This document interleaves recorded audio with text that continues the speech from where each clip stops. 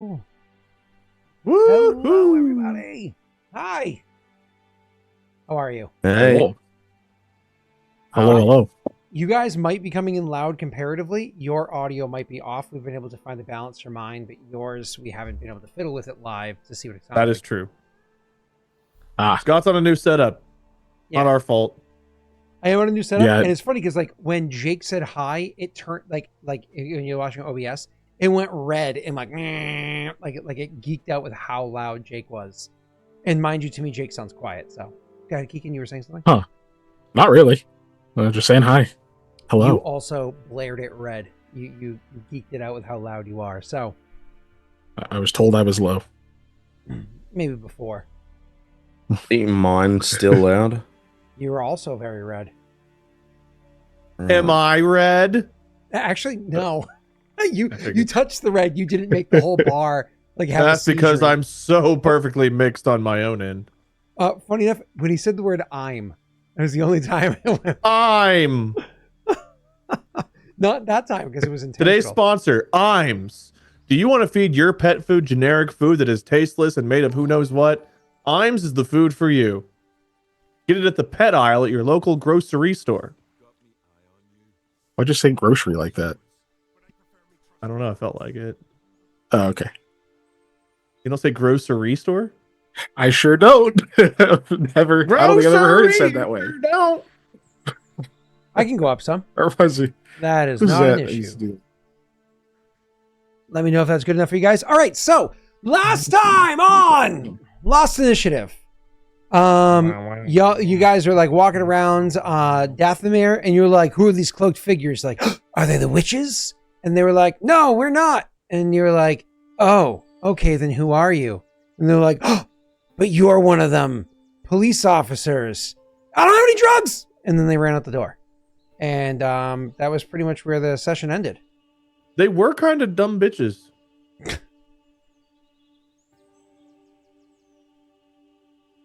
I mean, they were kind of like pouring their hearts out. Then they got wind of like one fact. They're like, gotta go. It's like, dude, damage was already done. Like, you've kind of already spilled your beans for the most part. Well, there we are. That's our There we are recap. indeed. Didn't we have dinner last session? Wasn't the dinner? Yeah. Yeah. But I mean, like I Yeah, I don't want to miss the fact that Aldo tried to poison Koa multiple times. Well, no. Look, Aldo we didn't really think it was poisoned. I don't until think it was. I think Aldo sleight of handed some poison before switching it over to Koa. Well, you know, maybe that's what a happened. real long con. Well, I'll never know because my fortitude is just so good that I just got a little bit crampy. We just have to wait till we find the like Koa costume he's building slowly on the side to impersonate you after he kills you. I actually had a similar thing. I was watching Daredevil, which just had its season finale come out. I had the dogs on my lap, and I watched like 3 or 4 straight episodes, and I went to get up after the dogs were on my lap, and I was like, ooh. I was doing the same Koa walk, and I was like, my legs, they prickle. Oh, I hope this doesn't last 3 hours like they did for my character. It did not. It was like a few seconds. Well, I will tell you that when it comes to just balancing, for those of you that care about how well things are going over here, with the big update, my memory is the same. I believe size it was before, but it's in 2 chips instead of 4. That's sitting about 28-29%, which is good. CPU is actually hovering at 25, sometimes as high as 30, so that's like great. My That's awesome. GPU is actually being engaged now, whereas before it was kind of mostly being ignored. I think I fiddled with the settings a little bit better. And have my GPU sitting at about 15 to 25%, depending on if I'm clicking. What kind of around and cooling are you anything. doing? Huh? What kind of cooling are you doing? Just fans, or do you have liquid, or what are you doing? Just fans, yeah, air cooling or whatever. So, which is when I talk about percentage, I'm talking about like of usage. Did you install the fans, or were they pre-installed in your case? The case was pre-installed. I did, of course, the fans on the GPU, and then obviously on the CPU. And obviously, the GPU comes with 3 fans on it. So, but yeah, so I I had did not install any someone extra fans. install my fans incorrectly on a case before, and it just kept the hot air in. So it's important you get your fans aimed. You have an intake and an outtake. Yeah, I Yeah, think very. it's technically set up correctly because like the case fans were already set up well, but I still want to run a proper test on it. I've just been trying to make sure all the hardware was installed correctly and software is installed correctly, and things are functioning. And then it's a matter of then finally I have to do the last second fine tuning. But it was actually even able to work through the GPUs. I think it was NVIDIA has a program or whatever it is that allows you to allow it to optimize like the video games or whatever you have installed. So I actually played about 10 minutes of Baldur's Gate to get it optimized and about 15 minutes of Abiotic Factor, which is like an exciting amount of video gaming, even if it was just turning it off and back on to make sure things work. Sorry, I need to make sure my computer is working. Give me about 3 hours to test it with this video game.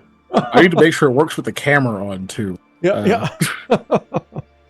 On a work note, for some reason, my old computer just stopped working with like Google Meets. So anytime I had to be on a Meets or a Teams call, it just stopped. It was just like, no, fuck you. But it still worked fine. I for think Zoom, they're as you going know. through some updates right now. Is Meets the one that Skype is melding into now or something? I don't know. Skype, I I got don't a know. thing. That I know they did a is Skype shutting for down. business thing, and then they're Yeah, on their but way I think out. it's either merging or they're just, I don't know, something with it. Anyway, I think that was all that happened last session. I'm sorry. Kajitar was saying I need an old lady to massage my thighs. As somebody named Nightfall Musings is following. That might have been a reference to me needing it because Koa got Hinta to rub his thighs when his legs were numb. She's my not legs were numb. old. I didn't say she was old. Kajitar did. Oh, Kajitar. I'm just first of saying all, that's probably the reference if I had to guess. yeah. Problem. I don't know, but rubbing down your thighs. I don't know if we know how old Hinta is. Have we ever found out how old Hinta is? I mean, she's age category adult, but her actual age you don't know. She's not middle aged or old or anything like that. Which for a hobgoblin is. Give me 2 seconds. No, it was Hinta. Pathfinder, Because age, Aldo was race. talking to Right. My Her name wasn't no, Miso no, Hardy. Marilla What was was the her other name? one. It was fun. May Hobos Mayday. are middle aged at 30. What was her name? Hold on. May Okay, Mayna? the old lady counselor was like Vine something. Vine and then Tree was her Marilla- last name. Marilla ended up Jesus being the like other lady that Yeah, what's-his-face now ended up now she's sleeping named. with. Her name's Giselle now, right? But it was Just say old Vine something. Marilla. No. Marilla is the hired help that comes in sometimes. Now, but like it's always gonna be canon in my head that No, the original that's document Giselle. we had. Giselle's wonderful, a wonderful member of the council that totally won't stab you in the back. I mean, Keegan's character might kill her. No, He wouldn't kill That my won't Urla, happen. would he? not your Erla. No, All right, our Urla comrade. Keegan's Comrade. new mommy. Yeah. What's the old Dr. At Seuss the book? same Are you my time. mommy? Oh, is Marilla the one that Yep. Yes. Gemsmith fucked? Yes. Yep, Oh, okay. Yes. that happened. That's But he's too much of a gentleman. Yeah, he doesn't want to talk about it That's right. with us. We walked Young out of the room and he's weirdos. like, Oy vey. Okay. Is that enough of a recap for you? Now that we got our in there. I don't remember what happened at the very end. I think we're I don't either. sleeping and we have like, do we have anyone to talk to before we go now? It was like maybe talk to Curve you guys Rock put because he some- has he's the one putting our expedition together. It was talk to Curve Oh, Rock. and can we then- not You guys talk to put stuff in the Cobra? chat. I've I had think enough we have talking to. to Cobra. I don't think we He's do. funding the expedition. No, we He has have to- to just wait for him to assign whatever weirdo. that we're Oh gonna let yeah, die that's in what the we were woods. waiting for. We That's don't. right. I don't think we have to go there. They should come to us. Yeah, he don't seems like know the when type they're to go out ready. of his way for us, doesn't he? We don't have a time of when they're supposed to be ready. Like we don't even know when, like how long he's going to take to do that. I mean, if you guys want to go visit him, be like, hey, That's an you know that task that you said? Oh no, Did you do I've that? twisted my ankle. I can't make it. You're gonna have to go. I will carry Go you instead. and throw you at the My doorstep. medical training kicks in. Now it's time. This is how we'll get that. We'll get things right up for you. Yeah, because we have Hinta doing the barding. We have Curve Rock giving us the guide. Mhm. Did we need I to think tell you guys put Leon some stuff anything? in We chat, already didn't you? told Leon about everything for his trip. He knows the Nathan stuff. He knows who's going with him. So I think Leon's good. Yeah. I think it Oh, yeah, is you guys just said you got to waiting get the for gems from the guy. Gemsmith, and you wanted to show the sword to Gemsmith because of the gem slot that's in the Roll20 chat. Oh, Yeah, that's right. okay. So we have a Gemsmith, and then wait for the dude, then we're good to go. Yeah, I think Well, that's and it. wait for the Barding for the horses. Right, because we got to have that. Kenta's doing that. That's weird. When you guys speak, my microphone. So we talk about audio being messed up. So I have my device output is mic chat. Hold on, I'm gonna have to fix something real quick. System routing. It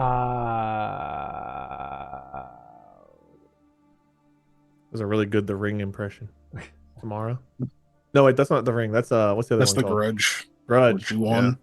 Yeah. Input is you guys' music, and output is chat mic. There you go. Somebody say something. Something. Yes, I think I fixed it. Woohoo! Nice. That's good to hear. Blah blah in my tatas. Cool. So the only thing that should be coming out of my chat mic is literally my microphone. And First time I've nothing ever said else. blah blah in my tatas, and the response was cool. Oh, and samples. Samples can come out that way too, I think. Samples can come out several ways, by force Okay. or willing. Well, samples are going to be things like, hold on. Yellow. Yellow. Yellow. Yeah, that's. Thank you for letting me know that. Yellow. You guys hear that? Yeah. Now Yep. I remember why I basically muted the Google Chrome audio. Thank you for the reminder. Okay. First time I- here, who's down DM? to We've 2? been trying to figure that out, Clarence, for 4 years. Supposed to be the guy in the top left, but we really don't know. Chat, can you guys hear me that stupid thing or no?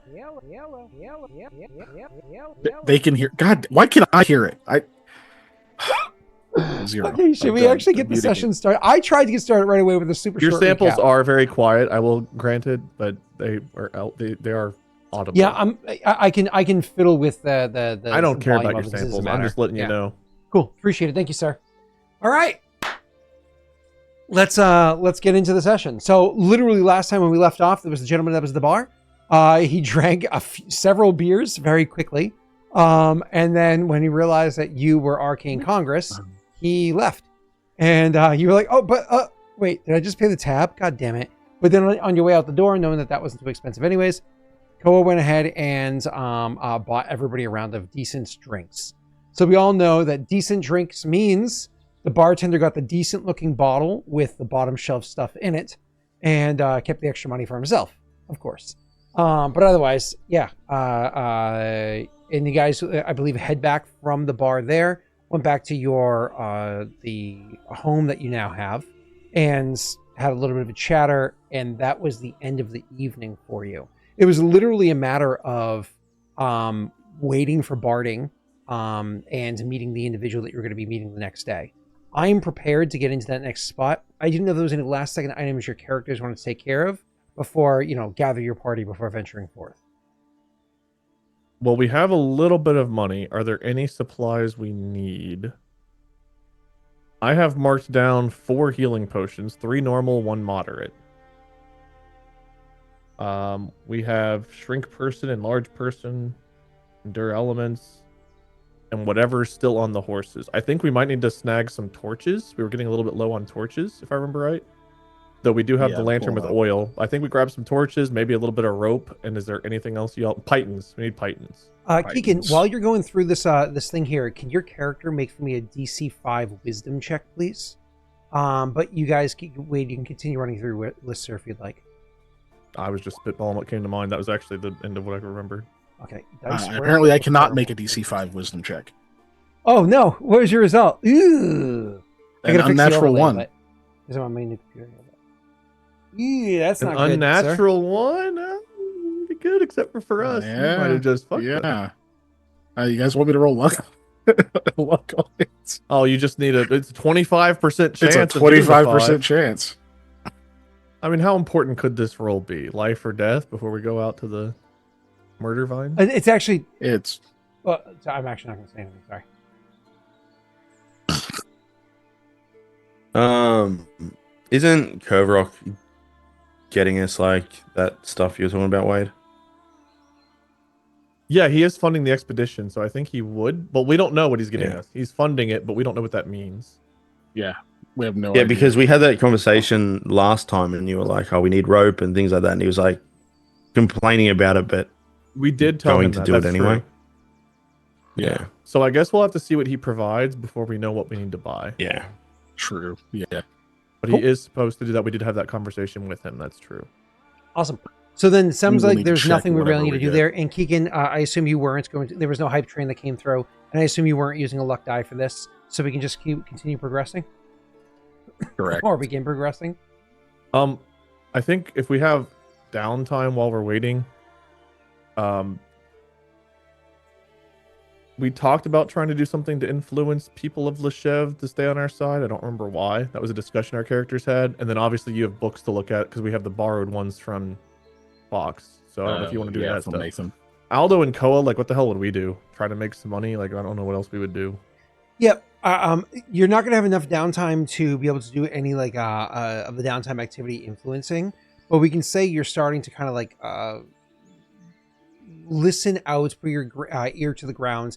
Your characters are connected well enough that you can definitely like hear talks from people, whether it be Keegan's character talking to his literal guard, borderline girlfriend, whether it be, you know, Koa going around and, you know, being Mr. Strongman and charming, or if it's Aldo going around in one of his several personas, kind of like gathering word from the various low lifes or upper class, whatever it is, peoples, from him kind of like going that way. Again, it's only a day that's going to pass before we get to the next point. So Keegan, for you, sir, that's going to be 2 out of the 3 days required for you to make your check. Has been completed. You need 1 more day.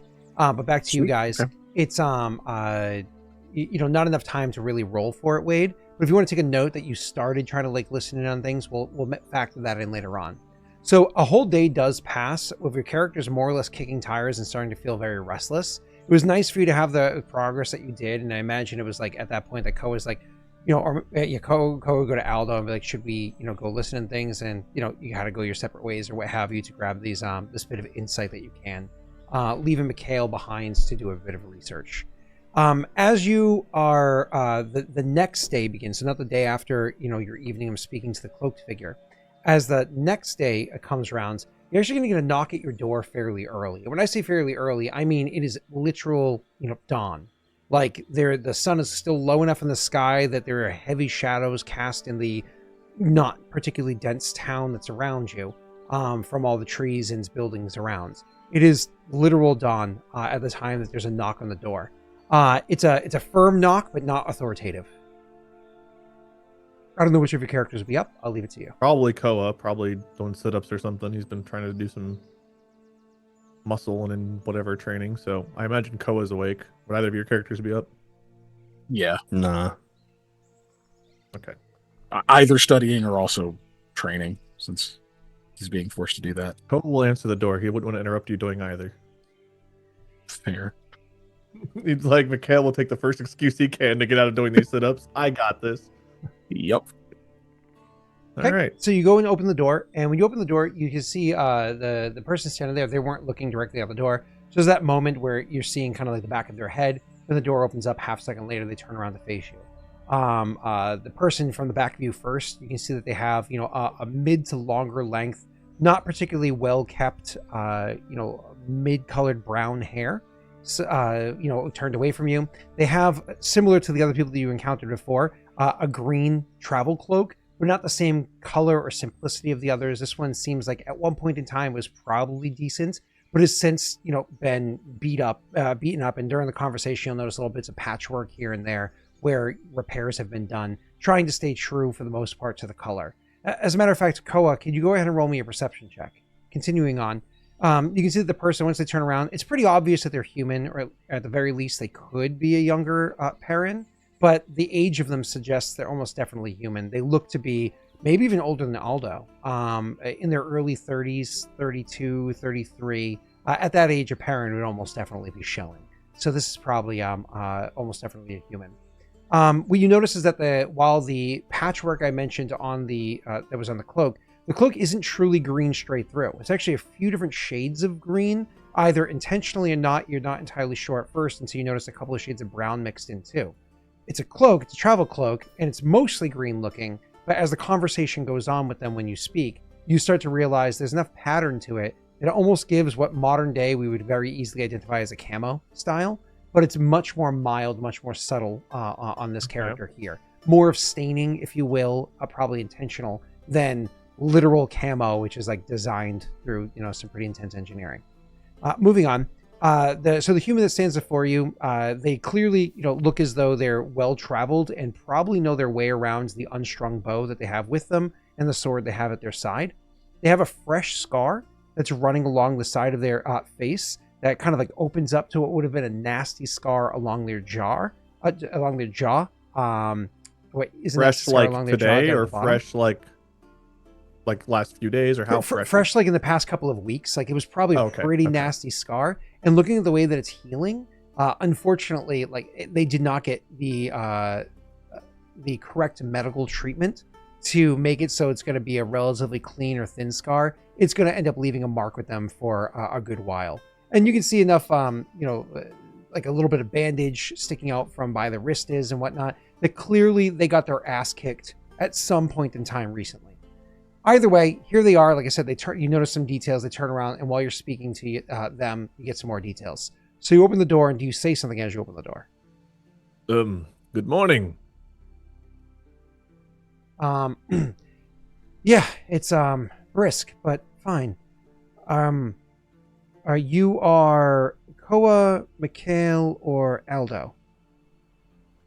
I'm Koa, friend. And your name? Dwayne.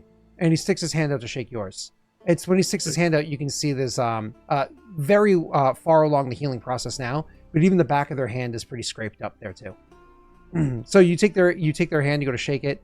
Koa's not a gentle person, but I also imagine he's not overtly obnoxious grip when he sees the condition this person's in.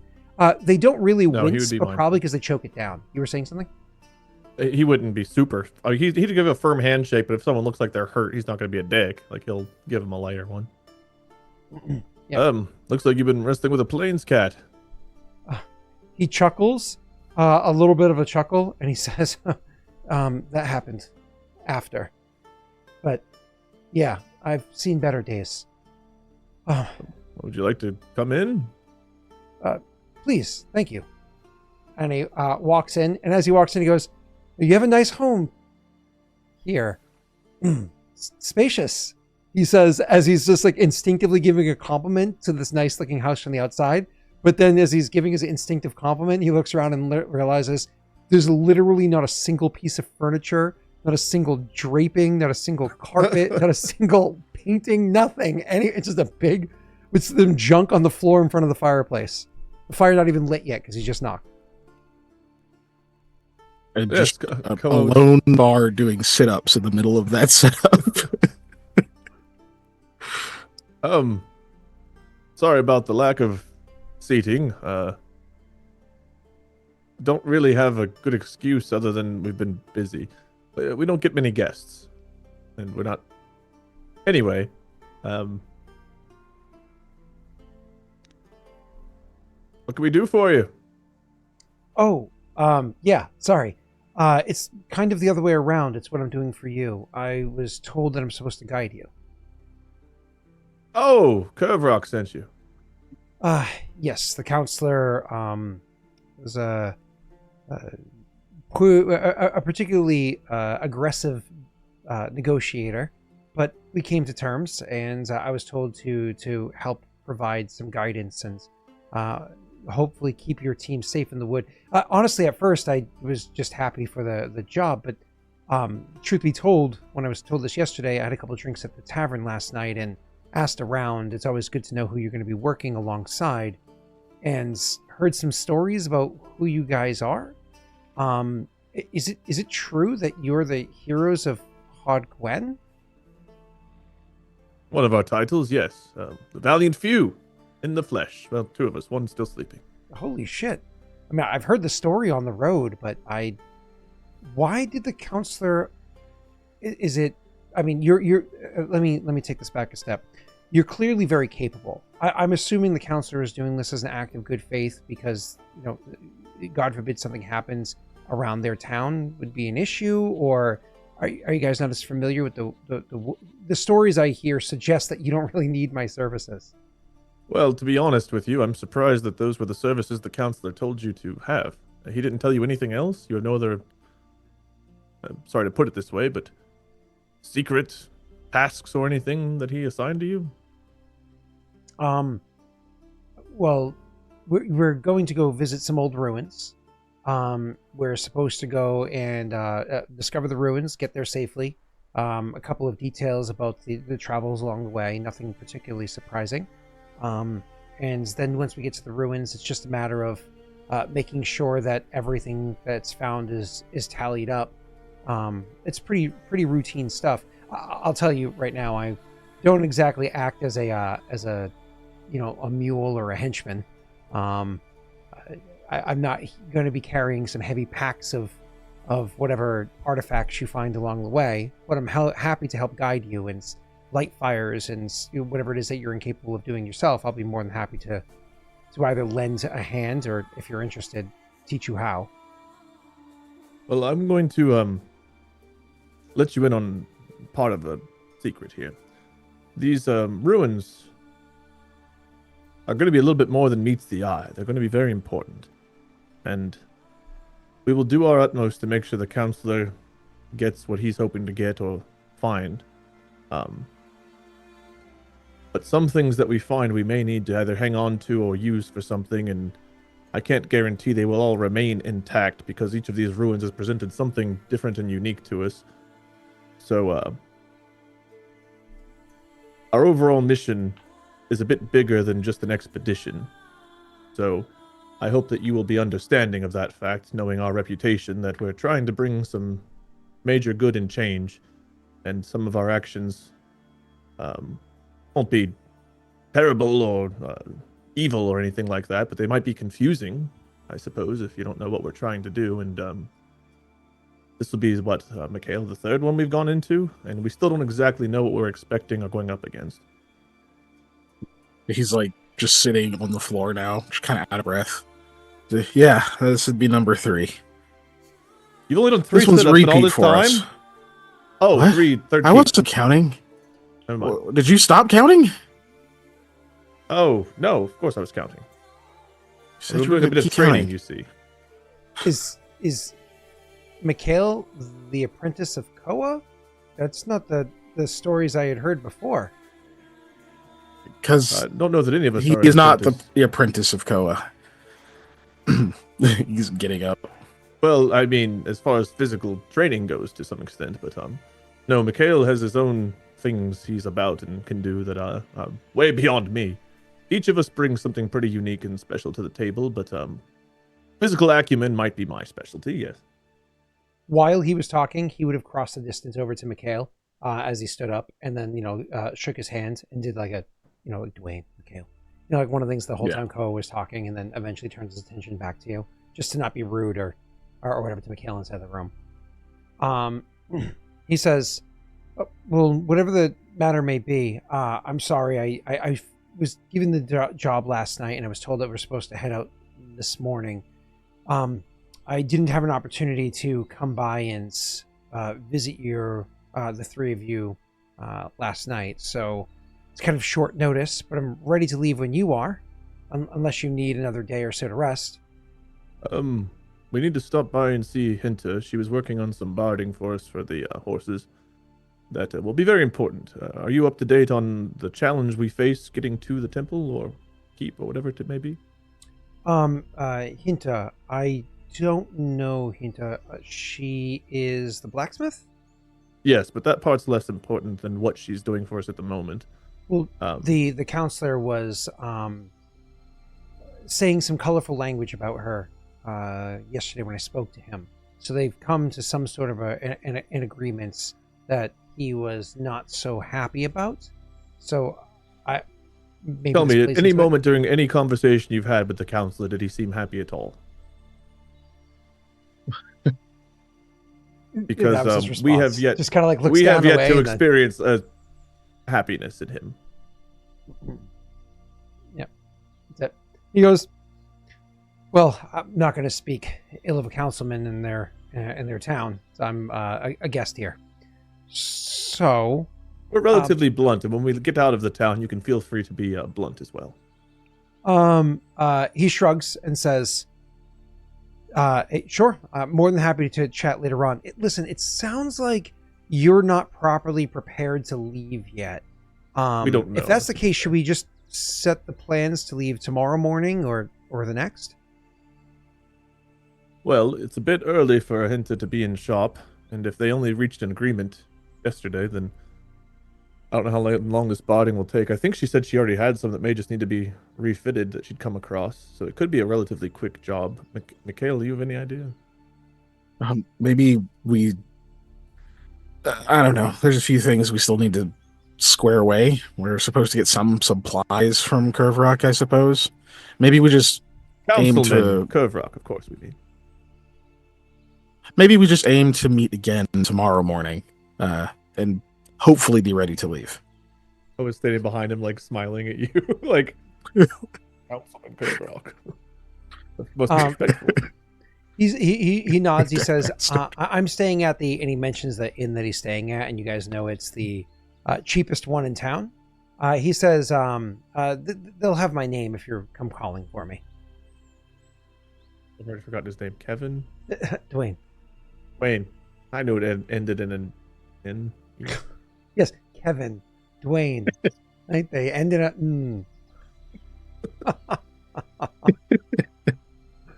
Oy vey. It's like Pekin, just like Dwayne.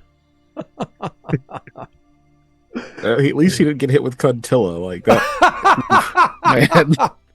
Oh, Jesus Christ. Poor Cuntilla. Pithel! Got it. Well, holy shit. If you say the wrong one, he gets the right one. That's My how brain, it works. If I say Kevin from now on? You bounce... Maybe it gets to Dwayne. I don't know. We'll see. But my brain definitely bounces like through names before I get to the right desired spot. All right. Yes. Well, pleasure, Dwayne. And did the councilman mention anything about supplies to you? Yes. He did. He said that you would probably be in a bit of a rush to leave town. And so I should adhere to that instead of worrying about getting extra supplies. After I advised him we're probably well enough supplied to survive where it is that we're going. But when I pressed him a bit more, he did say that if we weren't leaving particularly fast, that I could swing by to collect the assets to get the additional supplies. I think that would be a good idea because where we're going, I've told the councilman before, we're going to need torches, pythons, the barding we're getting provided. This could be up to a 2-week venture. It could be longer, but I'm assuming about 2 weeks. And 2 weeks of being bludgeoned, attacked, scraped, shot with arrows, and who knows what else we could be facing. It's hard to say. Could be very peaceful and fine, but I would prepare for the worst just in case. We have some supplies, but definitely can't have enough. He nods and says, no, I completely understand. I appreciate that. And he thinks for a second. And he says, and you guys are welcome to roll a sense motive on this person. None of you have done it so far, but I would like to, yeah. Yeah. And he says, if I'm going to have to stop and get the supplies and whatnot as well, it might take maybe not tomorrow morning, maybe 2 to 3 mornings before we can leave. Is it worth looking? I think you need a 20 for some people. Right? You need a 20 for a hunch. And then beyond that, there's other things that dictate with the when somebody's like actively lying, which is an opposed roll. Okay, 22. 22 is a very strong roll. So overall, kind of Koba's picked up the vibe off this person that he keeps offering to slow down, to go slower. He said that he didn't have time to swing by last night, even though he said he went to a tavern last night. Details like that. It seems as though he's not exactly sprinting to get back on the road. You know what I mean? Like definitely here, definitely showing up, definitely willing to do the job. Seems like they're probably capable. Either that or very incapable. That's why they're in the state of that they're in. But not exactly running to get back out on the road. You definitely are able to pick that up. Both of you guys are in general. But Koa, you specifically, you are getting. It looks like he probably just needs a minute to rest. It's not a matter of laziness or lack of character. It's a matter of finding an opportunity to like lie down on a pillow with something soft beneath him and just like recover for a second, knowing that where he's going. Like you get the vibe that. So Keegan, you're getting like he feels a bit wormy, but Koa's going a bit deeper, especially with that opening you had. Continue. Sorry. I wanted to ask specifically. So I was thinking about rolling a sense motive earlier, but I didn't want to interrupt the flow. Any indication about how he feels about Curve Rock, whether it's just a job or whether there's more there? I kind of care most about that right now. Yeah, that's a good opinion. Sorry, good question to ask. Overall, he does not seem to be giving any overt positive or negative opinion of Curve Rock. To him, it's probably just this is a person of means that is themselves mean, but they're paying. And I need the money, so I'm just going to take the job. And high-paying job, and I'll overlook the grumpiness. But he's not like Curve Rock's #1 fan, where he's going to be like, "They found a sword I didn't tell you about." Like, okay, he's not going to be like, okay. Yeah, this is probably somebody that comes with a bit of repute enough that Curve Rock would be willing to talk them down in their price and then send them out. Sure. You know, Curve Rock's not sending you Wormtongue. Sorry. All right. Mikhail, any more questions for our friend here? I guess just so your job is to guide us. So we all get back having done our task, you get back, your job is done. You don't have any additional reporting or anything you're going to have to do to make sure you did what you said you would? Well, he said to make sure that things were noted onto the ledger as to what was acquired along the way. You have a ledger, I assume. If not, I'll pick it up as part of the supplies for us to leave in. Paper can be hard to come by, maybe 3 days. We can head out, and that way we have what's needed to mark down the details. I don't have the best penmanship, so if you're known for, being crafty, he says, I can cover the penning of a ledger, but I suppose we would need at least some parchment. 3 days though seems excessive. I think that 3 days might be about the amount of time Hinta might need anyway, so let's just assume getting the ledger, taking a few days, and then we'll hit the road. How's that? I can agree to that, he says with a bit too much eagerness. Koa is like, whenever he looks away, Koa looks at Mikhail like, 3 days it is. All right, well, I guess get some rest, see what supplies you can gather in a few days' time, the ledger, and we'll be ready to go then. Dwayne, if you need anything, you know where to find us, and we know where to find you. And he'll put his hand out again. Yeah, he'll go and he'll shake your hand. This time he has a bit more of like a fervor to it, like he's more relaxed, not knowing that he's not about to just get out on the road in the next hour, knowing that he's got days to go and relax. So he shakes your hand and he says, I'll have the supplies ready. Oh, actually, do you have any beasts of burden, if you will, oxen, horses, mules, anything that are going to take the supplies, or should I go very light? We have 3 horses now, 4. 3 riding, 1 non, because you have Daisy back. Yeah, so Daisy, Jacobo, Simone, Nightstorm, and Simon. It's Simon, Jacobo's Simone, mule. Nightstorm, and Jacobo. Daisy are the horses. Wait, which Jacobo? Is Daisy and Simone the same horse? No, they're just on the same sheet. Yeah, they're the same stats, if you will. Okay. Yeah. That's why they're that way. So they have basic riding horses. You have fancy horse. Then you also have a mule. What is?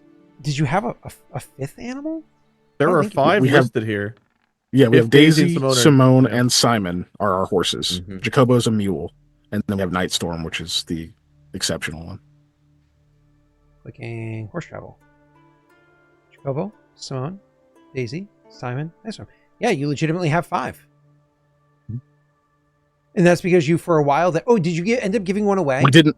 You temporarily We didn't have Daisy for a while. Yeah, but you have them all back. You didn't end up giving anybody to anybody permanently. What's his face? Elliot gave us his horse. is how we got the That's extra why one. you have 5 now, because you have That's the Elliot. extra, Okay, that yeah. makes sense. Okay, cool. I was like, wait, why do you have 5 again? All right, cool. Yeah. That makes sense. Wow, holy shit, you have 5 horses. So you can, well, sorry, 3 horses, 1 steed, and one of Keegan's best friends. All right. So, yes, we have Night Storm, a few other horses, and a mule. He says, and it's just the 4 of us going. Yes.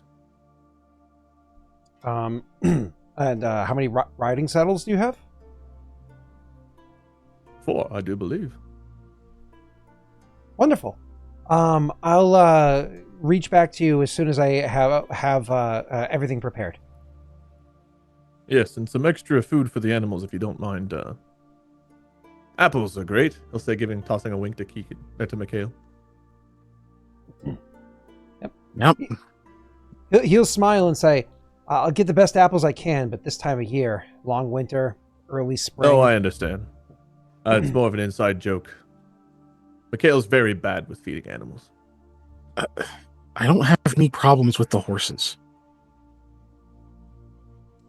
Tell you what, Not we'll meet up in elaborate a on night that. or two, and we'll have some drinks and laugh about some things. It Get the was- spirits up before our travels. It's one of those awkward moments where he was ready to go, but then somehow got roped into some like you guys having a side conversation. It'd be rude if he left in the middle of, so he was just kind of like awkwardly standing there, like, I definitely don't need to be here right now, but leaving would be awkward. Well, he was invited to the drinks. So Yeah. what was it? He was invited to join for the drinks in a few nights, is what it was Oh, okay, cool. And then he's like, I might take you up on that, but otherwise he'll kind of depart. Right. Yep. with Nice his to meet you, Dwayne. And if you decide you hate furniture and want to save some money, then feel free to crash on the floor. He says, I might take you up on that too.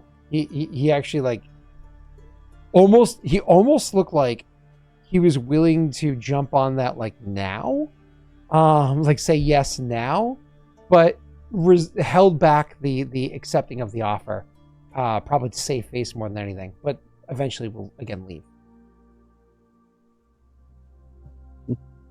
Well, I suppose when Aldo wakes, we'll talk with him as well. So, interesting fellow. Yeah, he seemed polite. 3 days, though? He's very injured, Mikhail. I don't know if you saw. His hand was in rough shape. He's got the cut on his face. And I got the vibe that he was very worn out. I think I for noticed the sake of- wounds. I think for the sake of our travels, we want those to heal up a bit better before we hit the road. Fresh wound going into those vines and everything could be a death sentence. You're not wrong. It makes Plus, sense. did you notice that everything he said was, I can have that tomorrow. I can have that in a few days. And it all seemed like things that could have been done already, should have been done already. Yeah, I wasn't sure if maybe it was an issue of him needing to rest, or maybe he had some prior engagement he didn't want to. I don't know. I wasn't sure where it came from, but that Either makes way, sense. if Curve is bringing him into the fold, I don't want Curve Rock's needs to trump our own. I plan on delivering what we can to him, but I'd much rather have Dwayne on our side and willing to look the other way if there's something we need to use, like a crystal or something else that Curve Rock would obviously want, but we may need for one of the other temples or whatever have you. I'd much rather have Dwayne rest up, feel like we're treating him well, happily be a buddy part of the team, so on and so forth, than, push him, force him, get him hurt, or get him to start with a negative opinion of us. I think it's important he's on our side. 1, to watch our backs. 2, for the end of this. Absolutely. I mean, he seems polite enough. I mean, it doesn't seem like he had any particular allegiance to Curve Rock. At least not that I could tell. I feel like it's Good. just the coin. Yeah, so as That long being as... said... Sorry, go ahead. No, as long as we don't screw him over and he can at least look as if he did a good job, I think we'll be all set. Let's hope there's something in this place then, because if he comes back... we all come back empty-handed, Curve Rock will never believe it. We'll always give him another sword. All we have left is the dagger. Yeah, I know. I'm sure there's something. I mean, there's been something in all of them. Who knows what it'll be, and if there's a chance that whatever we run into, we don't want to give any of it up. We might have to get creative, depending. Well, we have a couple duplicates of the encyclopedia's absolute worst case. Not that I want to give those up, but it's the difference between. Well, let's just hope it doesn't come to that. We'll see what we find. Right. I'm going to be hard pressed to give Curve Rock one of our encyclopedias for very little. How much do you think it would cost to get a chair or a bed or something in here? Not like the ones that were, but just Not too terribly much. I mean, I guess I could start getting some furniture in here between you, study my friend, sessions. have some stuff to take care of. Yes, well,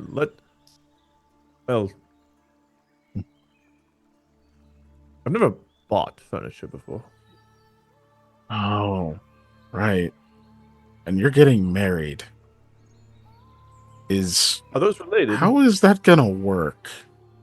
Are you both Is gonna this a be here? feature of marriage, buying furniture? Having furniture, I feel, might be important, but are you both gonna be here? Or are you gonna move to Hod Gwen eventually, or? I don't see Guinevere leaving Hod Gwen unless she can do something of equal or more importance here, as well as perhaps find a way to stop the magical ailment that she has. But perhaps it's best to have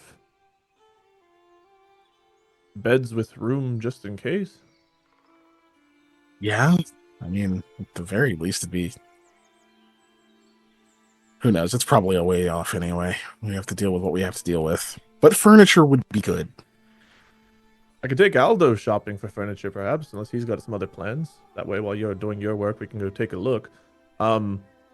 Yeah, make sure he wants to go, because if he doesn't, then we might end up in another piss mafia situation. Where That's fair. Any particular color of wood or other things furniture's made of? I mean, just thinking about it, let's see. You want something that either matches this or complements it. So this is kind of a darker color. You want something. I don't know. I think if we go lighter. Are you asking about like maybe chairs and tables? Or how much furniture do we want in this space? Maybe So start with it's just chairs. Mouth agape, just looking at you. Yes, we Maybe want start with chairs. chairs that complement that. I got that far. Right. There's not like a sample of this wood you can take with you. You know what? I think Aldo probably has an eye for color. He can probably pick something fine. Do I? And if dress you up- can't figure out a good color scheme, then just get something that looks cool. do I dress up in nice clothes to go buy cheap furniture? Or do I dress up in like what do I wear to buy furniture? Does it matter? Will it affect my marriage somehow? I, I don't know if it'll affect. I hope it doesn't. You're the one who wrapped but that into this. Now it's in my mind that I need to somehow be good at this part in order for. I'm just saying maybe your bride-to-be would like to have somewhere to sit if she visits your home. I didn't know that was so much of a reach. Plenty of floor everywhere, but I suppose chairs are nice. Yes. I would also like to be able to sit. Having to immediately stand all the way up after doing 1,000 sit-ups or however many it was. Okay, so we need a place to sit here around the fireplace where people can put their drinks and be comfortable. We need a place for you to look over your notes, so like a desk and a chair for that. We need beds, tables, and maybe Yes. closets. Should probably get a rug. Rugs. Yes, rugs are good. Those are great. Maybe some dressers. Bedrooms, nowhere to put anything, really. Aldo's either going to love this or hate this. He will not be in the middle. Unless he is. That is correct. That is correct. Yes. I don't know. Maybe he's a homemaker. I'm going to have to hope so. Because I am not. It would be really nice if Gwen was here, actually. I think she would probably know what to do. Oh, I fit in can their ask place. Trinity. Maybe she knows. She has her own place. Her place is pretty nice. Scott, can I roll to try to remember what kind of furniture Gwen had in her place? Yeah. Memories intelligence check. Hey, it's pretty decent. Yeah, you can remember the kind of stuff that she has over there. So the furniture that she has, for the most part, is going to be on the nicer end. So it's not like super chintzy, low quality stuff. It's going to be, but not as fancy or as well kept as the things you've been finding inside of like the counselors' homes. So furniture that is made not just functional, it has a bit of a design to it, but it's worn. Maybe the corners have dents or whatever inside of it. Maybe the stain is worn down and So I need to go to the so on and so nice forth. store's warehouse where it's used but nice. I mean, you guys could just talk to a carpenter and have them make you furniture. It's not like you have to necessarily walk into a. So you're going to Walmart. You just be like, hey, I need this, this, Scott, and this. we are the Like, party that is always broke. What do you custom furniture? it doesn't be custom. Just be like, hey, you want to make me a couple of a bed and a couple of whatever, and they'll be like, yeah, sure. Have it for you like a month. Yeah, sure, sounds good. Listen, my literal dining room table I bought custom made for me, and it was cheaper than getting some shit off of Wayfair. Like, and it was legit wood. It doesn't always have to be expensive. It's only expensive if it's really fancy. Yeah, but you weren't your DM. Okay, fair enough. So Fair enough. Yeah. Do we even know if there's a good woodworker in Loshev? Oh yeah, there will be everywhere, right? Because there's always going they to would be. have to. I mean, it's There not are like this trees person's here. the greatest, well-renowned, but like, there's going to be a couple of carpenters in town. Otherwise, town can't function. All right. I imagine unless Mikhail has more to say, we can wait for Aldo to come downstairs. Aldo never comes Nothing down. important. At some point, Alto comes downstairs. Yes! Jake gets to RP today! Back on P again. I imagine we can... You can see he definitely walks downstairs, and you can see he's got a sign in his hand, and he sees you two, and he kind of like stops for a second and puts it behind his back. Morning. I'm gonna go study, I think. Aldo, I can't help but see that you've got a gift or something behind your back. What have you brought? Yes, it's for you. It's Oh. supposed to be a surprise. You wouldn't want to ruin it now. Well, great. Had a visitor this morning. Pervrock's man came by. He'll be ready to go in about 3 days. Gonna gather some supplies for us, get us a ledger. Mikhail's gonna keep track of... He's just gonna tell him everything. We can kind of... Whatever. Oh, well, 3 days. Is the barding going to be done before then? We haven't gone to see Hinta yet, as it was a bit early. And, Mikhail's gonna do some looking over the encyclopedias today. You and I can maybe stop by and see Hinta, but also, how do you feel about furniture shopping? I think that is a great idea. I am sick of sleeping on the ground. Are you good at furniture shopping? I'm great at furniture shopping. I'm waiting to see if you're bluffing or if Aldo is great at furniture shopping. He's great at furniture shopping. You Good. He's going to describe what Gwen has right now and try to convince you that Mikhail told him it was important to do well for his marriage. You can react as you will. Important for your marriage? I have no idea. It didn't make any sense to me, but Mikhail connected those dots, and now I can't get it out of my mind, so... I don't know, maybe it's like a parallel thing or something? I don't know. It seems weird. No, I just figured she'd like somewhere to sit down if she's ever here. It really wasn't that deep. You Hey, mentioned you get back marriage. to studying.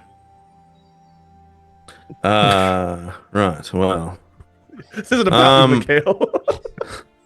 We need to my go... name. If we're going to do that, we need to go past Gemsmith. So we've got some... he praised those gems for me, so, you know. Oh, yes. I was going to have him look at my sword as well. He'll, like, pull it out. This slot here Hinta had shown me, perhaps a gem of some kind could sit in it and look nice or something. I don't know. Yeah. Could do. Is it shaped like a particular cut of gem or anything, Scott? Not that Or- you would be able to identify. But if we're gonna be stopping anyway, then might as well, right? Yeah, I mean, we're seeing Gemsmith, right? So All right, Gemsmith, quickly, enter quickly, and then some furniture shopping. Um, yeah, and I suppose that's it. Then we just wait. I think Dwayne could use a few days rest. He was pretty beat up. I told Mikhail this. I think we should get on his good side as much as we can, make him feel welcome and friendly, because I think the last thing we want him doing is being more on Curve Rock's side than our own. You know. yeah, I agree. Hey, you think we could take one of those tables and like from the mole thing and bring it like to our house? The table with the map. Look good over there, right? I'm not sure where I'd heard this expression at, but I believe if Curve Rock ever found out that we had mold furniture in our house, he would shit bricks. So yes, I wouldn't mind having one. Okay, so we can do it, but just not when this Dwayne guy's with us. Perhaps. I also want to make sure that we don't take a table that has some kind of horrible spikes underneath, or that has a hidden compartment that you press it and it gouges your stomach. Yeah, Also, we'll probably have to disassemble it to move it anyways. yes, it's going to depend on how much we're moving. We do have 5 horses to 4 of us, so we will have some leeway on that. But a heavy table made of stone or metal or whatever it is that the mold tables are all made of that are surviving after the centuries. They're really well made. Yes, but they're probably also really heavy. And if we're going through the vines, I don't really want to slow us down unless the vines are not a problem anymore. Yeah, that's true. That's true. All right, well, I guess we'll see Gemsmith and then drop past Hinters. Is furniture expensive? Yeah, usually. All right. Well, Mikhail, we're headed out. We'll let you know how much you owe us for furniture later.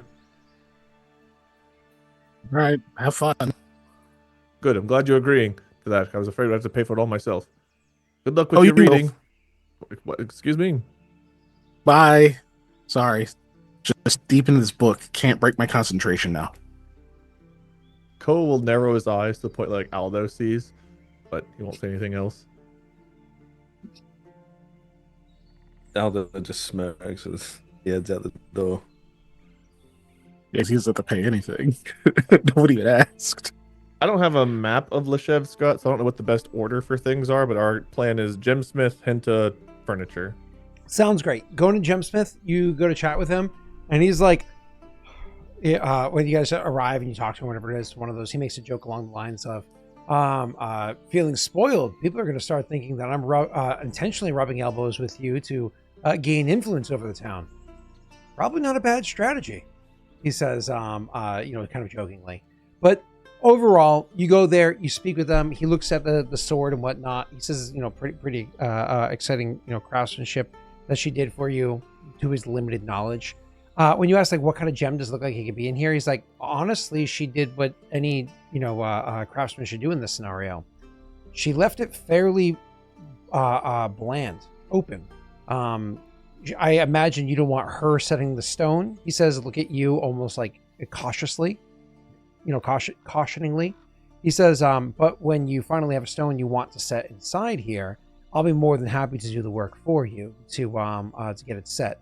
But if you look at the shape of this inset right here, and you look at where she has this carved, we should be able to set whatever varying different shapes. There's limitations, but size, again, fairly open. Shape of stone, fairly open. We have room to work. Do you have any recommendations? Is there any benefit to a certain stone over another or anything? Oh, now that I've had an opportunity to look over the details that Mikhail had shared with me. Moreover, some of the conversation that we've had, I would very much like to see one of the stones in question that we saw the style and cuts that he was I brought paperwork teaching. I would like to see. Oh, I just realized who I'm talking as. He's older. I would like to see one of the styles and cuts of the scrolls that Mikhail had brought for me, or I'd like to see one of those set inside here. To see if the rumors, the legends are true. but we won't know until that's put back in our possession, and I've finished the cleaving of the stone myself. So probably another month or so, maybe a bit more, to ensure that the job is done. Besides, once the stone sets, I see no reason why it couldn't come out and be replaced with another one later. There's always a risk you might break the stone, but I know a thing or two about handling the rocks. Well, that sounds great. I appreciate that. Yeah. It was Aldo's business. Was it to get the gems back? And shoring that up, he, of course, says something along the lines of, and you make sure Mikhail shares any additional legends or, more importantly, any books that he might find during his raids into Foxtrot Keep. Of course, yes. I have no reason to withhold that. I think your knowledge has benefited us so far, so if we find anything, we'll of course pass it along. Jeez, Foxtrot Keep, hey? He's really trying to put a name to everything around Loshev. He chuckles. Oh man, imagine if Nathan's wife's name was Molly. I'm playing a game where we have a drug dealer working for us named Molly, Oh. and she's dealing. She deals our meth, Oh. and our meth has some Then it was very just inappropriate adult-themed names. So it's really weird when I'm like, "There's no way of getting around it." It's just like, Can Molly you- have enough stinky cum? That's the name of the drug.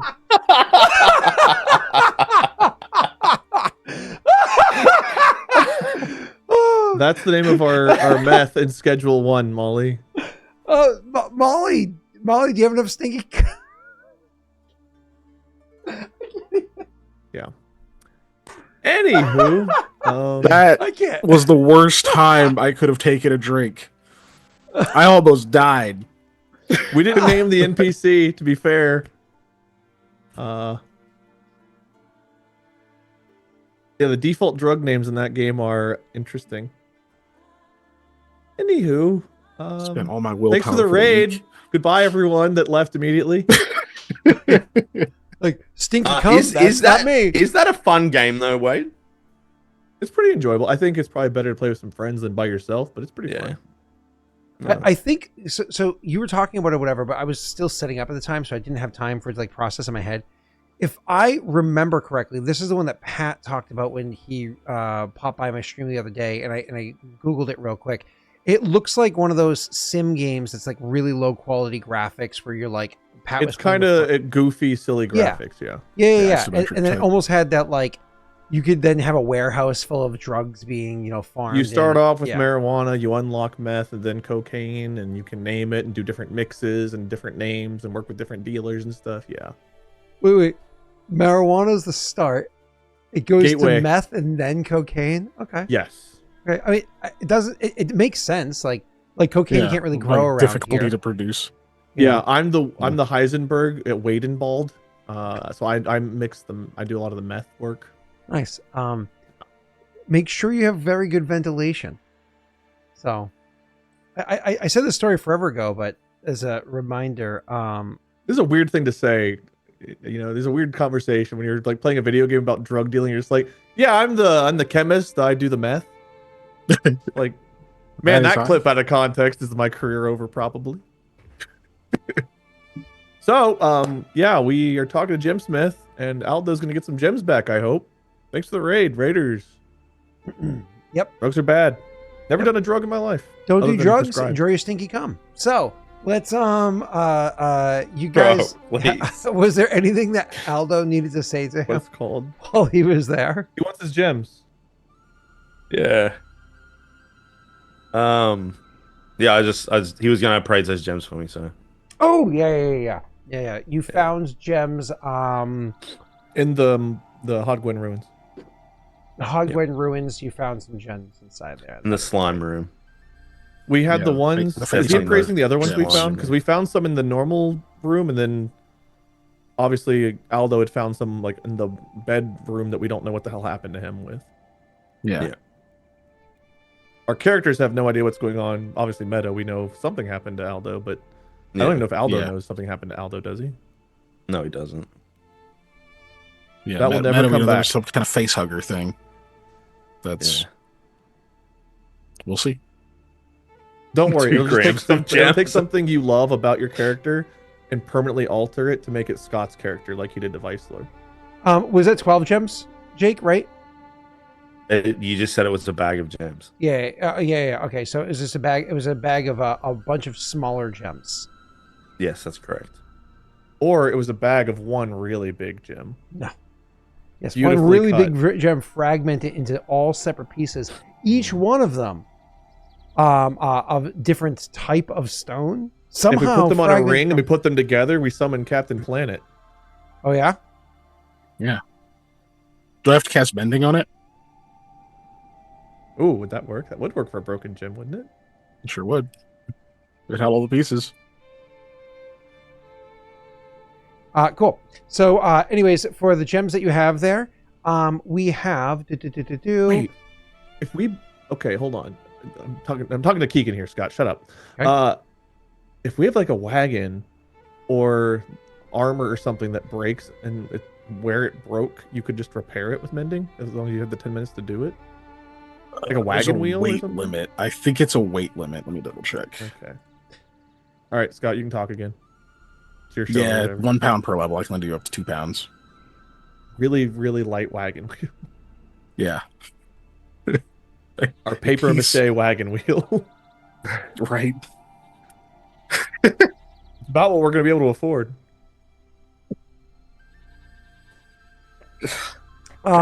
So when you say wagon wheel, what was the limit that you can do with the mending? 2 pounds? Yeah, 2 pounds. It's 1 pound per level. Now, is it That's a 2 big pounds? gem. Is it 2 pounds maximum? I don't. I'm just trying to remember. If something weighs 5 pounds, can you do 3 castings to accomplish it, or is the upper limit of what can be accomplished the casting of the spell? So if it's beyond 2 pounds, you can't fractionally repair it. It's outside of the bounds of what you can do. It's the latter. The target is one object of up to 1 pound per level. So if it's more than that, I can't target it. Okay, it's understood. like not a valid target. Yeah. Cool. So thank you for that. So Wade, very small wagon wheel. Like a little red wagon wheel. Well, you know what's funny, Keegan, is that actually technically means that it's easier to repair Darkwood because it's half the weight than it would be, non-Darkwood, which is crazy. But That's true. back There's to a benefit you, to it. That's cool. yeah. Back to you, Jake. The grand total, he says, if you were to sell these lot to somebody, I wouldn't sell these for any less than 15 golds, 8 silver, and 2 copper. That's what I would have you sell it for. There's a couple of nice pieces inside here, but nothing particularly stands out very well. My favorite piece, one of the nicer ones, and he pulls out a small pearl, and he's like, it's a tiny river pearl that's here. It's not particularly lustrous, not much luster to it, but it's a fine piece, and I can see it's being set well. He's kind of hands you the bag from there. You had them all sitting together in the bag. That's not the best way to store them, so some of them are a bit wrapped, so it feels a bit more fluffy. Thank you, Gemsmith. Who likes pearls? I heard. Shakes his head slightly. Maerla? What was that? Raises an eyebrow. Yeah. Just take this one off my hands right now. It'd be a good gift. Before she's allergic to pearls. I heard her talking about it the other night. Weird, hey? Weird coincidence. He will chuckle and say, "It's very generous of you." He's like, generous. I want you to buy it. Outside looks at him expectantly. How much is that generosity worth? There's a pause. You were clearly offering him the pearl back as a kind payment for a pearl to give back to him specifically to give to Merle as a gift, which is a doubly kind thing to have identified that and told him about it as a gift for him, assessing these pearls for you for free. Oh yeah, if Elder gets that impression, he goes, "Oh no, you're gonna have to buy it from me. I mean, I don't even have money to buy lunch today." Oh, in that regard, he goes, "Oh, perhaps there's a bit of a misunderstanding." Gets a little prickly, but because obviously he has a bit of a history with Aldo, but very quickly washes it away and says, "Not a pearl I'd invest into personally, but there will be many buyers out there that don't know as much about these things as I do." Aldo just winks at him. He's like, "I'm just kidding. You kids go enjoy yourself," and he'll hand him the pearl. At this point, roll a bluff check. Mm-hmm. And somebody in chat gave me a daddy's dice, so I have to open roll against you. Have fun. Slash R.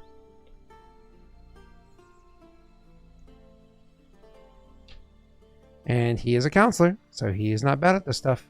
It is boom plus boom, boom, boom plus boom. So that would be this.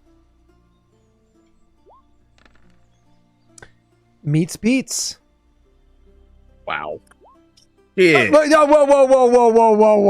A pending a luck die after you see the result? Yeah. That's how the luck dies and daddy's dies has always worked. What was that? That's how they've always worked. No. A pending after the encounter roll? I don't know about that. It's always been like that because you always use daddy's dice after. So we worked that out many moons ago, Scott. Okay. Let's see. Okay. To be fair, Ninja, you are right. I did not ask, but I don't ask literally every time. Just most of the time. It was just a lag. Oh yeah, it was just his transcontinental lag right there. He's all the way across the pond. That's right. Why don't we put this to a chat vote? What the rule is? Are they allowed to luck after my counter roll to this? Is that? Wait, are you setting that up right now? Yeah, that's very kind of you. Thank you. Are they allowed to luck after my open roll to them? I don't. I'm guessing no additional votes. Just allow the one. Just vote per person. yay or nay kind of a thing. Yeah. How long you want it to go? Like 2 minutes? Yeah, 2 minutes is good. All right. Luck after Scott roll? Yes or no? Cool. Yes benefits us. No benefits. No one, I guess. Obviously, we're referencing opposed rolls here, but I think anybody who's listening. It's up. Poll is up. Poll is up. Did you do any additional voting? Yay or nay? No. No. 1 vote per person. Okay. All right. Well, let's see how it goes. Let me log in as all my alt accounts real quick and hit. I only have 5 accounts on Twitch. Come on now. No, that ain't enough. What? 5 ain't enough. Not in this case. Oh yeah, no, I don't think. Yeah, no, I don't think it will be. Because let's see, I have Delric, I've Lost Initiative, I have the bots for the 2 of those because I have to have those accounts. I will say it's 22-4 right now in favor of luck after your roll. Yep. Yeah, it's pretty lopsided. Yep. Well, I know defeat when I see it. Literally every naysayer is going to appear right now and be like, "There's 50 of us." No. I'm just saying it's feeling an awful lot like November 5th all over again. So, anyways, so we are no, I get it. It's okay. We are you well, win. In this case, evil's losing. And he takes Right? okay. He takes the stone appreciatively, believing that you were just joshing him the whole time. Because yes. Okay, I accept. What? I didn't even do anything. Jake, did you write down the total value of those stones that I told you beforehand? I did. Okay. Yes. That pearl was worth 1 gold piece and 2 silver. So just mark that 1 gold piece and 2 silver off the total I gave you there. He was nice enough to jot down each one of the stones and their independent values. I'll share that with you later on.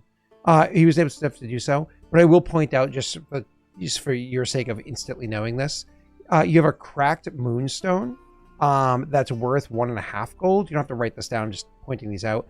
And you have like a what is it, bog amber piece that is worth 2 gold pieces by itself. So both of those are like the most valuable ones left in there.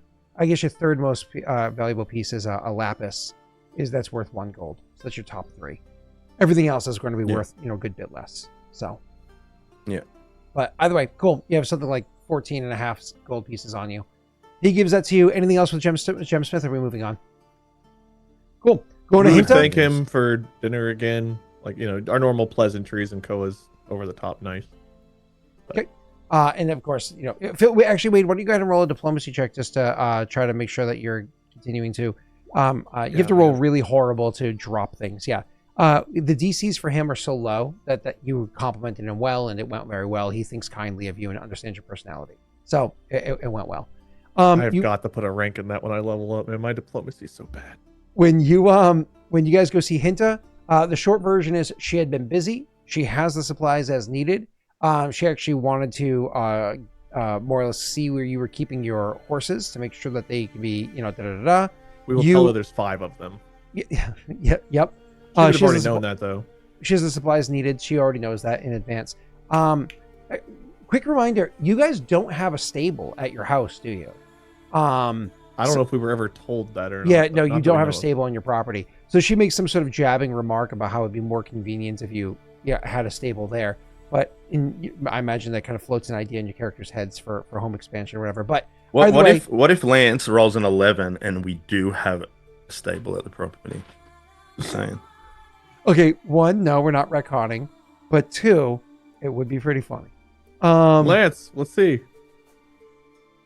Go ahead, Lance.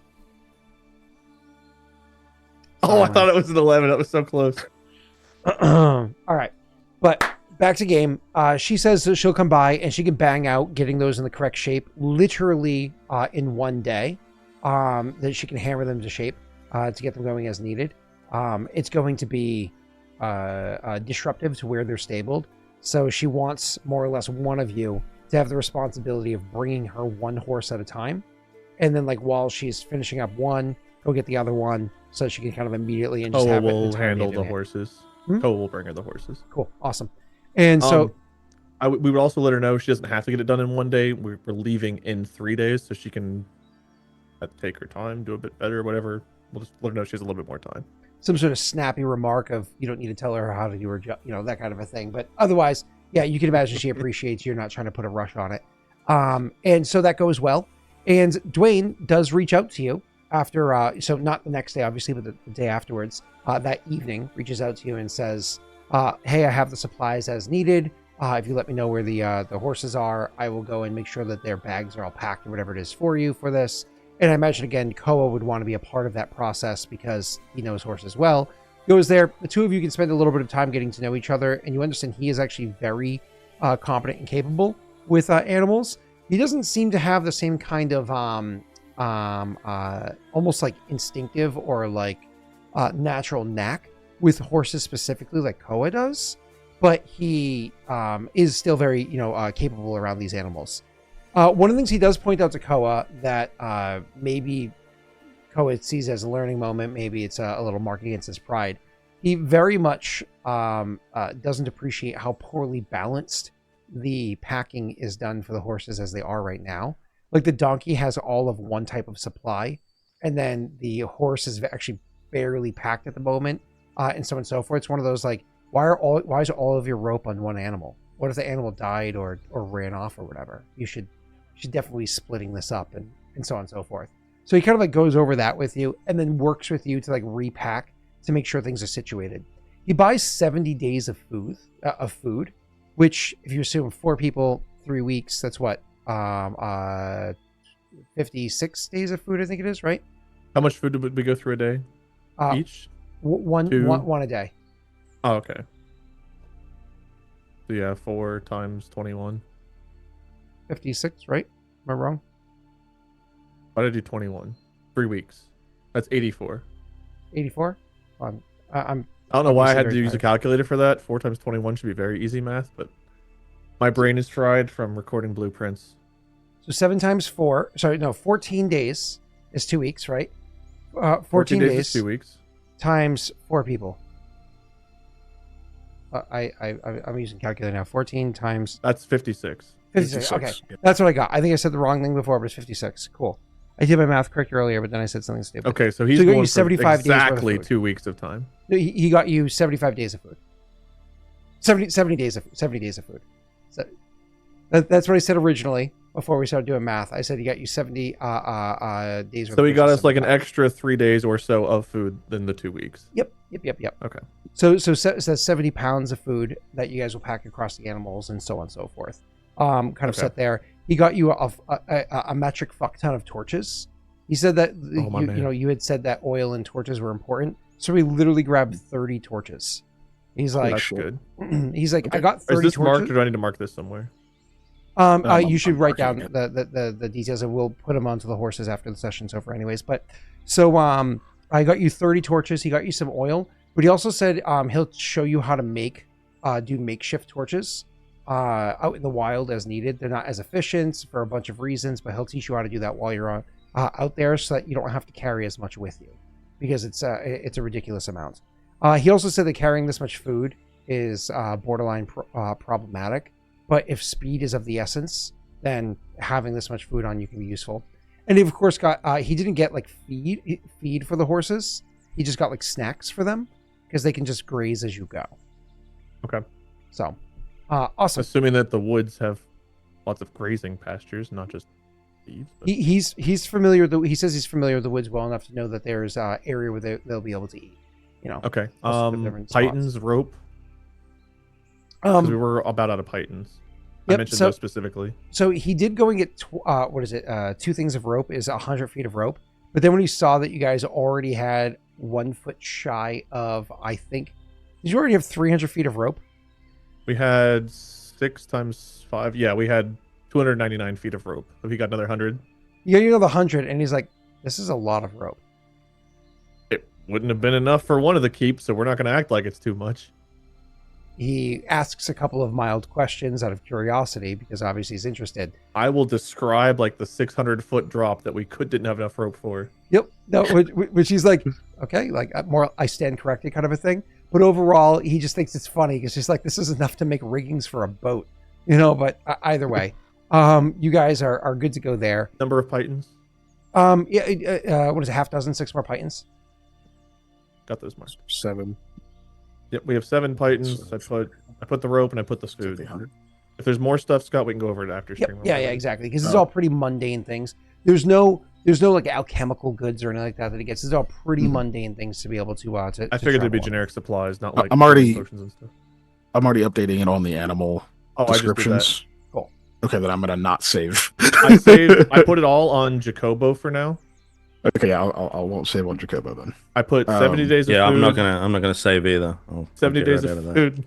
food. I added the 6 Pythons, and I added the 2 extra 50-foot rope lengths.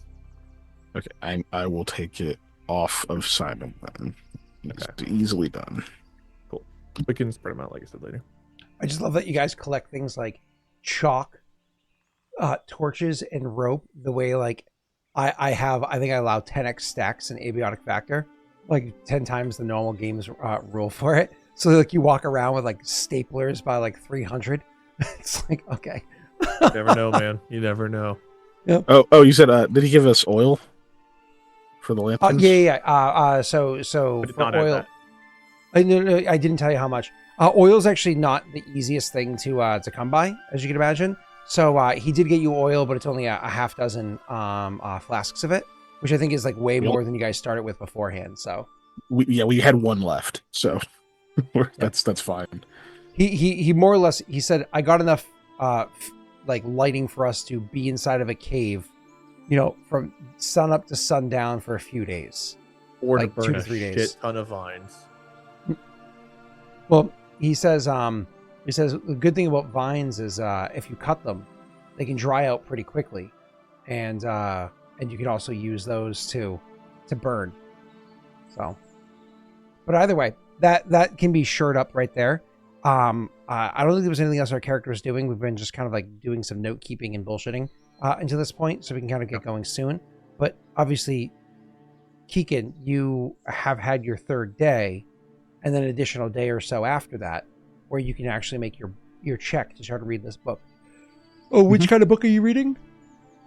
This one was, I think it was volume 10 of Purple. Let me double check my note. I was looking at the horse sheet.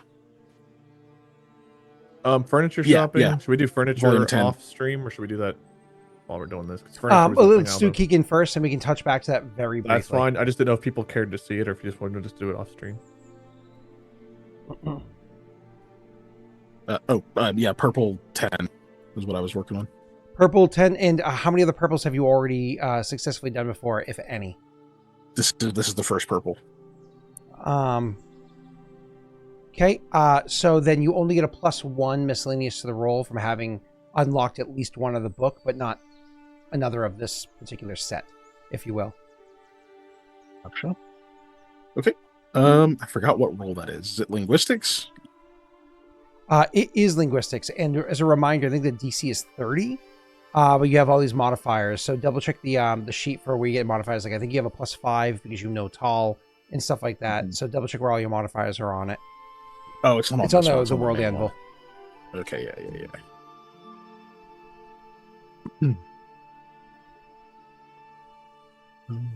There we go.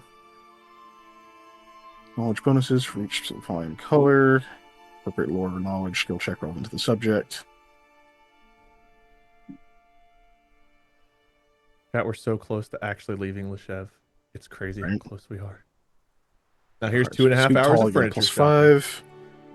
Someone else that speaks small language may provide aid another, but I think it's just me. And if another volume of that particular subject has been deciphered, you get a cumulative +1, but I haven't yet. Go study with Curve Rock.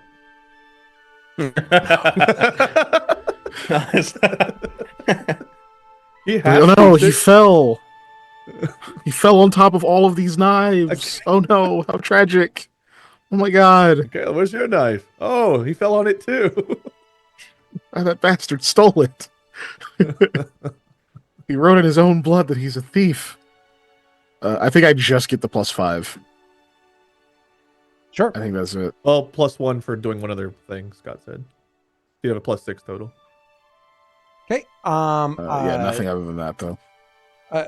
So 5. You have the 1. And then you have So plus whatever 6 total. your regular skill check is, which is a pretty modest thing right there. So, good luck, sir. Did you Sorry roll that on you this don't have before? what's his name with you to assist. Did you roll on it before, Keegan? Oh, wait. Because this is your second day. Doesn't Jake speak? No, the you don't lang- roll Oh, till but the Jake wasn't end. working with you. Sorry, I overspoke you, Keegan. Go ahead, sir. No, yeah, you only roll on the last day. Oh, okay. Yeah. Cool. That is gonna be tough. Okay. What's your DC? 6 plus 6. He said, I think it's like he said 30. it was 30. Let me double check.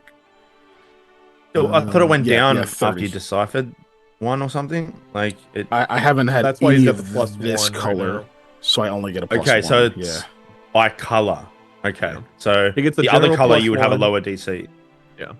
Okay. +1 Check for doing DC any is other 30. one, and then +1 for Yeah. a thing.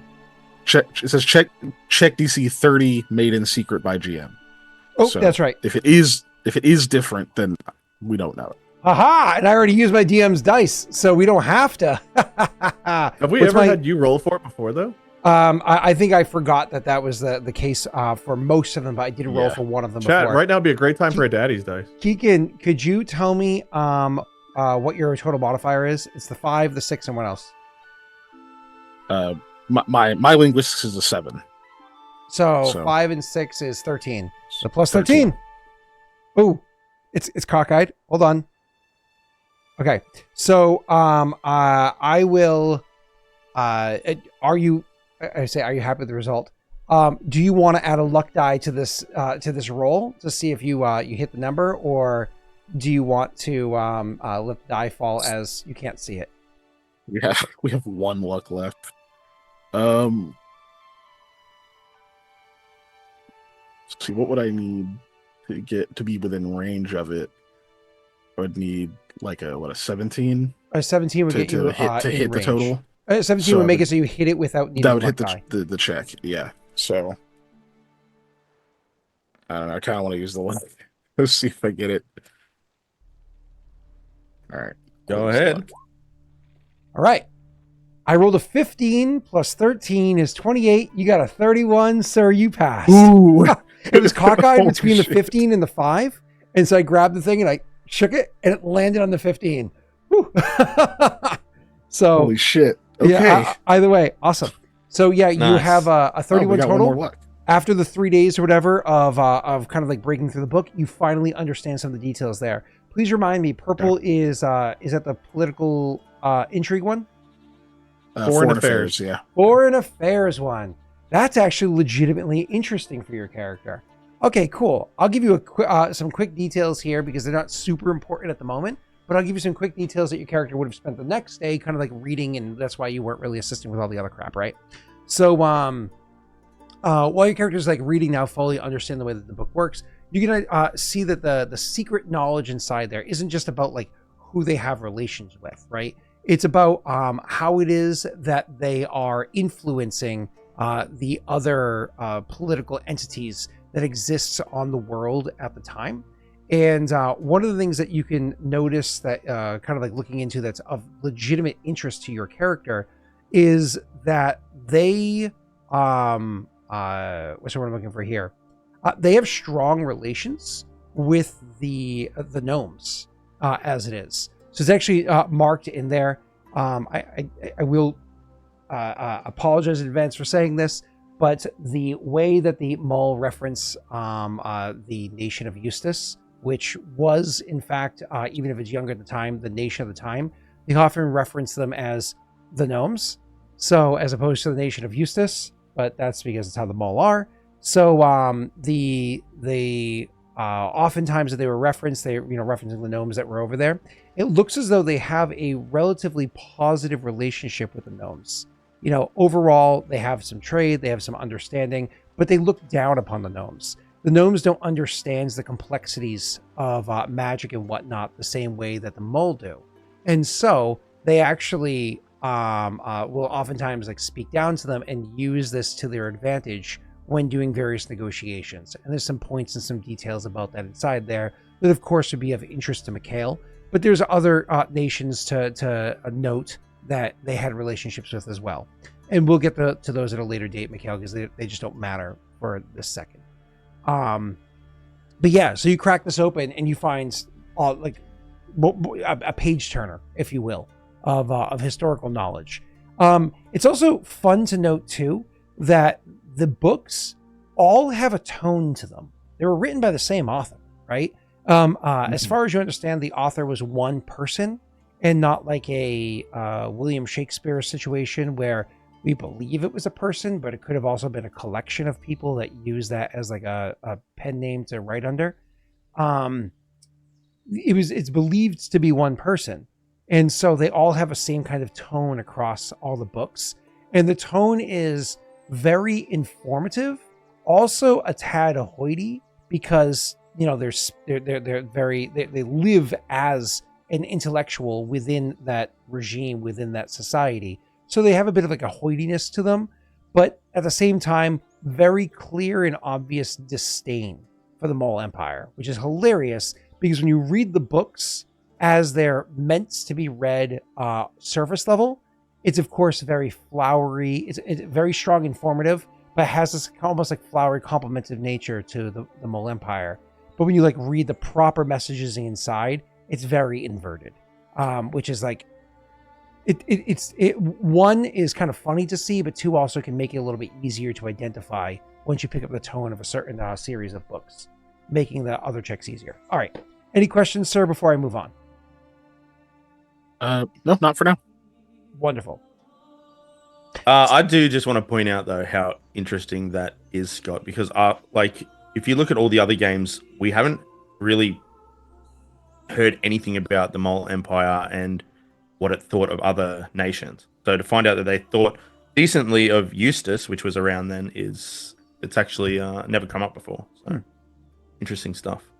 Yeah. Of course, the relatively decent. yeah. I think emphasis on relative, but yeah, absolutely. Yeah. And we will get to other nations as well, because will be important. Okay. All right. Getting into the game. It is 3 days later. Dwayne can't delay any longer. You guys need to get on the road. You need to start progressing. So, would you have a Furniture shopping? Oh shit! Sorry. Never mind. I would love to go, but Chad has spoken and they want to see the furniture shopping. Okay, so we're going to talk about a bunch of different details here, but let's give the idea. Let's break this out into almost like an easy to translate view. You're going to have different pieces of furniture. That's element A.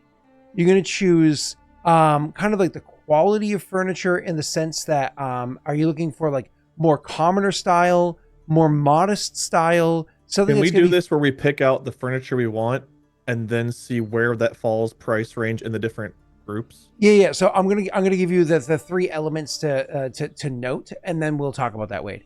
So one is going to be the literal piece of furniture in question. Two is going to be the quality of furniture at its fabrication. So it's like cruder, commoner styles, like a modest style. Is it going to be finer? So like, the kind of stuff that you would see more of like the counselors' homes, so on and so forth. But you want like proper, ornate, like nobility, like high-end style. Those are the four there. Afford that. And then finally, it's going to be the condition of the furniture, which is gonna be like new. Imagine you're buying something from what's that website that everybody did before Amazon? eBay. eBay, thank you. eBay? eBoy. Yeah. eBay. eBoy's like Wreck-It Ralph. So new, near new, worn, very worn, literal trash, like as options. So cool. Okay, boys, tell me if there's anything else you are thinking. I have 3 probably queen or king beds, 3 nightstands, a desk with chairs, so at least Mikhail and Elliot or whoever else can work, rugs, couch or chairs for the fireplace area, and then like a dining area. Is there any other furniture that we're like, we should get that? I think that's a fine start, honestly. Okay. Yeah. Curtains is probably also a good idea. We probably don't want people looking in. Curtains, okay. I'll put that on there. It already has a lock. That was, I think, we discovered it was pretty decent. It was a step up of beyond normal lock. Yeah, so it was like average or whatever. Yeah. So if that's the case, I mean, I'm imagining we need by couch chairs. There's 3 of us. Very often there's 4 or 5 of us, so we're probably gonna want seating for 6 to 8 people, probably in the comfortable area.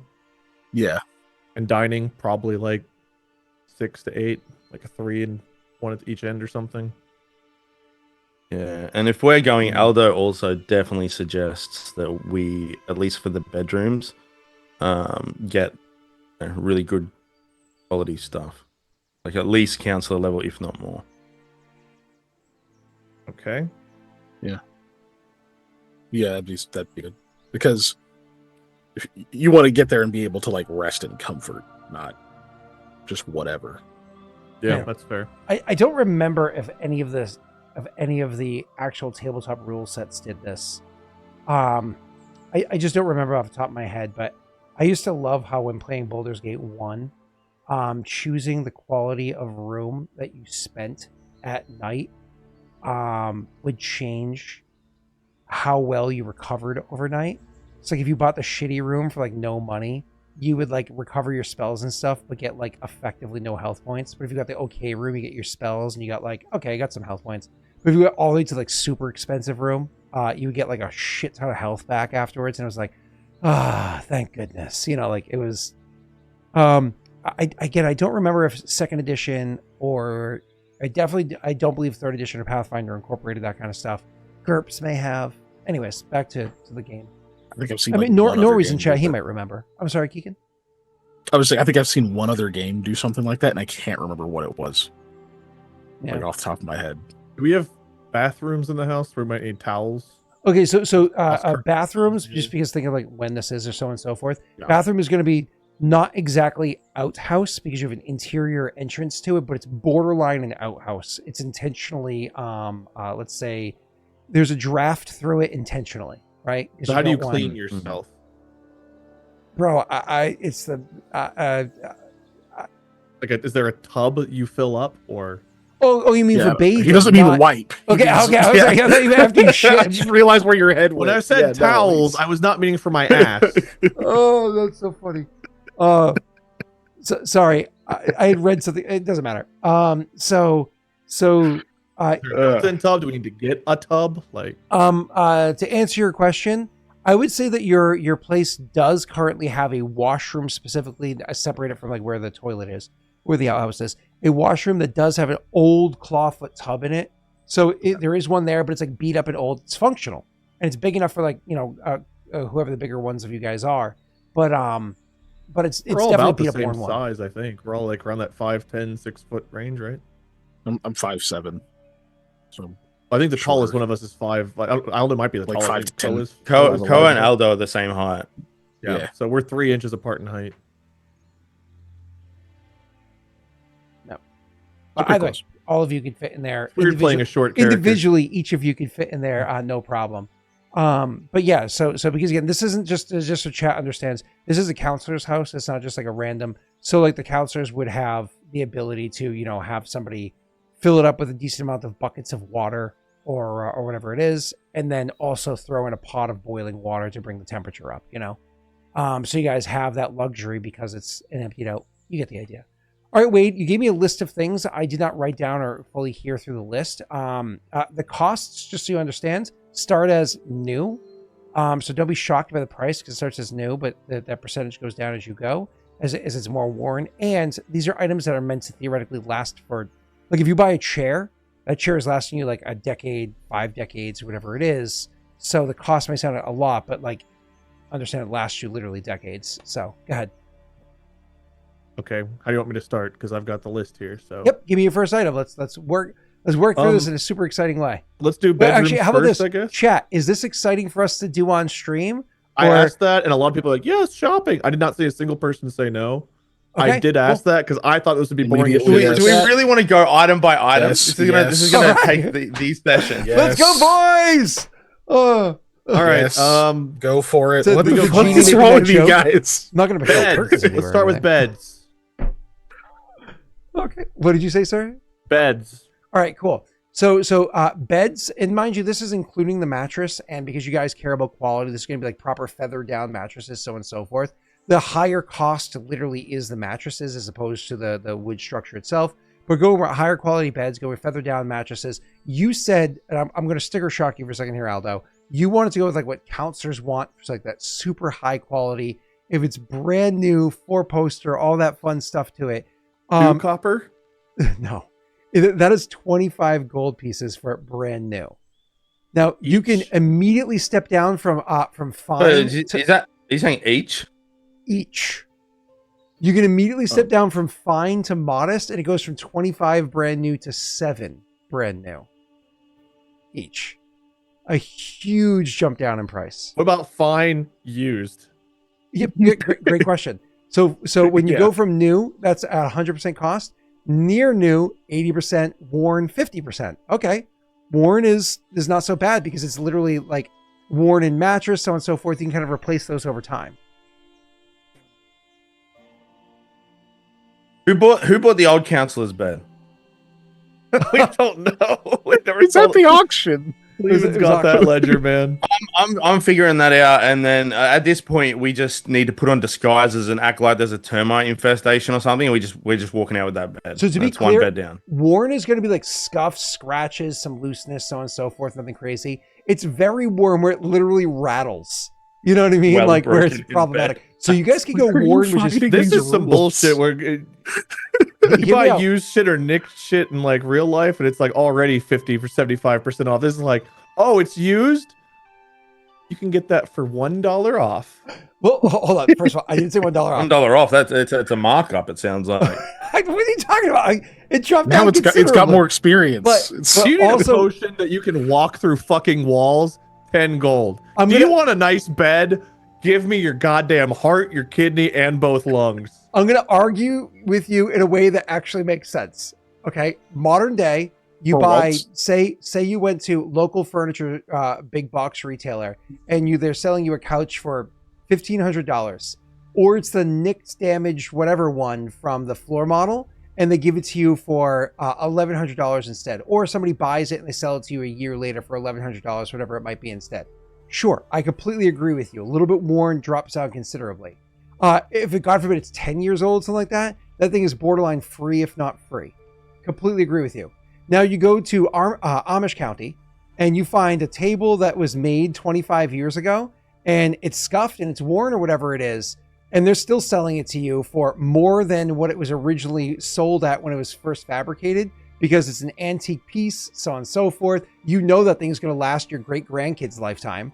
Like it is just quality furniture. Because when you buy it from a big box retailer, it's shit that's designed to fall apart in 15 minutes versus legitimate furniture, which you get in this, where it's like something that literally lasts you generations.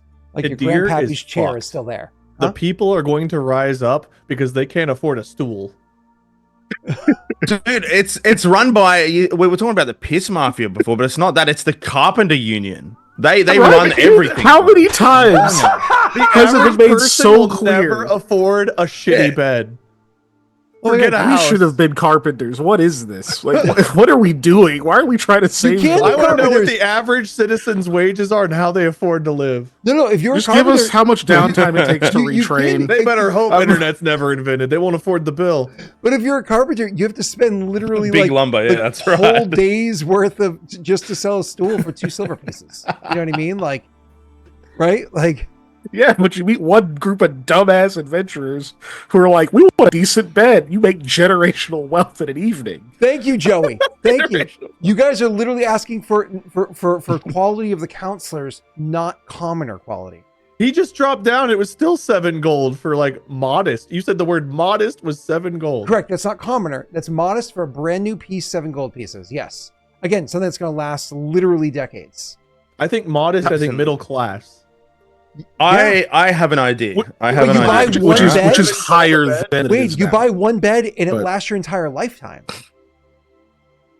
I guess. How many commoners can afford 3 beds for their household? Listen, in real life, I've gone through what, 4 bed frames in as an adult in 20 years of living on my own. I've gone through 4 bed frames. There's 1 bed frame every 5 It's a years. plus 1 bed. Hey, Norway, Nori's clicking with that one. Better be plus fucking 5. it pushes 25 back. gold. It pushes back for you. So Anyways, how much is modest if it's worn? yeah. So Three you're and a talking half gold. Yeah, exactly that. Yeah, modest bed, 3.5 gold each. That's legit. So And it's half. Yeah. Okay.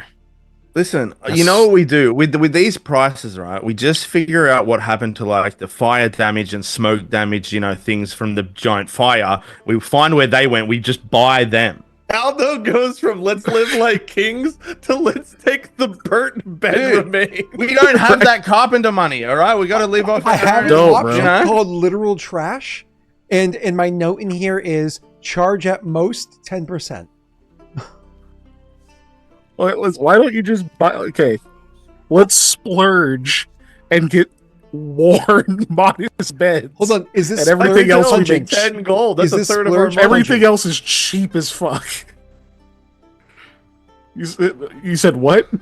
What? What? What did you say, What? Scott? No, nothing. Don't worry about it. Molly's Okay, not good. here. I probably don't want to know anyway. We're gonna start dealing Keef, dude. We're gonna become Keef dealers. We'll sell stinky cum around the Chev.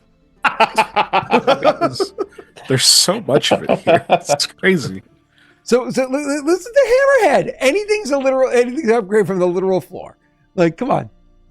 Yeah. Okay, I don't let me think just it is. I've assume- seen some beds that, They're definitely not. Jake, we're not talking about our college years, okay? We're not talking about oh, that's nice, buddy. You get your own place. All right, so let's get to it.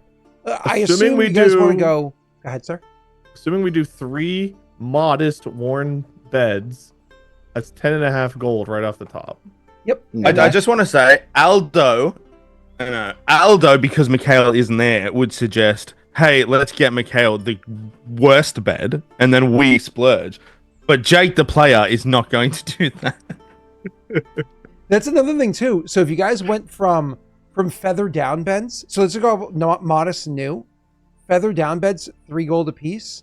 But if like after you buy the frame and you just fill it with like straw mattresses, so on and so forth, new is only 3 gold pieces for the furniture with the, Oh man, that saves us half a gold each. no, that's Five literally silver. at new, that's literally 4 gold pieces each.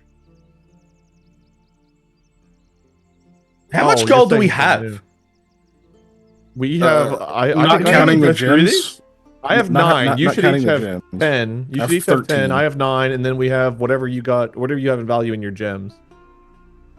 I have 13, 14. not counting the 5 gold that was like old that we were setting Yeah, I aside. think Koa has 1 gem left. I have the 4 gold, 7 silver teardrop pair thing. This, Oh, Like, I- we I could afford reckon things, but we don't want to spend it all on furniture.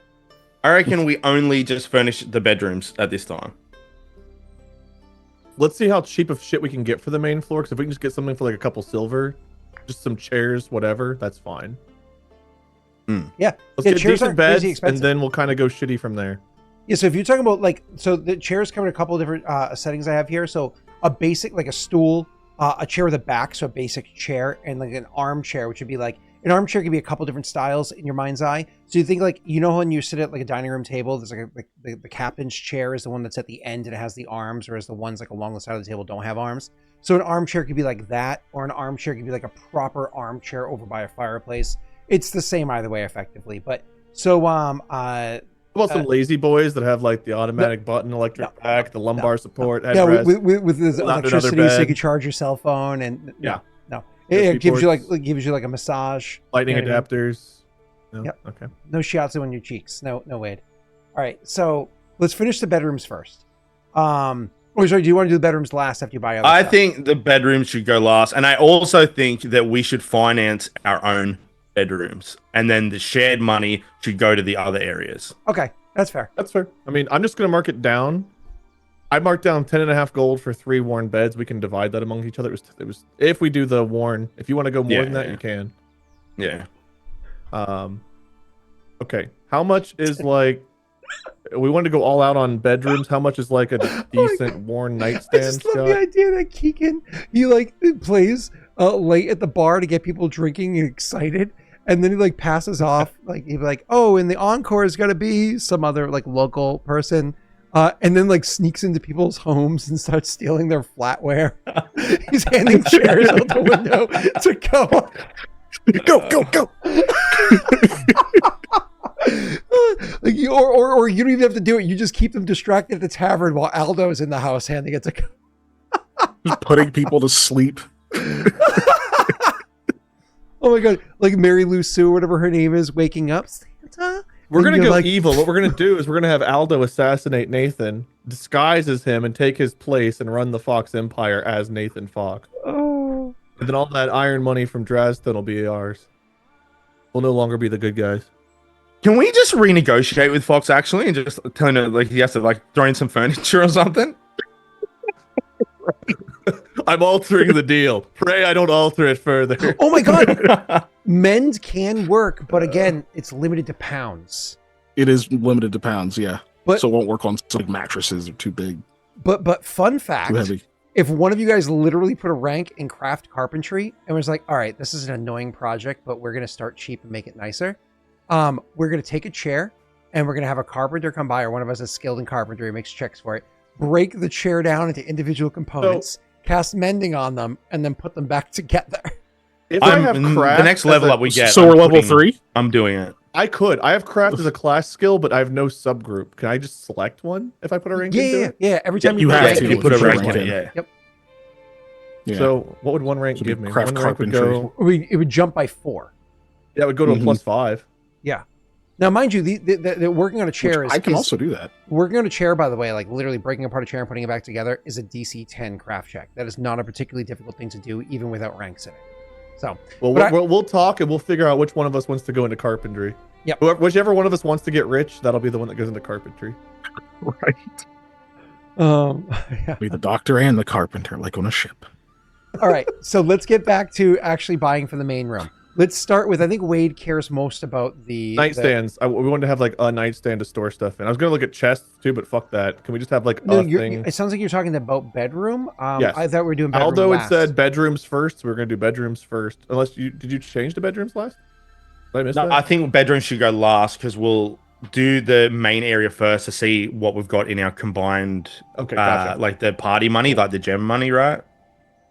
And then Sure, that's fine. then we'll do the bedrooms that your own funding Okay, afterwards. Cool. so main So- room, we want a rug, chairs, and like a couch for the fireplace. Sounds great. So let's assume 2 armchairs for the fireplace, and let's assume a proper couch that's on here. When you talk about a couch, are you like, just to be clear, because couches aren't a thing that exists for commoners, they have more bench style. Like if you think couch, that already is going to be finer spot to be sitting in, because it's like a cushioned back or like a pillowed back, has like an arching and design to it, so on and so forth. So when you're thinking couch, I just want to make sure we're on the same page. You don't mean like a bench, you mean like in the middle of the floor, it has its own back support to it. I'm thinking a place a guest could crash for the night, but also we could have multiple people sit at. Perfect. Understood. More expensive than the basic chairs. So let's talk about 2 armchairs. If we're talking about fine quality, armchairs at brand new, which you don't have to get, at fine quality are 6 gold each, right? But we're not going to get brand new. And then the couch at Fine. quality. You keep using different terms here. We have rich, modest. Where does fine fall in? So it's commoner or crude, whatever. Commoner, modest, fine, and then noble or ornate, whatever you want to call it. Okay. So fine is level 3 there. Okay. So sticking with fine, just because 3 gold each new. 3 gold each new for fine. There was armchairs were 6 gold each brand new for fine, and then the couch by itself for fine quality was 10 gold pieces. Now, if you wanted to drop that down to say worn, functional but shows its age, half off all of that. So I think it's 11 gold, right? Yeah. Okay.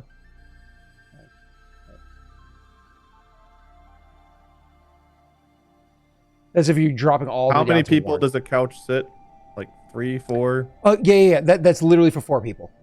You can imagine, just like a real couch, Wade, 4 people can sit there, 3 sit there comfortably, 2 sit there obnoxiously. Okay, so that would seat 6. Or Aldo crashes.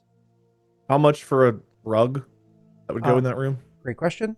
So if you're going for a room size, like a large rug, or are you going for like just a small thing to sit underneath the couch or between the couch and chairs? Like, do you want a huge rug or a small one?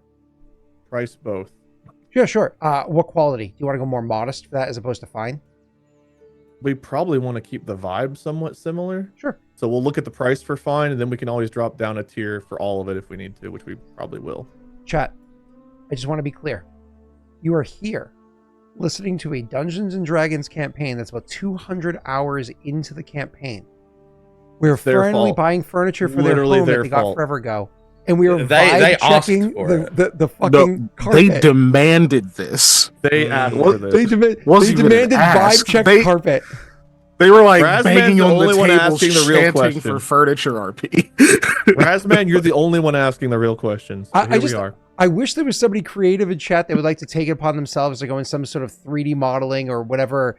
I don't know, what's that game called? Sims or whatever, to like build out what it is. Way, that me we're too. talking I have about. to do this shit in real life. It's All like right. when Scott had me fucking have Cam talk to a goddamn accountant or a lawyer or whatever about taking a loan to buy a warehouse.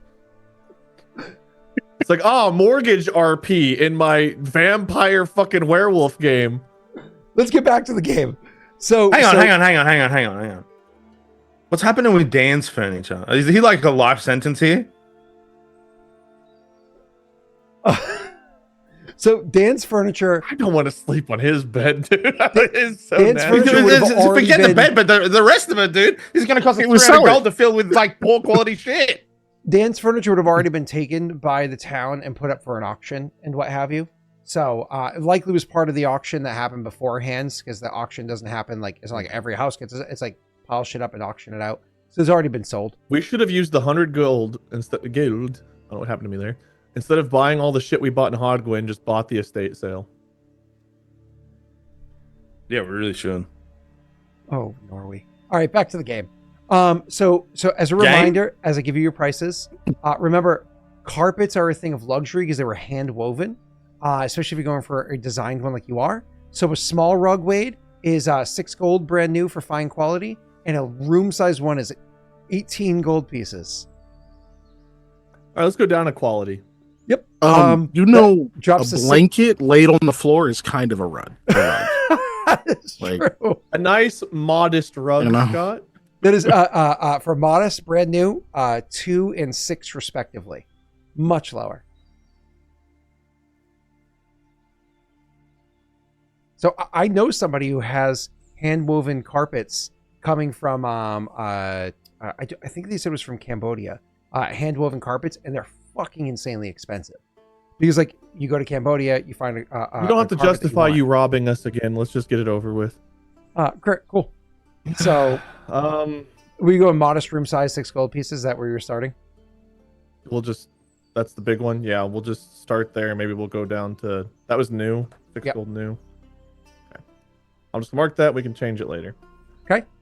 Um, Gadgets are a good point. What they should do is just murder an owl bear, and then they can make some down. All right, continue, sir. I think Chris? a table to go in that room, and that might be enough for us for now.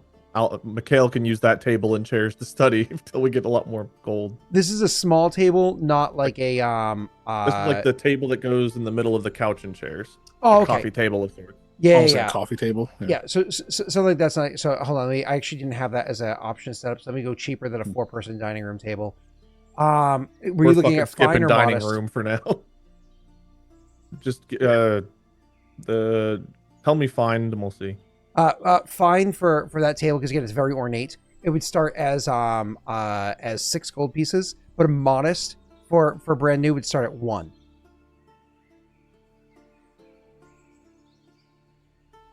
I'll put the modest for now. Yeah, that brand new would start at 1. So again, very cheap Okay. comparatively. All right, so that Cool. is a couch, a giant carpet, 2 armchairs, and a small table, think like a coffee table for the main room when you first come walking in, kind of the main area that's there. All right, let's look at curtains. I think that's the other probably important ones to have some privacy. What was that? Look at curtains. Yeah, drapings. I have no idea how many fucking windows this place has, but It doesn't matter. privacy. This one price will cover the entire floor. It's like all of the windows for an entire floor. Upstairs is gonna be where the bedrooms are, and so there's a smaller price per bedroom, but you can have your own styles up there. So if you're looking at drapes or curtains for the entire place, again, if you're just going modest, it's only 3 gold pieces brand new. If you're going the fine quality, that's gonna be 10 gold pieces for the entire floor. I think modest curtains are fine. Yeah, makes sense to me. If people are coming into our house and they're worried about the curtains, then we've retired from our adventuring life. Pretty much. Okay, so right now I have 10.5 gold for modest worn beds, 6 gold for a large new modest rug. Remove the beds from the equation. Well, okay. 6 gold for a modest new rug. We could probably go at least down the 80% one, right? We don't need it new. I think going down to 80% is a good idea, but first let's go ahead and tell me the full cost of everything. You said 6... Coffee table, rugs, chairs, couch, curtains. I'm I've got sorry. Tell me the prices for them. 3 gold for modest new curtains. Yep. 5 gold for a fine worn couch. 6 gold for 2 fine worn armchairs. 1 gold for a modest new coffee table. 6 gold for modest new large rug. Again, we can drop this if need be. That's just what I wrote down. As So we were it's going along. 666,531. 61653. 61653. Oh, so not an additional 6. Gotcha. Cool. Just because it was repeated a couple times. So this is the cost for you, just 21 gold pieces. That takes care of that entire room. It takes care of everything but beds. Correct. If we go Well, like that this. doesn't take care of your kitchen. Don't care about the kitchen anymore. Yeah, like dining room, I should say, not even kitchen, dining room. I like that So you that would be guys like when 7 you're gold cooking. apiece, which does not leave us enough money to currently afford beds. I like the idea that you're cooking with your mess kits as opposed to like proper like dining stuff. That's fine. Is this up to haggling? Can we roll to haggle this? Everything in the game can be done that way. Yep, absolutely. Okay. And Aldo explicitly said that he's very good at furniture shopping, so I expect Jake to turn his camera back on in 3, 2, 1. He failed the haggle check. I saw Keegan's bottle come into frame, and I thought Jake was somehow popping into his frame, and that confused the fuck out of me. Crawling up from under his desk. Yeah. So right now, factoring beds back into the equation, we're at 21 plus 10.5, so we're at 31.5 to get beds and everything else. So 31 and a half. that was 31.5, what you which had is said literally there, all we Wade. have. I'm sorry. You finish and then I'll go. That's 31.5, which is literally all we have, including having to sell at least one gem. Um, If we Wade, don't, you that included reduced qualities, of course, what you did there. There's still I some have- movements to make things yeah, lower there's still quality. movement. Well, I was going to get the other two's opinions on it before. I'm not going to make the decision for all of us. This is modest beds that are worn, a modest new rug. We can still go down on that quality-wise. Modest new coffee table, fine armchairs, fine couch, both worn, and modest new curtains. So we can go down on all of those things a little bit. I figured beds and furniture, we would want the higher quality stuff. The rest of it probably matters a little bit less. yeah, like the rug can be not necessarily new.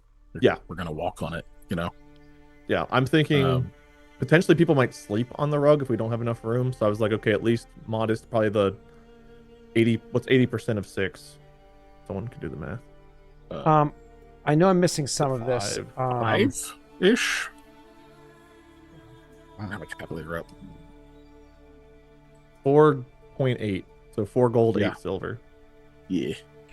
Wait, in Discord, tell me if I'm missing anything or if anything there is wrong.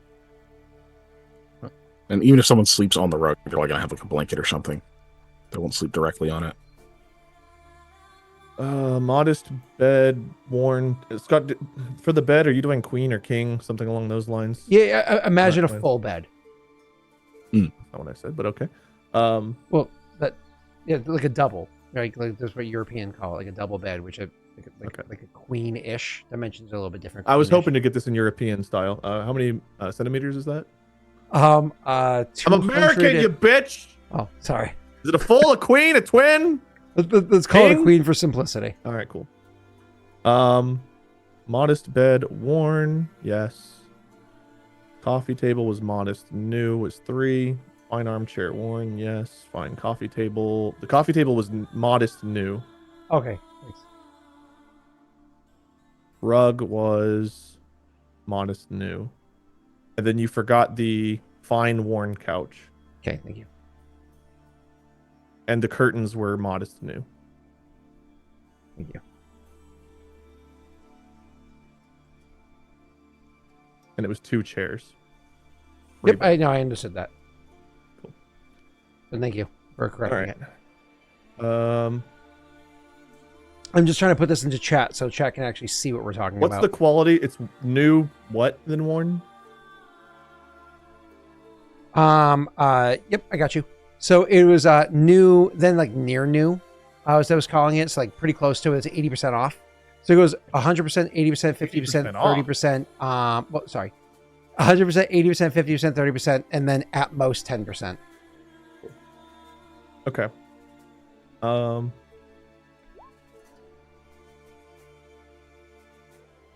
Thank God you're back. We need you. They're waiting for you, sir.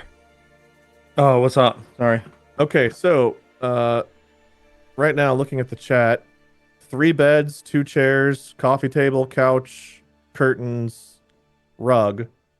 If we have everything as is there, it's 31.5 gold, pending you rolling a diplomacy.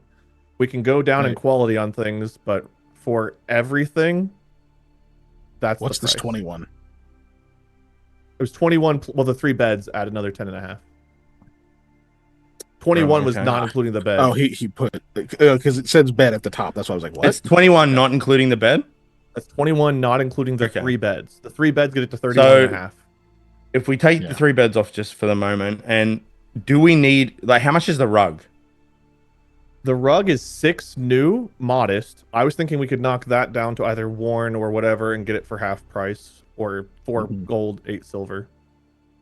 I would counter that with nix the rug, and and it would be cool if Koa or like we managed to kill some things and got it, and I just wouldn't want to throw like 6 gold away just to then replace it. Do you know what I mean? The What am I killing? The tanned goo. So you're gonna go like lie on the With a fucking carpet, but you hole in the fall in middle. it. The next people go to move in, they're looking around for secrets, and they just fall in a hole where we put like 1 coin at the bottom. Right? No, but like, it's assuming we kill some crazy beast or something, then we can have like a The only hide reason I rug. was thinking a rug would be Oh. nice is we often have people stay with us, and we'd have a couch and some floor space for people to sleep. We can nix it if you want, or we can go down in quality. Like, what's a new commoner rug, Scott? Go for. New commoner Large. rug. Yep, A give me 2 large one. seconds. You have room sized, brand new commoner rug that takes up an entire room is 2 gold pieces. so much less. It's a huge drop. Do you want to do So something I'll like say that? that's what, Jake? 4? We can do that. I'd like to hear your guys' things because, as far as I mean, Aldo's concerned, right?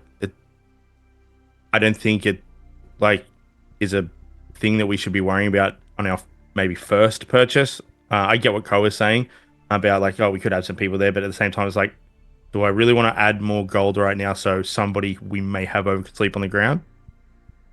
Well, that's if we're just only where furnishing Aldo is. bedrooms in the main living room, this is also where like we're spending a lot of time. Where Mikhail's studying, we're nixing the desk and the chair for the study. Like, we're not doing any of that stuff. We're not having. This is also our dining area. Like, this is the only Yeah. area we have to hang out other than our bedrooms, which was the only reason I thought to add anything in there at all. I mean, I do think it'd be good with a rug, right? I don't Yeah. disagree with you. We could go It's just worse. I'm just We could thinking go of with how worn. nah. For So It's a just a commoner waste of- you rug. want I think it's for a waste of To appearance? interrupt you guys for a second, when you're thinking commoner rug, think literally like hemp.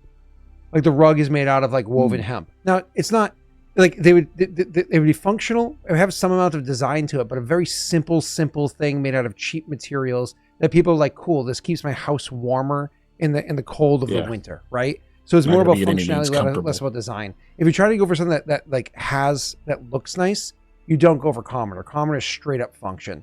That's like your end Yeah. table in your bedroom, your wardrobe in your bedroom, right? Not Yeah. your entertaining space. Would So- you say new commoner or worn modest is better because they're 1 gold piece difference?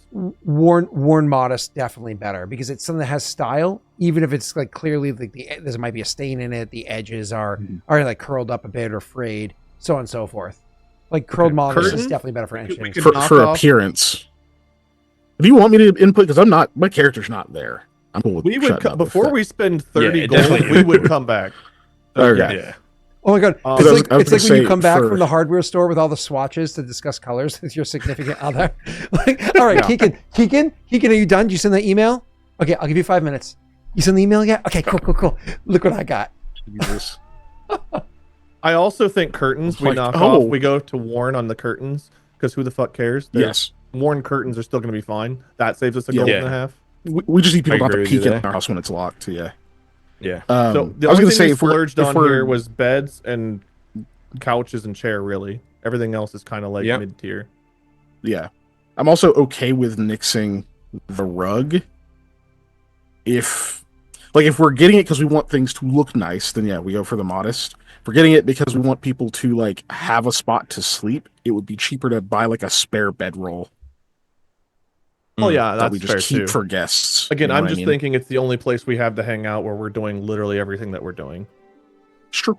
I mean, yeah, it would be nice to have in that respect. Looking at the new I was just wanting to breakdown- point that out. Yeah. I mean, the beds are where we're losing all of our money. yes. The worn modest I'm- rug is 3 gold. A coffee table. The coffee table is modest new.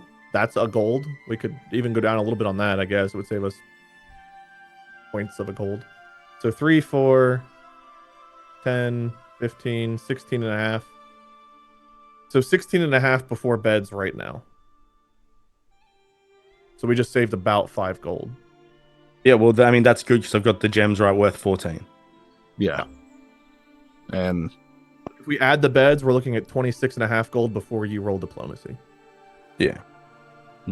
Are you guys okay spending that much on furniture? Or should we go down more? I think that's like take the beds out of it and just look at the other stuff first. I've got that. You said 16 gold, was it? Rug, Without the beds 3. right now. Coffee table is 1, so 4. 2 chairs is 6, gets us to 10. Couch is 5, 15. 1.5 for curtains, 16 and a half. So we took out the rug entirely. Cool. I did not take out the rug entirely. That's including a worn modest rug. Oh, okay. 16 and a half includes a worn modest rug. Okay. We go to 13 and a half if we get rid of the rug. I honestly think that Jake's idea is just my own input, which you can completely ignore. It's not my house. Jake's idea of leaving it without a rug and then just like having the incentive of trying to get your own pelt. Size is big enough. Could be we fun. also have like a wolf some pelt's supplies. not much, Literally, we have Leon with luxury supplies he's taking to Dresden. There might be like something in there we could use. I mean, yes, and that is the kind of stuff that's in those supplies. But everything you take from those supplies is one less thing that you have to trade with for your cause. And so it's one of those like that's true, but it was a luxury item worth like 100 gold. If we take a 3 gold item out of it, it's not exactly losing a ton of whatever was there, right? It is losing 3 gold worth of trade. That's impacts your his check that he's making while he's over there. If you guys, I'm not telling you okay. no. That is literally No, your assets. You do what you'd like with them. It's a fictional fucking rug in a D&D game. You guys want to nix the rug or keep the rug? I guess I'll go first. I vote nix. Okay. I think Mikhail will be okay with not getting the rug. Cool. I'll take the rug off. Yeah. That takes us down to 13 and a half gold for a coffee table, 2 armchairs, a couch, and curtains. All right, put that in the chat, then that way we'll have that. That's for all that stuff. Was that coffee table was worn, right? The coffee table, that was new. That was new, modest coffee table was 1 gold, you said. Okay. New coffee table, new modest coffee table, fine worn chairs, fine worn couch, modest worn curtains. And curtains are now worn. Cool. 10.5 gold pieces, 3 beds. That is where we stand. Oh, wow. So 23. Okay, so you went from 21 gold down to 12 and a half gold? Not including beds, but yes. Yeah, that's awesome. That's really cool. All right. So 12 and a half gold out the door, and we have a couch, 2 chairs, curtains, and a table. Sounds great. That actually, like, people stop walking in and making those comments of, there's no wall dressings beyond your curtains. There's no paintings. There's no tapestries or anything like that. But again, those are things that we can worry about later on. That doesn't have to be something for now. And as a fun fact, just before we like push on any further, as your characters continue to gain in fame, totally feel free to go, what's the word I'm looking for here? Assassin's Creed style, where part of your decorations is your former armor and weapons. Where it's like literally, I am so valuable. Huh? Over the fireplace, Ko is already picturing his original greatsword. So, like, yeah. There you go. I mean, you can literally do that as part of And this then these dressing. two will be like, no, Ko, and it'll go to his bedroom. But right now, he's like, of course, a warrior's weapon goes over the hearth. Yeah, Mikhail's is going to go in his room. But Okay. So Aldo throws his used crossbow out the window. 7.2-ish gold a person right now, including beds, pending a diplomacy to lower price. we'll do the diplomacy at the end when you guys are like marking down. So after everybody's all in with their money, then we'll just like pool save money with one big check at the end. I'm fine with this. Are you guys okay with this? Yeah, and that's the communal funds, right? That like this includes beds and all of this. So it would be 7.6 gold or 7.2 gold per person. Or 7.6, I'm sorry, 7.6 gold per 7.6. person, Yeah. including the communal fund and getting ourselves beds. Yeah. Now, Beds again. I agree. Go separate with that because you guys can totally go very different styles. So Yeah. Okay. Because So let me just do the 12 tell and a me half. tell me the price again for a new, what do you call it, one? we'll the give good me one one. second, Jake. Wade is taking 12.5 gold off of your party fund to cover those 2, 4, 5 objects we just discussed. That's You That can would be see out of them the four inside gems, gold, right? in 4 Discord. gold, You can one see and a them. half What's that, silver, Jake? basically. Do we have communal funds, or are we talking about just the gems? Right, that's what we're talking about. Well, we each have The gold. gem. We got gold that we found in the house, so right now we each have that. You can Yeah. sell Yeah, your but gems that's if you like want to. personal, and then we should use the gems to fund this. That's what I mean. Oh, the gems that gem you just got money. from Gemsmith, you mean? Yeah. Oh, fun thing about that is what, 14. Yeah. How much is that worth? Like 14.5 gold. Yep. So We you have- literally, you And we literally got just that have guy two, who like- won't screw us over now. So hold on, let me get that exact number for you, Wade. So don't subtract any money out of your pocket, I Wade. haven't. That pearl was 1.2, so that literally left you with so that's 15 gold, 6 silver, and 2 copper. And so that goes down to 14 gold. Sorry, 14 gold, 14 6 gold, silver, 14, silver. 6 silver, and 2 copper. That's so from Wade, what you're I'm- dropping that down to you have remaining left 2 gold, 1 silver, and 2 copper. Is what's left over. 2 gold, 1 silver, and 1 copper. Did you say? Well, are we Yes. before we write all that shit down? 2 copper, but yes. Is there Yeah. a role to negotiate with the person who's buying the Oh gems? yeah, too? good call, sir. There will be a roll. We can do that first if you'd like, rather than mixing it with everything else. Is that Keegan's role because it's his contact, or is it all of our contact? Actually, Jake was the one that he explicitly said. Oh, no. Oh, it was Jake that worked. I thought it was Keegan. Jake was the one Or that said Mikhail. that he is a good negotiator It's- for furniture. Furniture will be Aldo. It's I'm saying the Mikhail's gem buying person. Mikhail's the one who thing. knows him. Oh, you're talking about for trying to Yeah. negotiate up the I'm gem confused now. costs. He definitely has time to accomplish that. I would be fine with him making that roll. Keegan, you are welcome to do a negotiation check on that. I one. have the blue spinel gem that's worth 4 gold. Do we sell that as well right now, or do we keep it? How much is it worth? 4 gold, 4? 7 silver, 3 copper. I mean, it might be worth. It might be valuable to have it as a trade piece later on.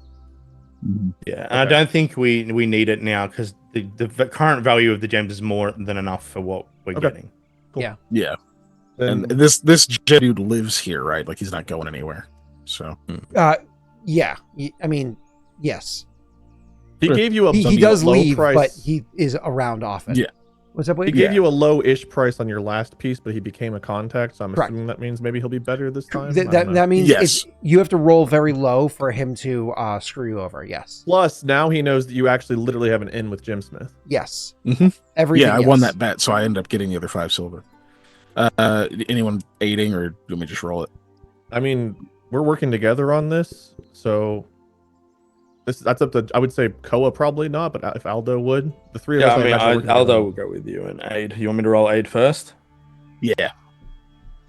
All right, it's Well, hold diplomacy, on. right? Hold on. You're introducing a person to the negotiations. You're not going by yourself to your negotiations. He knows we're the Valiant Few. Yes. So No, I understand. yeah. And I'm gonna. I wouldn't think to not. hold I on, wouldn't think I'm to not gonna- bring. Then don't. Hold don't on. I'm gonna say Then you one more just roll. thing. One more thing. Hmm? You're introducing Aldo to a successful and positive contact. You seem that to have. think Aldo has this criminal reputation around when he doesn't really. No, Aldo has a positive reputation with the average person and a negative one with anybody who knows him. Yeah, but they don't know me. I don't know. Joe Smith's coming around on him. Yeah, just came around to him. Craven Cork, whatever his name is, likes him. Curve Rock. Curve Rock. Oh, Jesus. Oh. I have a terrible memory, man. He's so confused. Curve Rock likes him. I was like, I don't know if I ever would have figured that out. Nathan, I think, likes him. I don't know. Mikhail would ask if you guys want to go or if you just want him to handle it real quick. That's Aldo's in your possession of contact. the Either. gems. Okay, I'll just take the gems by myself. You have rapport with this guy. It's probably not worth introducing other people into the mix. Yeah, that's Yeah, God fair. forbid we get to work together as a party. Scott says, just good job making sure we don't do that. You're welcome. Like, I have a minimum of a 10. Oh, so. shit. There you go. That is a really good roll. All right, you have a 25% chance of jumping that to a 30. Up to you if you want to take that kind of a gamble. It's already a really good roll. Nah, I'll keep it. Okay. That is a really good roll. I'm giving you plus 20% value above what these things are worth, which is fucking huge. So give me 2 seconds to get that number for you. If plus 20% for a denomination doesn't give you an increase, I'm just going to increase it by an additional one anyways. So just give me 1 second. Boom. Boom. And then that would be another, let's call it 3 more gold right there. Cool. So he instead gives you ready for this? For what Jake found in your badass roll there, you had 17 gold pieces, 8 silver, and 3 copper. That is a fucking W. And Wade, you're one buying. of you are writing that down. Yeah, 17, 8, and 3. I have it written down too. And now, Jake, you're rolling to negotiate the furniture. Yeah. Okay. Does his roll include the beds too? Are you rolling for the beds? Or we'll do separate rolls for encompassing. simplicity. So you want separate rolls? Okay. Yeah. Just to keep it. Okay. It's just a button off this conversation. Is Koa or I don't know if Mikhail can do it, but is Koa someone assisting with this? If Mikhail doesn't go with, Koa will. If Mikhail goes with, I think he'd be better suited for it. Yeah. I guess that's a question of can I do that since I'm still supposed to be studying? Or have I already made my You one finished your deviation from that? Oh, this is after that. Yeah, but Okay. remember with the furniture thing, they would have gone shopping, so on and so forth, and just kind of double checked with you. So it was assumed just like you did that thing on your own. We'll have Aldo do the negotiation. Air quotes on his own. Wade, you could of course assist. You've been there the whole I'm time. assisting that. And it's only Diplomacy? a DC 10 to assist. Oh, Jesus, you gave him a plus 3. Wonderful. great time for a nat 20. yeah. Love the assist nat 20. Right? It happens so often. Ow. Hey, it's still a really Okay, good roll. worked That out. includes a plus 3, sir. Is that Yes, it worth does. lucking or not? That is only a 24, not above the 25 mark. I'll leave that to you, Jake. I'll let you decide whether you. I mean, this is to save us money, but saving us money worth not having a luck later. I don't know. I mean, maybe. Jake, think of it this way. You're talking about 12 and a half gold pieces and you're talking about percentages. You're dealing with only 12 and a half gold pieces. How much of a percentage does it really change? Yeah, I'm gonna be honest. I think the luck die itself is worth them. It's fair. I don't really disagree with you. I left it in your hands. Yeah. Cool. Yeah. All right, there you go. So Jake, you're going to be able to get, that's an amazing roll there. You got over a 20, you got 10% off of that. So you're going to bring the cost down, Wade, from the 12 and a half down another, what's So that? it's 10 now. That takes 2.5 off, right? Like no, that takes 1.25 off. Yeah. So you, instead of 12 and a half, it's 11 gold. Give me a second. It's 11 gold, so 2 10 silver, gold, 5 10 copper. gold, 9 silver, and 5 copper. I'll go with your math over mine. Okay. 10 gold, 9 silver, and 5 copper? Yep. Yeah, that sounds great to me. I think you did it right. If I'm off by a couple copper pieces, I'm not too worried about it. I mean, honestly, our numbers weren't drastically different, but it was about like a 3 silver difference. Cool. So subtract that from what Keegan did for the gem sale, and that leaves you guys with like about 5 gold left over. Do you guys want to talk about spending that money on anything else in the house? Like, do you want wall hangings? Did you want to throw a carpet back into the mix? Did you want to get anything for your kitchen before we went separately to the bedrooms? Did you want a bookcase? No. Like a legitimate, like a nice bookshelf? Like a modest bookshelf, brand new. Would we is love gold one? pieces. Yes. Do we want to spend it right now? We're about to go into a murder keep. But apparently Mikhail says yes. Well, books no, are no, like... no. I was agreeing with you. Yes, will we love one? But I was also going to agree with you for the next thing. Bookshelf. Well, books are so important for your whole campaign. That's like such an iconic part of the game that actually feels like it's worth it. You can tell me the price of a bookshelf, Scott. I don't think we're buying one. Sure, brand new. I'll give you the two that matter. Modest, brand new 4. Fine, brand new is 12. Mikhail will buy a bookshelf. He will just buy it out of his personal stuff. I assume a modest and some type of worn. Modest Probably- was what- 4 what- gold pieces new. Modest was 4 new. Yeah, he'd get a Modest new. Really? Okay, cool. You Yeah. gonna leave that in the main area? Yeah, there's not much in there right now. Wonderful. Cool. So He's trying to figure out where he's robbing it from later. Right? They have curtains now. They must have something to hide, all right. and they never lock their windows. So Keegan, that's coming out of your pocket. You're not having it come out of the group funds. So if that's the case, is there anything coming from the group fund, or do you now have to break that apart to the rest of you, or do you want to leave it as spillover cash in case somebody doesn't have enough to afford their bedroom? It's 5. Well, how much is left right now? So you said it was 10 gold, 5. right? If it was if the gem sale was 17 gold, then we got 7. Okay, so gems was what exactly? Who wrote that down? It was 17 gold. 17. It's actually gems? it's Yeah. in chat. It's 17, 8, and Yeah. 3. Which chat? Roll roll 20. 17, 8, and 3. So above your roll there. Oh, sorry. Yeah, Jake. I said 5. I was off because I was working with the old math. Good. 7. Yeah. 13. And then it was 10, 9, and 5 is what's coming off of that. 6, 17. Okay, so we have 6 gold, 8 silver, 8 copper left. Okay. 6, 8, and 8. Okay, 8. Okay. So Keegan, are you sure you want to buy the bookshelf out of your own pocket? I mean, if they're okay with spending party fund on it, then I'll do that. But if it complicates things too much, then he'll just buy it. It's going in. Where's it going? The The main main area, sitting like area. literally where Main you one. have. Yeah. put all the- Then party fund it. All right, so that leaves Okay. you instead with 2 2, gold. 8, and 8. So to make this easy, one of you should get 1 gold piece. One of you should get 1 gold piece. One of you should get 8 silver, 8 copper, and then it's effectively even. And then you broke up the money that was left over from the gems. Who wants the I'll 8 take- silver, 8 copper? I'll take that because I had some tiny amount left over from selling that. Perfect. You Sapphire. were going to do the bookcase anyway, so it just cost you a silver. All right, awesome. So Jake and Wade each take a gold. You took the 8 silver, 8 copper. The gems are fucking done. Let's move on. The main room is done for now. Let's move on to the bedrooms. Were you going to say something, Keegan? No, do math. Sorry. Oh, I think you were swatting a bug. Dude, that happened And to I me was this doing morning. that, yeah. I was on a call with this English company this morning, and I was 8:30 a.m. So it was like 8:45 or so, and there was like I don't know if it was a mosquito or a gnat or something was flying around, and I'm like on a call, you give like a training thing to a client of mine, and I'm trying to like clap and kill the bug without looking like a psycho on a Zoom call. Oh. Fucking hate bugs, dude. All right, so here's My the window's thing. not even open. Anyway, We just made a big purchase, relatively big purchase, right? We spent a lot of money. Mhm. People love to give you a discount if you're willing to bundle and buy Oh, more. Jesus Christ.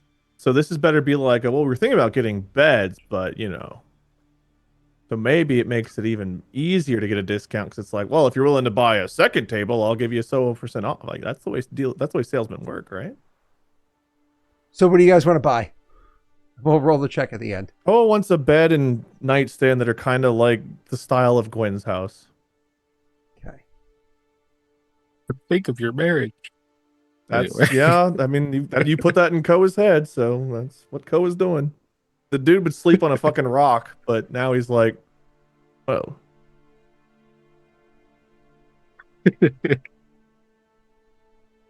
Jesus. Okay, what were the crazy ass bed prices again? 3.5 gold got you. I'm sorry, it was 10.5 gold for 3 modest worn beds. So 10.5 divided by 3. So Wade, again, 3.5 gold. tell me quality for yourself. You said Gwen's was like modest or fine? Gwen's was either newer, modest, or worn down to. So Gwen's was always like new or near new because she probably bought it new and wore it down of modest, or it was near new, borderline worn for fine stuff because like she probably had it for a long while and wore it down, but bought it already used. You know what I mean? Okay. Her bed wasn't worn down that much. So it's not. I think modest, and it's either going to be worn or near new. How much is a near new modest bed? Near new modest of the bed that you're talking about there. So that bed is 7 gold. Take 80% off of that. So 7 take 1 gold, 4 silver off is 5 gold, 6 silver to buy a near new modest bed. How much for a nightstand that's similar? Yeah, give me 1 second. Nightstand, brand new is 1.5 gold. So you're taking 20% off is going to be, let's break this down really quickly. Sorry. 10%, double that. You're taking 3 silver off of that. So 1.2, I believe is how it works for, 1.2 for the nightstand. Okay. So Koa's going to have 6.8 gold worth of stuff before Aldo rolls, before we negotiate it. And that's literally just a nightstand and a bed. That's not including because remember, Wade, this isn't like modern day houses where everything has a closet and, so on and so forth. So you don't have like a wardrobe where you would hang clothes in or a chest where you would. He's already got a chest that he's got his 2 nice clothes in. Oh, that's right. Probably just use that for now. That's right. You guys have a proper trunk or whatever it is that you've moved around before. And I think it's actually even a decent size. So we're not talking a hope chest like you see at the foot of people's beds, but it's a proper travel trunk, which is not small. It's not, it's functional. The dude owns like 4 outfits right now, so I think he's okay with that. Yeah, that's a good call out though. Like it's not the fanciest looking thing, but it's fucking functional. So that's great. Yeah. All right. Were you asking me something else, or was Keegan about to say something? That's it for Koa for now. Okay, Keegan. Yeah, honestly, so I was thinking near new, modest for the bed.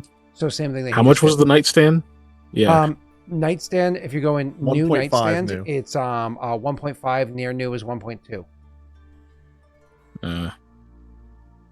How much would like a small desk be? I have a writing desk modest on here for you. Haha. So if you're going for modest writing desk, now hear me out. New is 8 gold pieces. The reason why it's that expensive is because the drawers in it have very simple locks on them. So these are very simple locks, something that like Aldo could easily trip, or some like a thief with decent training could easily trip, but like a random person would struggle to be able to get inside of it, right? So it's 8 gold for a brand new modest writing desk, but it has some locks onto it. And you can choose the style if you want it, Keegan, if you wanted to have like an open top desk with like, drawers that have locks, or you could even, if you wanted to, if you've ever seen them before, are you familiar with a roll top desk? You know what that is?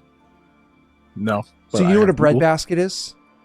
Yeah. Bread baskets have that kind of like the wood rolls up and down to open and close the bread basket. Oh, these. Okay. Yeah. Yeah. So instead of the drawers that lock, instead the literal surface of the desk locks when you shut the roll top. Like a modest desk can also be like a simple version of that. Whereas obviously a fine desk would be like an ornate version of that, and all of the compartments have locks and so on. So again, like it has functionality and security built into it. Yeah. Only 4 gold if you get it worn. Yeah, I was gonna say I might have to go with worn, because honestly, even for Mikhail, even like a worn one is gonna seem kind of awesome because it's his. Yep. He doesn't need it to be like brand new. Yeah, because so especially like not getting into the nitty gritty here, it's your story, but knowing Mikhail's backstory, he probably had that same moment of elation when he went to the university, right? Mm-hmm. And then to have it be properly his. It's it doesn't have to be fancy. So yeah, like it'd probably be a roll top would work, because then he can just close it when he's done. You have to put Does that everything away include every the time. chair in the price? It does not. Of course it doesn't. Because you're at 10.8 if you get the same quality stuff that Koa got and you get that worn. Yeah, and I'm not getting the nightstand. I'm getting the bed, Okay.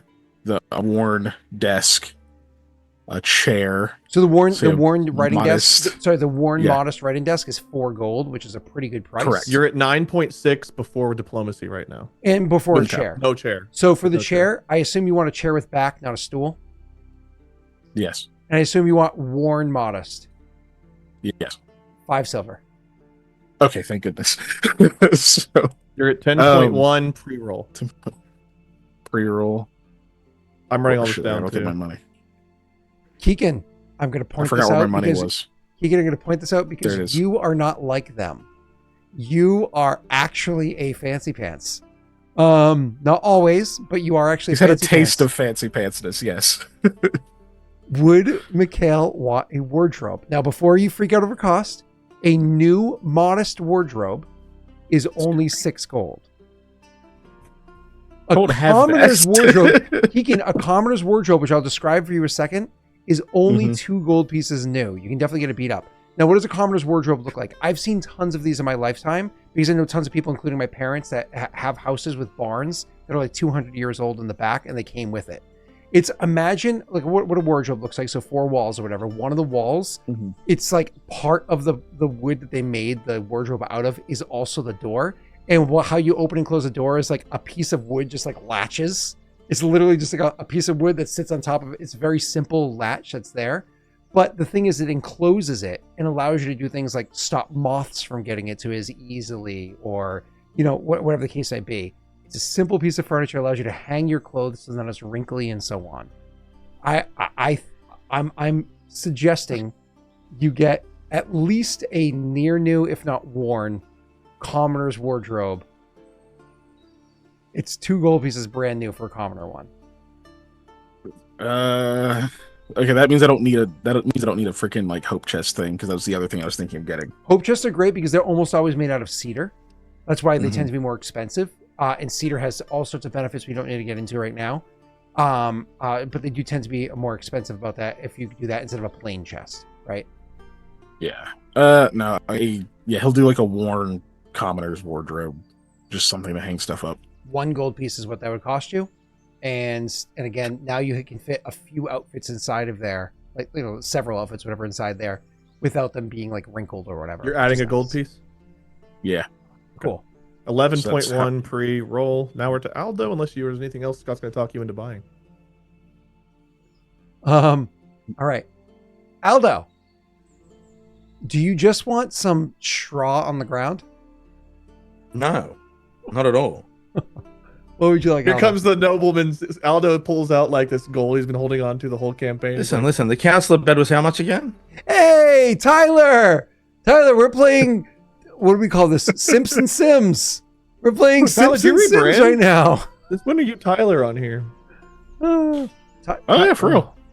Tyler was Hello. here when I was building the PC, Wade. He stopped by to watch me put the CPU in, and I think Tyler's literal back was sweating. So it's like, oh God, don't fuck this up. I popped in for 2 seconds. It sounded like you had just stopped licking my balls verbally a minute before I got in there. Yeah, You that was seemed awkward. embarrassed. It was super awkward when you got there. At least I licked Tyler's balls when he was on the stream, when he was like actively there, you know. But Scott, how anyways. much are councilman's bed for Aldo? Yeah, so a fine bed, brand new, 25 gold? is 25 Yeah. gold pieces with a we're talking brand new down, brand new mattress, brand new everything. Yeah, so that's custom ordered, right? That is that is brand new. Yeah, I'd like to put 16 gold on that, and I'll pay the rest later. Oh, hold on. You're I want to saying build. I want to build for me, bro. so you want an ornate money one that does starts at Aldo 60 have? gold brand new? That's 16 gold. No. You misunderstood what I said. You want an ornate one, like a noble's one, where it's 60 gold brand new? Nah, we'll go to the fine one. Are you sure? Because you Well, I just don't. I'd never seen us ever amount to having 60 gold like each. That's So fair. So I'm sorry. I'm about to start robbing the keeps of furniture. Like when we go, like Curve Rock's got the right idea. That's all I'm saying. All we gotta do is knock him out and then look at his walls and see what kind of gold We he's now hiding in have an there. Anakin and a Palpatine in our game. Aldo is going to be like, it's wrong. And Kurvok, do it. Mind you, Kerbrok with all of his nice furniture with literally like sheets draped over all of them because he cares. Yeah, he's definitely got gold in his walls. As your characters are furniture shopping, you I think it was Kiki that made the joke earlier. Literally, like, I get it now. But anyways, cool. So back to you, Jake. You want to negotiate for 16 up front to have it afterwards. I don't even think that's a negotiation. I think that I will just accept that as is. You'll get it. Yeah. You give him the 16 gold now. You give him the other 9 later on. And Are still we do it. going to still roll diplomacy on total price? Yeah, we are, because you're Okay. and, I'll put and, 25. and even though it's being freshly made, Because you're buying so much at once, as you were saying beforehand, I will gladly roll that into it as well. So, not a problem. Okay. Are you getting any other furniture for your room other than a bed? Not at this stage. That's good, because, like, my everything broke reading that number. The bed really is the most important thing, though. Dude, I'm here thinking, like, how do I spend 6.8 gold on this stuff? And then you guys upped that by, like, double and quadruple, so I'm feeling pretty good about Koa's price range right here.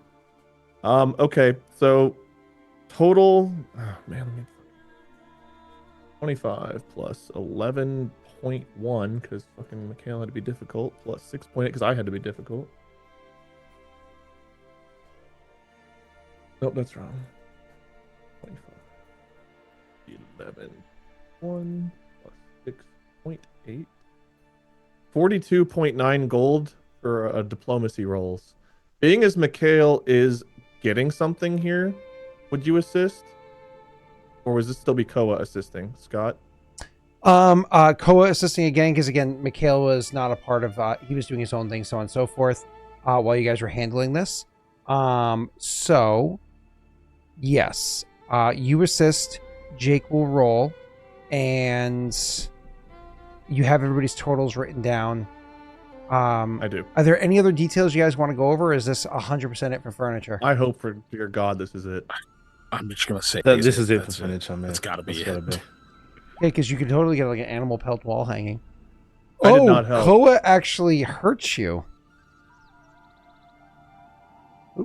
This is why I argued for Mikhail to be there, since he's getting a fucking 11 gold worth of stuff, but you know.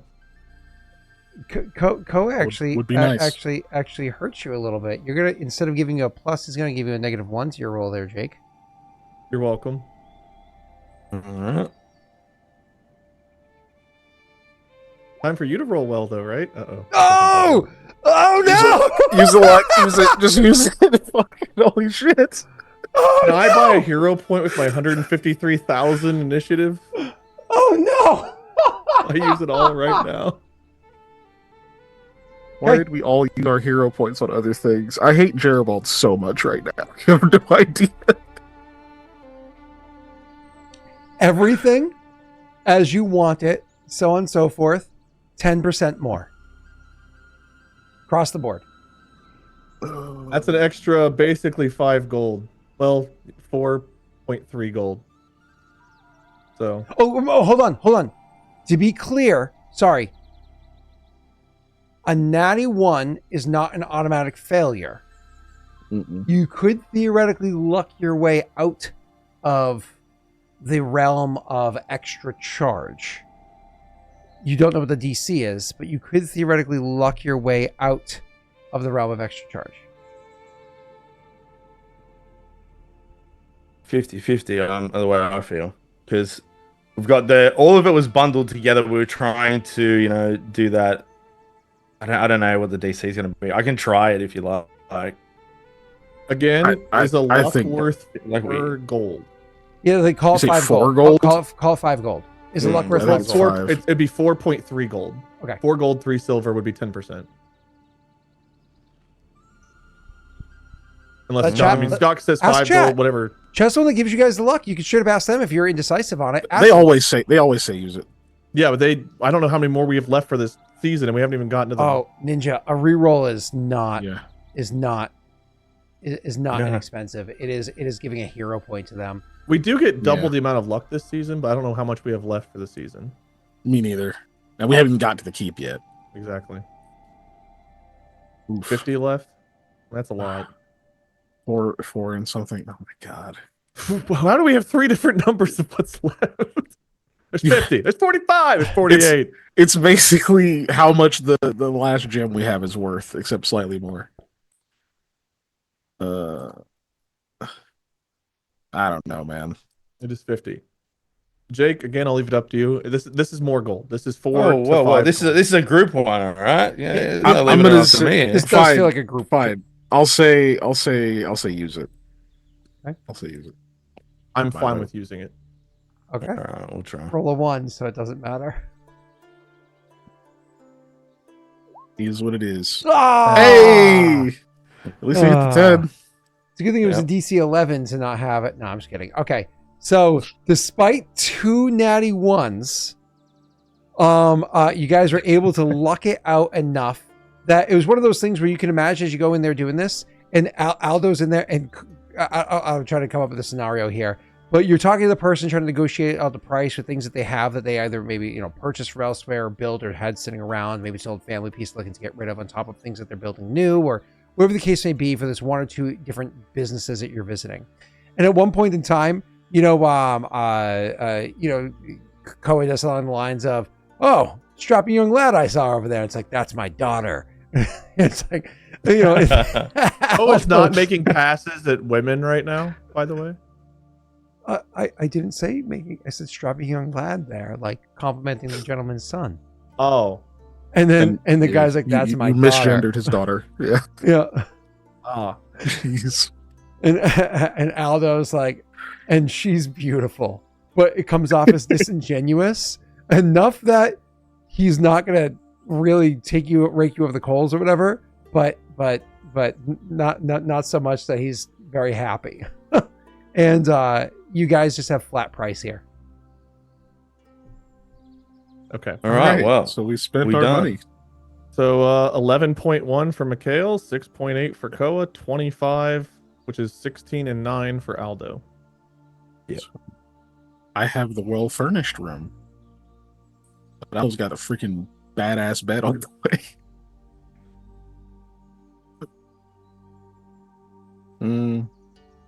Oh, Scott, I would ask gem merchant dude,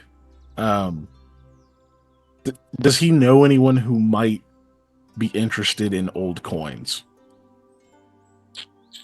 Roll me a GI check, which for you is a loot. Okay, I think. gather information. Got you. Okay. Yeah, not gastrointestinal. Yeah. Oh, it wasn't a 1. I was fully expecting it to be. No, that's a pretty decent roll. So they say, I do. They don't live. They're not always in town, but I can give them a shout next time they're here. Probably bump into them the next couple of weeks or so. While you have some. Yeah, I'll actually show them a couple of the older ones. Want me to hold on to one in case they're not still in town when you get back, so I can show what you're working with? Yeah, I'll leave it with them. Okay, and so you can mark that one was left with this guy, and you'll find out when you come back. We'll show a gesture of trust here. I have so many opportunities to have a villain arc just kick off. And this is another. I missed what's even happening because I'm still blown away by what we just spent on furniture in our I'm trying hours not to think about RP on our D&D game. I'm trying not to think about it. I asked the gem merchant guy if he knows anyone who would be interested in old coins, since we have old gold. Barely. Yeah. Because I'm thinking about how to make more money again. So, Oh, that's right. We do have. I have that. Oh, I have that separate. That's not part of my general pool. Yeah. I mean, Yeah, I have mine separated too. I have 5. Yeah. I think we each have 5, right? Wait, Mhm. I'd be lying if I said I didn't enjoy this. Like, I did a Patreon game some while ago with party members that were inside of a city, kind of like acting as like rogues or what have you, and they had an inn that they lived in.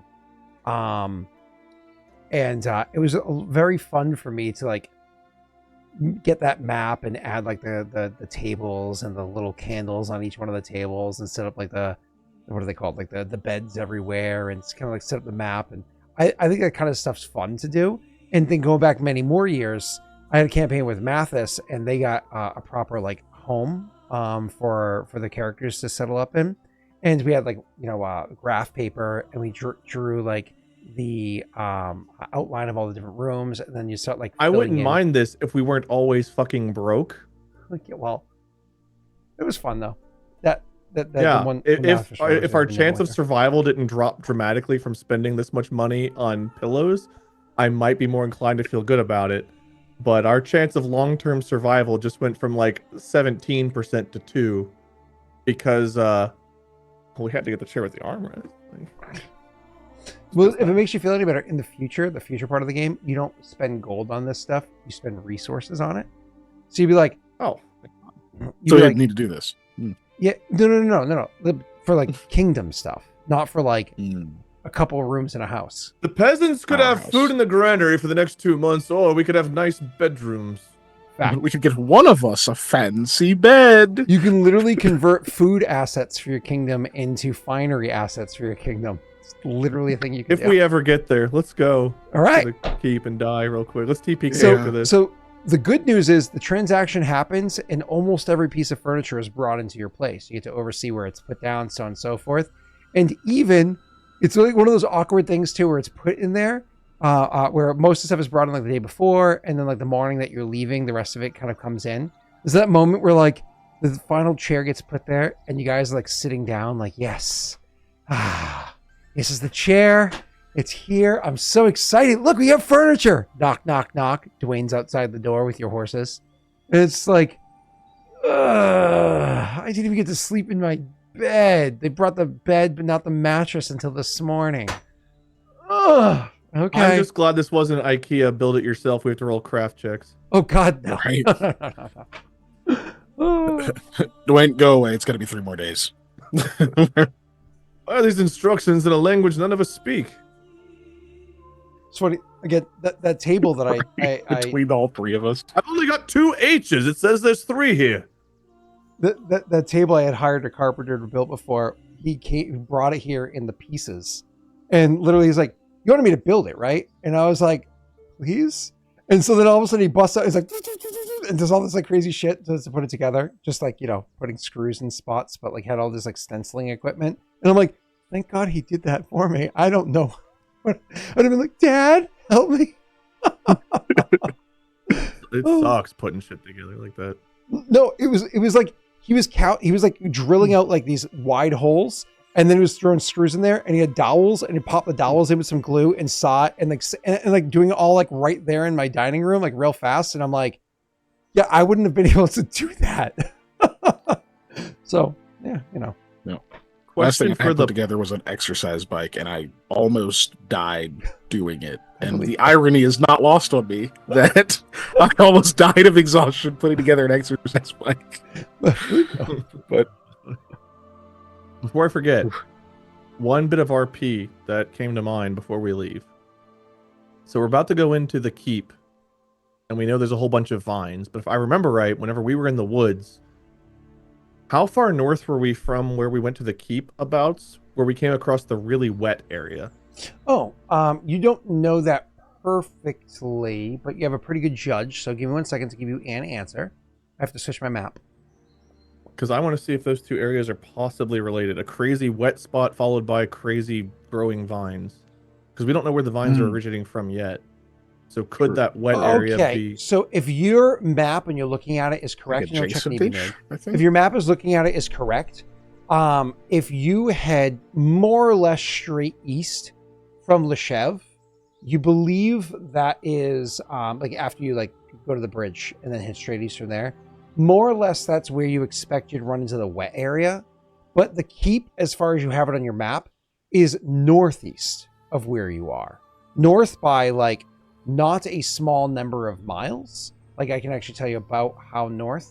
Approximately, this isn't exact, right?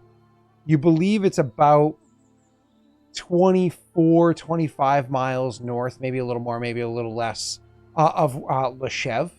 And then very east is where the keep is, whereas you think that wet, moist area is pretty much directly east, which is why you I ran thought that into was it further before. north. Did I have that backwards in my memory? Because I thought we went too far north and cut back down to find the one place. Am I wrong? You did. You guys That got sounds lost correct. and went all over the fucking place.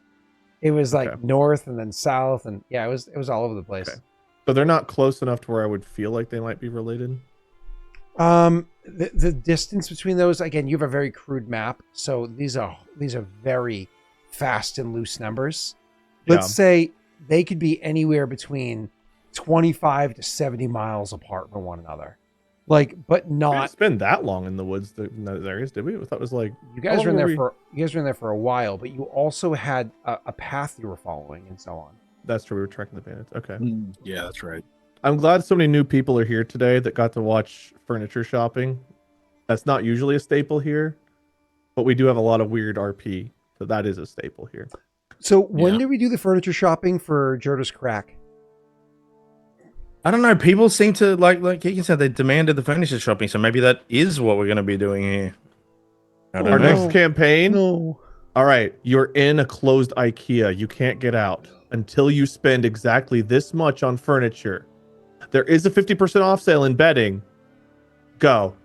Okay, so a plug. I jump don't- off of the highest shelf. I don't remember which channel this was on, but legitimately awesome. So if you like watching D&D, clearly you do.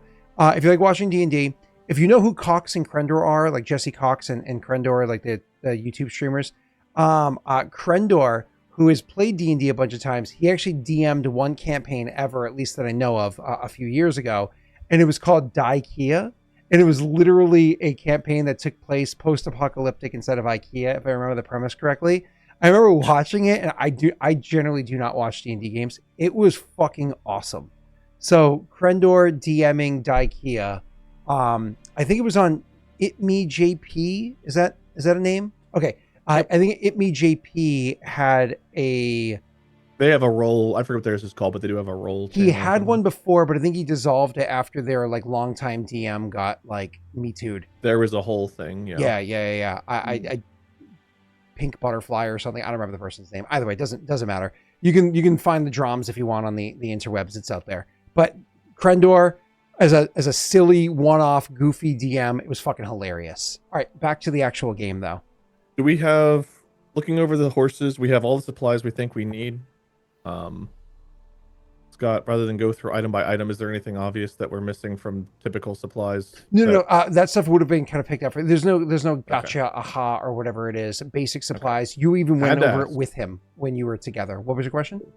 Want to make sure if do I need to roll to see if we're missing something? We're good. Yours is good. No. You were confident in when you, because you guys spent some time like unpacking everything, repacking it correctly, so on and so forth. Yeah. Cool. We had to get a new tent. Did he get a tent? Because I think our tent got destroyed when we were in the mountains. So I wasn't 100% sure on that one. Damaged, if I remember correctly, your old tent did get tattered a good bit, but wasn't Keegan able to fix that? It was one cloth got ripped, so it depends if it's one giant piece that weighs more than 2 pounds or if he can mend it. No. I didn't have mending I don't at the mean time. magically. I thought Keegan made a craft check to sew together the part that got tattered up. So it was like shitty but functional. I remember trying to fix it. That might have happened. Yeah, I remember the tent was still functional, just wasn't like new anymore. Like I don't remember if I fixed it or if it just didn't get that damaged. Okay. So in theory, we have a functional tent. Is that enough for 4 people? Is it big enough for 4 people? what That tent is size of tent designed was it? for 4 people. Again, it's not in its mint condition by any. This is what you would call literal trash. But it is functional. It just might be uncomfortable for 4 people. But actually, if it's cold, 4 This people is might a be large better. tent? It keep you snug and warm because it's not as much space. So it's a large tent. Yeah. It's a 4-person tent. It's a 40. Yeah. I see it. There it is. Okay. Are we good with a shitty tent? Do we need to buy a tent before we go? Yep. Shitty tent? Okay. Nope. Shitty tent it is. All right.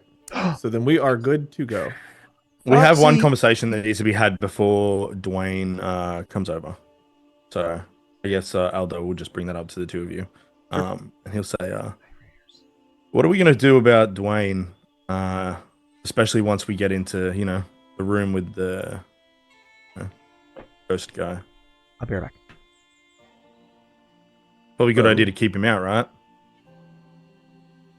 Out of the actual ruins? The room at least with the elder. Yeah. Oh, absolutely that. I mean, he won't be able to see or hear him anyway. We'll just look like crazy people. But perhaps we let him, if he needs to take a look in the room, and then we'll say we need a moment in here. And I was honestly thinking, well, I think if there's a structure or something we go into, then I mean, unless he insists, I was thinking maybe having him stay outside of that, watch camp, and then we just bring out the ledger with us to report it to him. We will likely need to develop a good Report it. relationship with him to get to that point, because his job is to make sure that we're keeping track of items properly for Kovrak. So, if our relationship is good enough and we promise to write things on the ledger and he trusts us, that is probably fine. However, if he's insistent on going in, we will have to let him know of the dangers. And I also would not like him to know everything that's going on because we have to assume if he knows, Kovrak will know, and who knows how Yes. he'll feel. Technically, this would benefit Kovrak because it would undo a curse that was done to the Mull Empire.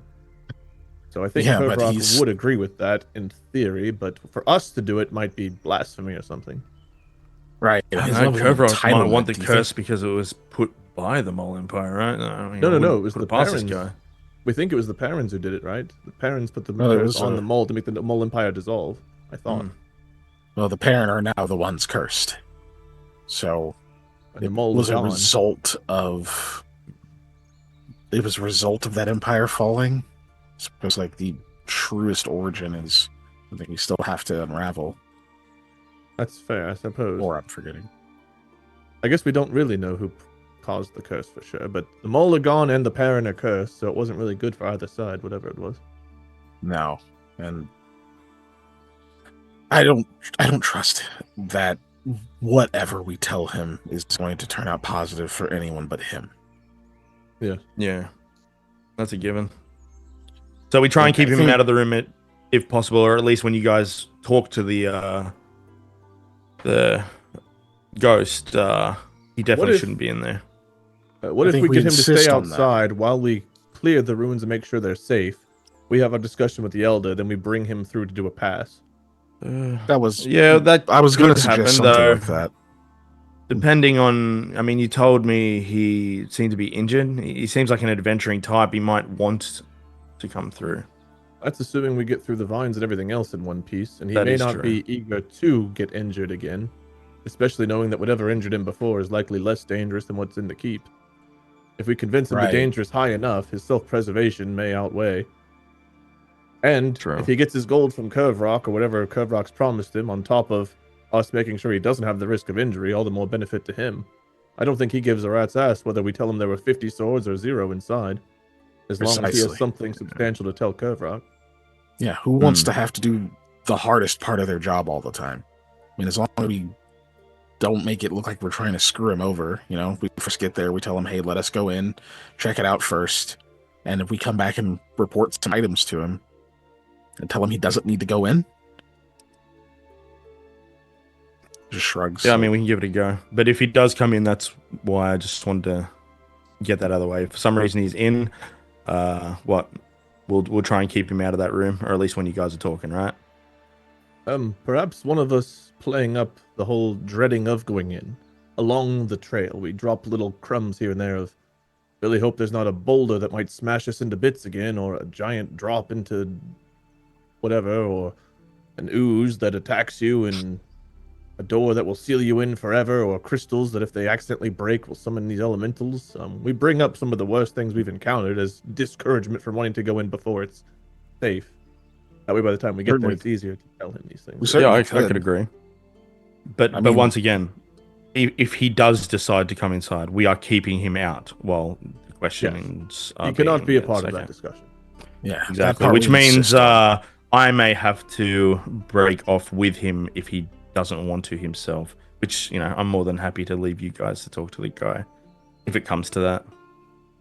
We will if needed, yeah, I Well, we guess. can take turns doing it. You can stay out, and then I can go, and you and Mikhail can go in. That way, if you have your own questions, you can pose them. We'll make it Yeah. work. Let's just hope Yeah. he's not so in love with his job he's willing to risk his life to count daggers for Curverock. He seems reasonable so Yeah. far, and honestly, the closer to the truth we stick, the better. Remember how stressful this whole thing is going to be for us, too. It's easier to slip up the more duress you're under, and the worst scenario is he thinks we're liars. Well, when we get there and he sees that there's vines covered in thorns that are seemingly coming after us, unless we're on these stone foundations, then I think he'll see that we're not. As long as he doesn't catch Alright, us. well, in at least we something. know where we stand now. Yeah, I'm not I think we do. one for deception, but it feels like it's in everyone's best interest to not let him in on everything. Deception isn't always a bad thing, Goa. Right. I'm still trying to figure all that out, but I think that is true. almost a kindness giving him reasons to not know things. I don't want the It guy can to be go a in there lot. and get killed. I mean, he may be very talented at whatever he does. Maybe he is, but this isn't necessarily his fight, and this is more for Kovrok's own curiosity. His promise in this is just a bit of coin that he's going to get either way. So I don't see a reason to encourage him to get himself hurt. I agree. It just benefits all of us. That's the strange thing, though, right? That this guy doesn't seem to have a relationship with Kovrok, but Kovrok is trusting in, I guess, in his payment to make sure we don't screw him. And Kovrok seems to think everybody's out to screw him. It's a little. Guy must have some reputation. It doesn't seem that Kovrok has many friends, so perhaps it is just reputation or a combination of reputation and price. But I think Or he has some kind of dirt on the guy. Who knows? Also possible. We treat Dwayne well. We try to keep him out while we clear the place, and then we'll show him the ledger, and if he insists on going in after we're done inside, we'll do it that way. He said himself his job is to help guide us there. Once we're there, our job is to clear the place. Yeah. All right, let's go.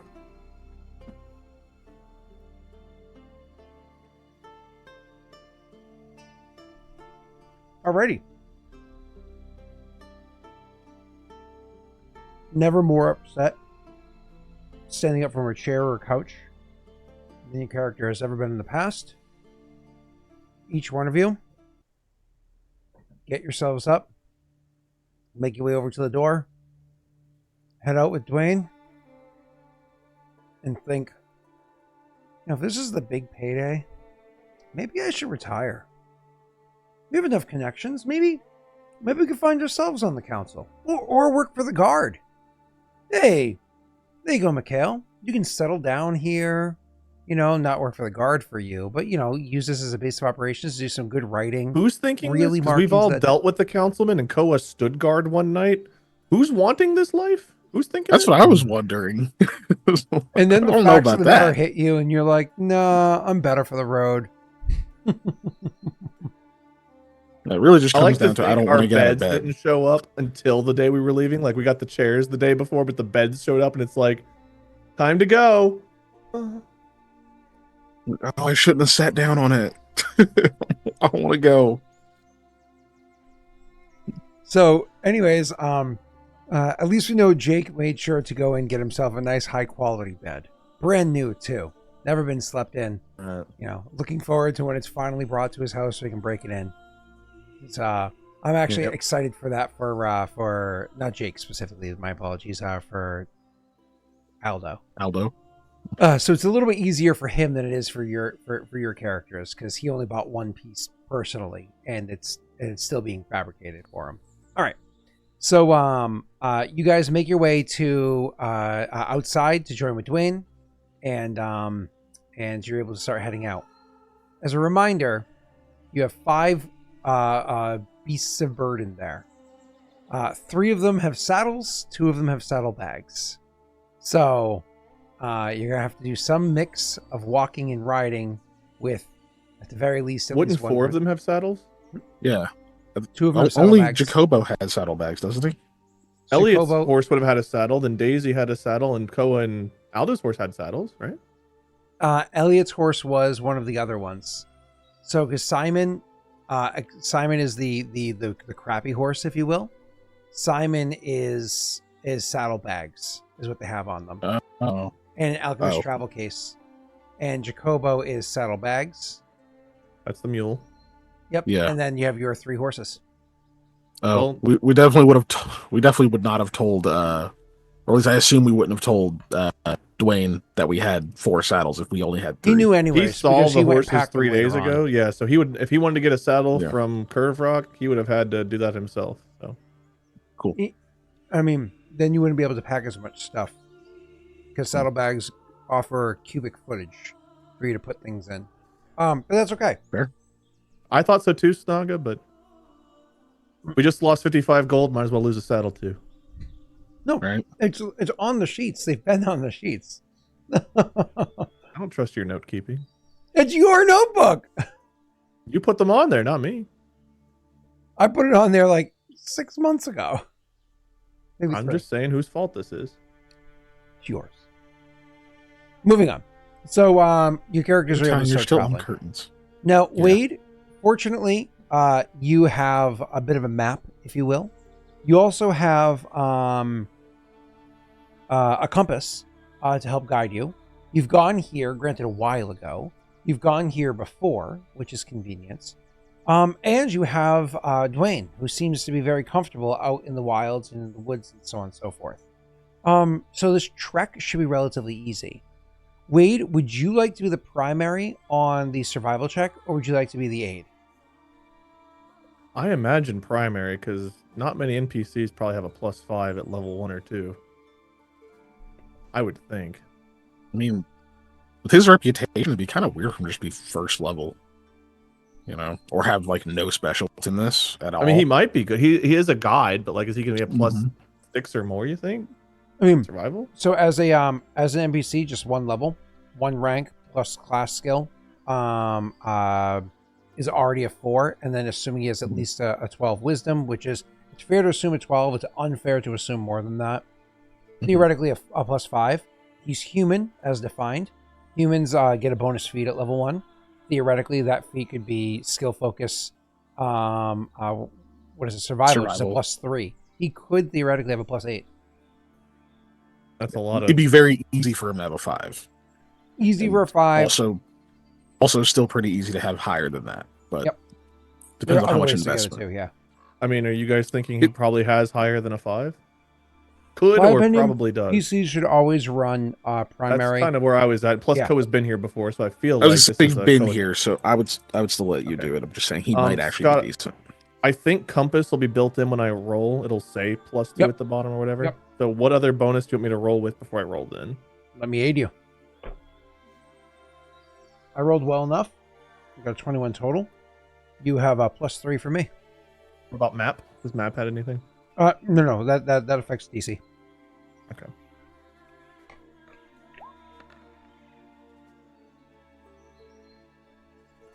I mean, 18 total. How you feeling about that? That's pretty good. I mean, that's not bad, right? Do you guys think we need higher than an 18 to make this trek back? That's probably fine. Yeah, it's an 18. It's a place we've been before. Yeah. I included the +3. That's the +2 with the compass makes it an 18. Oh, but that'll help us not get lost. I think that's probably okay. So that's an 18 total. Is correct. All right. When moving through woods that don't have a path, so moving through forest with no road or trail, it's trackless. You move at half speed. That's fine. He moves through them pretty well, but we're not talking about ranger or what's the word I'm looking for? Druid magically well, right? But he moves through it pretty well, so a bit better than that. Your horses, looking at the travel of them. Oh, dude, Scott, remind me to send you the new. I made that overland calculator thing. It's much improved from the first draft I sent you. Remind me after the stream to send it to you. Okay. Lowest one here is 36. Trackless is half speed for that horse. Because that horse doesn't have a it doesn't have an ability to ignore that. So you're moving at Jacobo's speed is the slowest one. Being 18 miles a day. After you get into the woods. So let's go ahead and change the map for everybody here.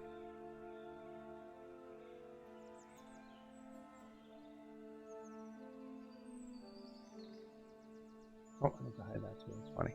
That's fine. I'll just deal without it and update my thing afterwards. Cool. Let's show the map for everybody.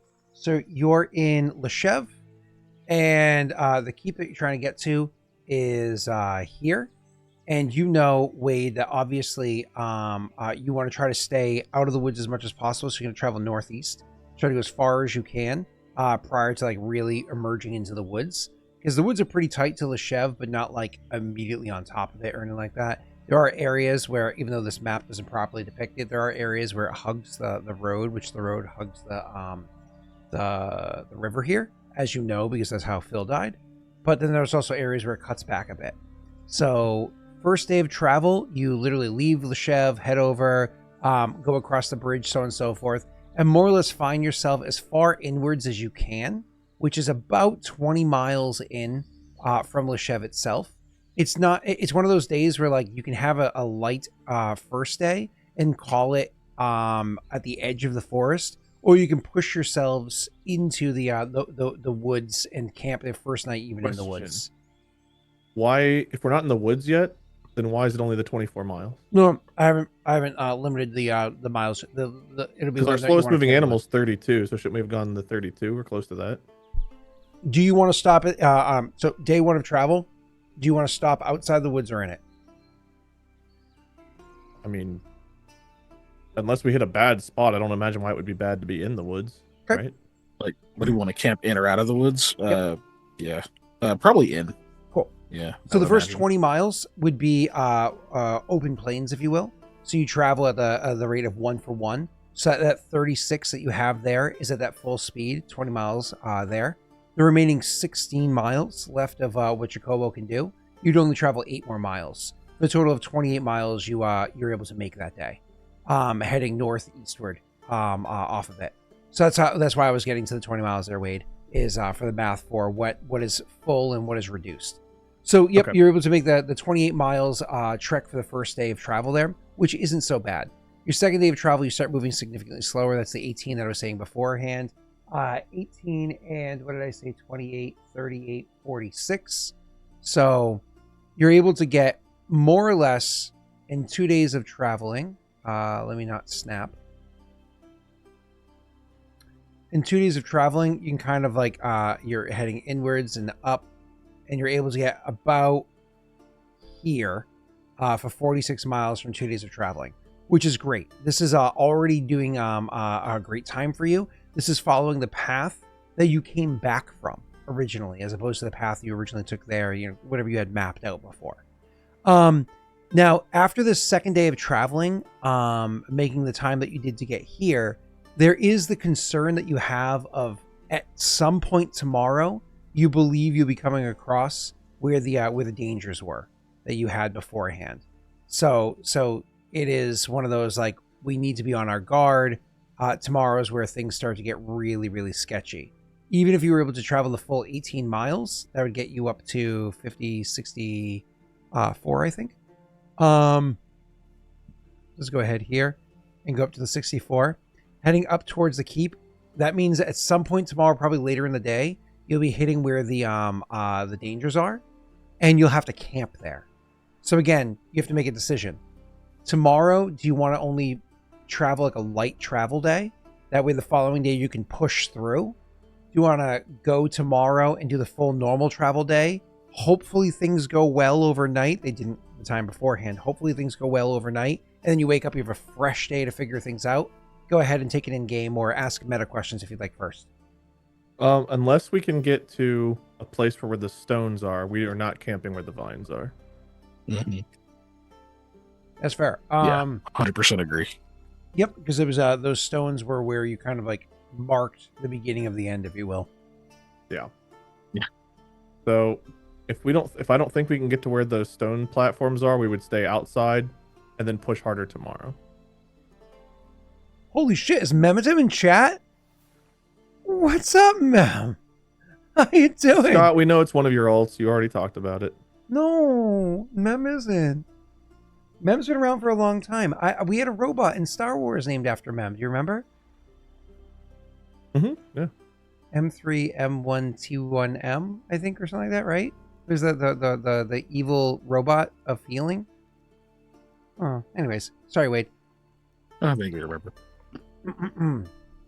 Wade, the first 2 days we did that first survival check. Roll me a second survival check. +3 again? No, hold on. Actually, yes, rolled well over a 20. That's pretty good. Holy crap. That's pretty solid. That's a 28 total. You match, what is it, the second day of traveling, you go the path that you need to, and you don't just go that path, you follow it so unerringly that you eventually come walking up to a point where even Mikhail is like, oh, this area feels familiar. And like not even an hour after he starts getting this like vibe of this area feels familiar, which is not something that Mikhail is particularly good at in the woods. Not even an hour later, you guys are coming up to the exact rocks that you come across beforehand from the same direction you had beforehand. So I mean, we're talking, you didn't just use the map as a guide. You were eventually able to find the exact path you needed to get to where that was. Okay. I would be making notes on my map along the way to like either redo or confirm, just so you know, because we have to come back out again, and this time we're not following the bandit route. So Koa is marking things on the way in on his map to be more precise. Mm-hmm.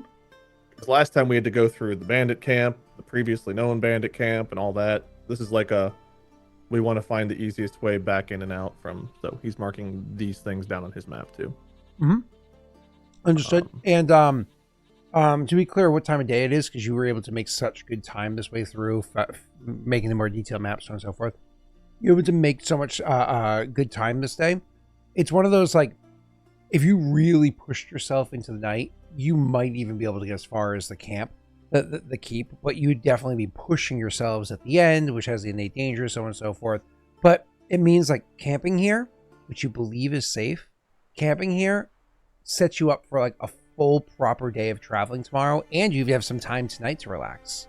And like we would do that. Set up. I don't want to get us any risks in the night. Not around the lines that we can barely see. Mm-hmm. Yeah. Most of the travel here has been quiet. 3 full days of travel. You guys had a lot of distance to cover inside of woods that are seen as haunted and dangerous and so on and so forth, and you've even seen it to be true yourself coming through here. And you never came through that wet spot, whatever you talked about beforehand. Okay. But the reason I bring this up is you haven't really had a lot of time to kind of talk with one another. Both while actively traveling, while on the road, you were kind of like spread out, not on top of each other. You were spread out, so conversation would be more like shouting, and that exposes you to anything that might be in the woods. So you kept quiet. So that you were spread out enough that you can see each other, that you can be there to aid one another immediately if need be, but not so close that you can talk. And then when you got to finally set up camp at night, because the weather isn't the best, it's a bit cold, so on and so forth, you guys ended up being tired. You didn't talk too much in the evening beyond some very, very light small talk. But today, with knowing how close you are, the trek has gone so well, especially the tail end here, giving so many extra hours here to go over details, you finally have almost like that, what's that game called? Dragon something Origins, where you have like that proper camp setup where you can sit around and really have conversations with one another. I say this now in case you want to come up with a plan or a strategy for how you want to go it tomorrow, or take some opportunity to really get to know Dwayne, because so far he's just a person that's been very helpful guiding you along the way. Clearly showing his we can roll for this, but I don't know if you were hit your computer if you stepped away. We were talking about rolling along the way to, one, drop some hints about the dangers of previous keeps, because we want to discourage Dwayne going in with us right away. Mm-hmm. So that's probably going to be some kind of roll, as like Aldo or whoever decides to be the one that's kind of like, man, I sure hope this keep doesn't have this or this or this or this or this. And also we do want to buddy up to him and make him like us and be on our side, so he's more likely to like trust our ledgers rather than be like, you're going in a room without me, you can't go in a room without me.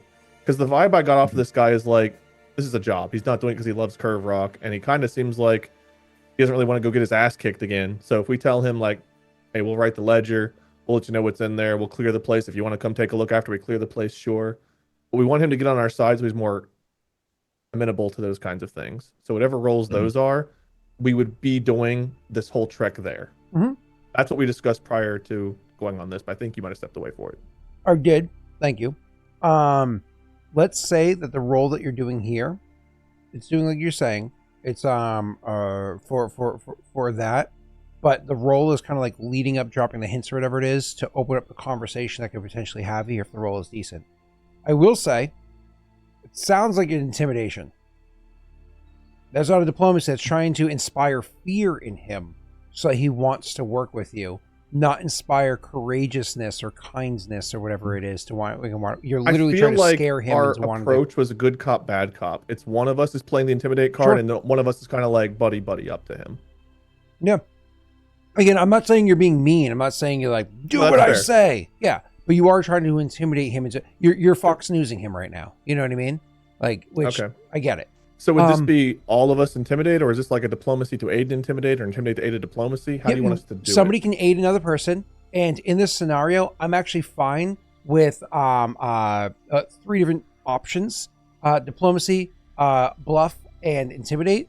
But intimidate must be one of the roles, either the primary or the aid in this. Okay. The other one, I don't care. Total of 2 dice. 1 aid, 1 delivery.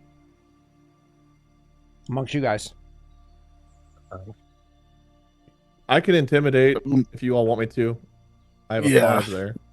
Mikhail would probably be approaching it more with diplomacy because he'd be more explaining like, yes, there's been all these other dangers, but also there's not really a reason for him to go into the keep.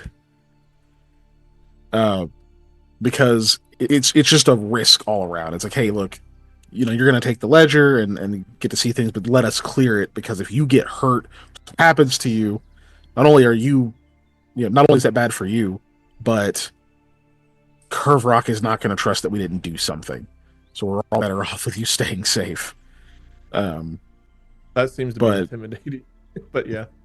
I mean, but he's not like, oh, boo, spooky. It's more just like, dude, it makes more sense for you to not be in this super dangerous place, Koa's approach will be like going off about all the different traps and things and kind of being excited about what this one might hold. Even though on the inside he always hates going in these places because there's never a way to actually fight what he sees. But he's building it up like some bravado, but also saying things that would make an average person kind of like, why the fuck am I here? So that's the way I'm going to go about intimidate if I roll intimidate. Unless Aldo wants to do one of the rolls. Well, that's up to you guys. The way Aldo would handle it is he'd be more or less saying, "Oh man, the keeps we were in, like I seen all these many people tried to get in, and there was bodies like caught in traps, like the skeleton remains." Like he's bluffing the shit out of that thing. So it's got 2 rolls or 3? Total of 2 rolls. Okay. One of them has to be intimidate. So are any of you better than a 5 at intimidate? Nope. I have no ranks. Mine's a 3. I am, but I think if you're gonna roll intimidate, it should be you.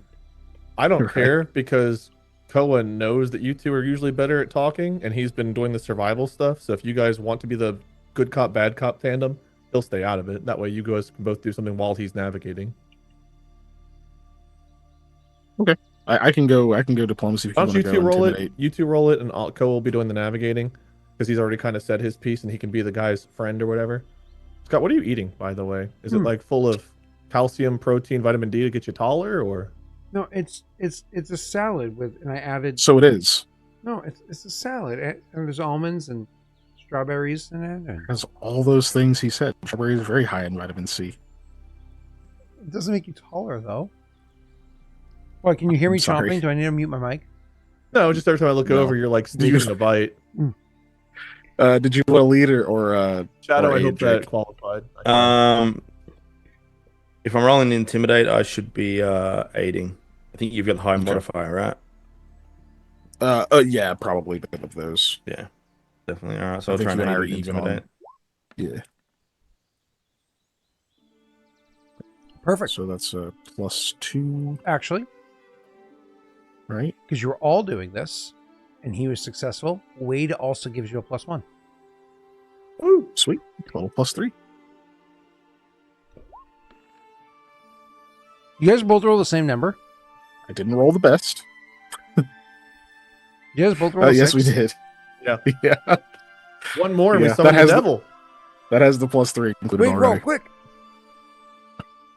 I We don't go know if with this guy's 18 super or on our side. There's a 50% chance we could 20 it. I don't know if we need a 20 for him or not, but I feel like at 18 is probably.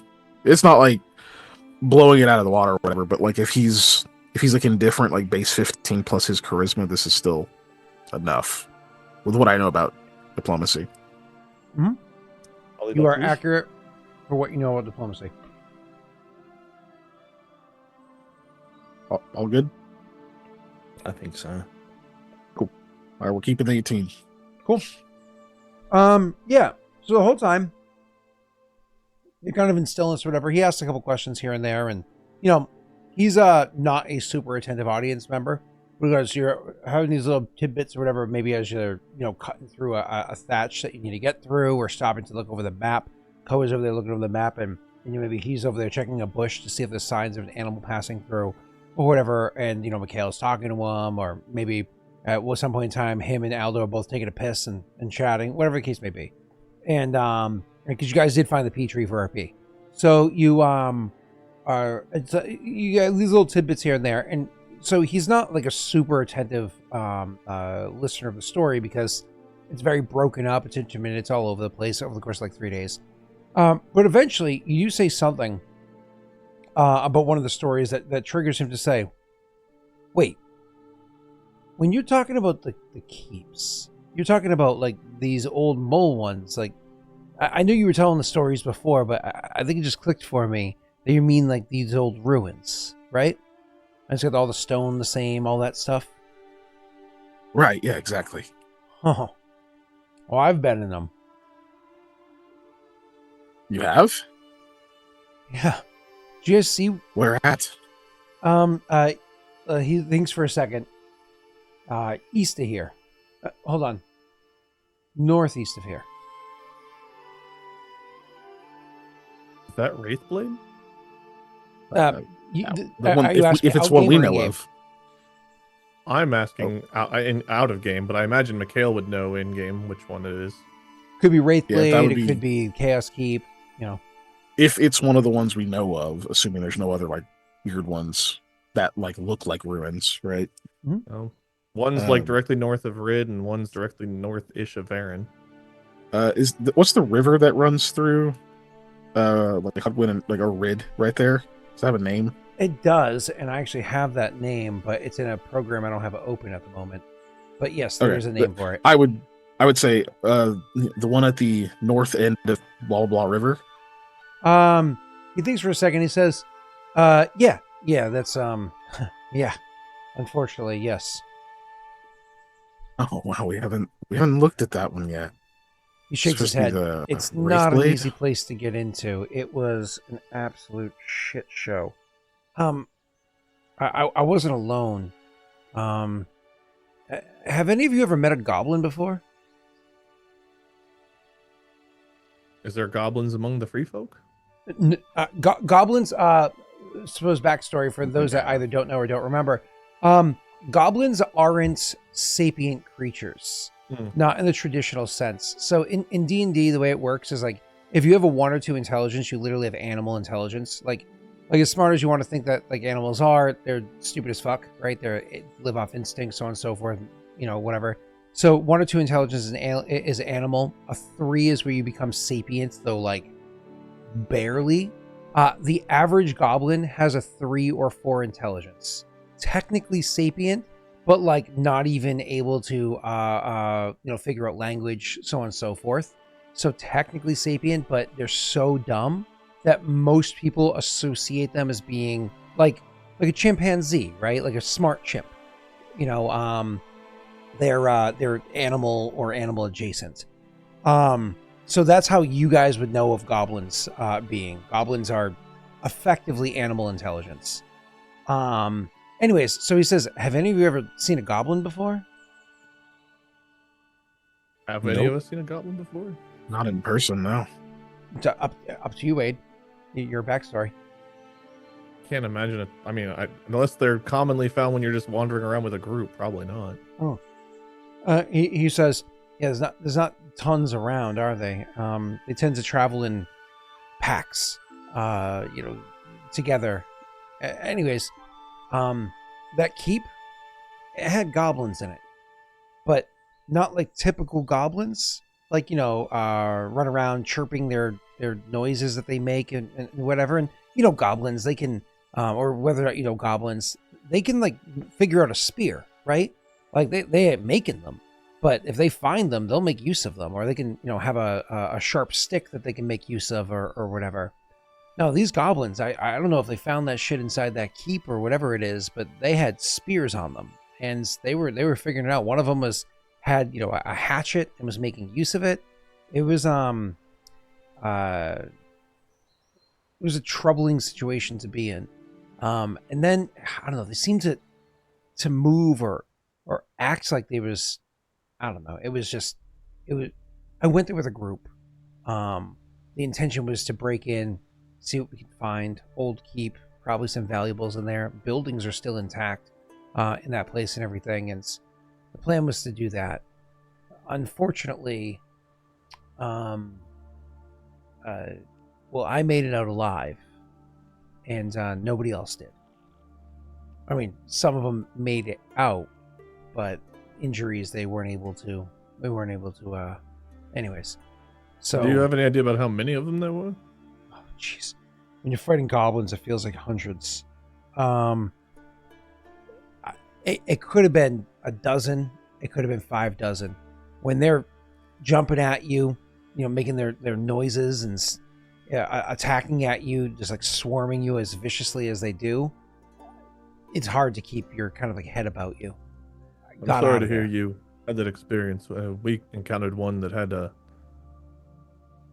been 100 gnolls nearby. Ooh, 100 gnolls. That's different. Gnolls are. I mean, you'd like to think gnolls you can at least reason with them, right? But there's no reason with gnolls. And a goblin, maybe you can scare it off, unless it has more friends. And goblins, maybe you can kick them, like a good hard kick to the sternum or something, and they back off. Gnolls, they'll hunt you down. They'll hunt you down. They'll smell out your family, hunt them down. Gnolls are vicious. Yeah, they certainly are. All the more reason we appreciate you joining us on this, knowing what you've been through now. Hopefully no goblins or gnolls or anything worse. No, just magic plants that are trying to slice open our legs, right? That's why we're on the barded Just horses, that. let's hope. Well, listen, if we get out of this alive and your intention is to go back to that keep, I'll tell you this right now. We were able to get in. I found a way in. Just pissed them off though. The hard part about that keep is that it has walls, as a portcullis. Like so if you just come up to it, you're just out there in the open. It's you have to get in the right way. What was the right way? Is that why Curve Rock put you on the job? Because you've been to one before and he knows that? Oh, well, I've done work out of Loshev before anyways. The council has hired me to do a couple of other jobs before. If the plains cats are getting out of hand, I've gone and taken care of that situation. Thin the herd a bit, if you will. That kind of work. So they knew that I was a reliable sort for them. I didn't tell him that I'd gone to the keep. He didn't ask about my injuries. And so I didn't tell him. I figured if he was offering, the amount that he was for me to do this job, granted not a good price, but if he was offering the amount, maybe knowing that the last crew I went out with all died, maybe I would have gotten even less.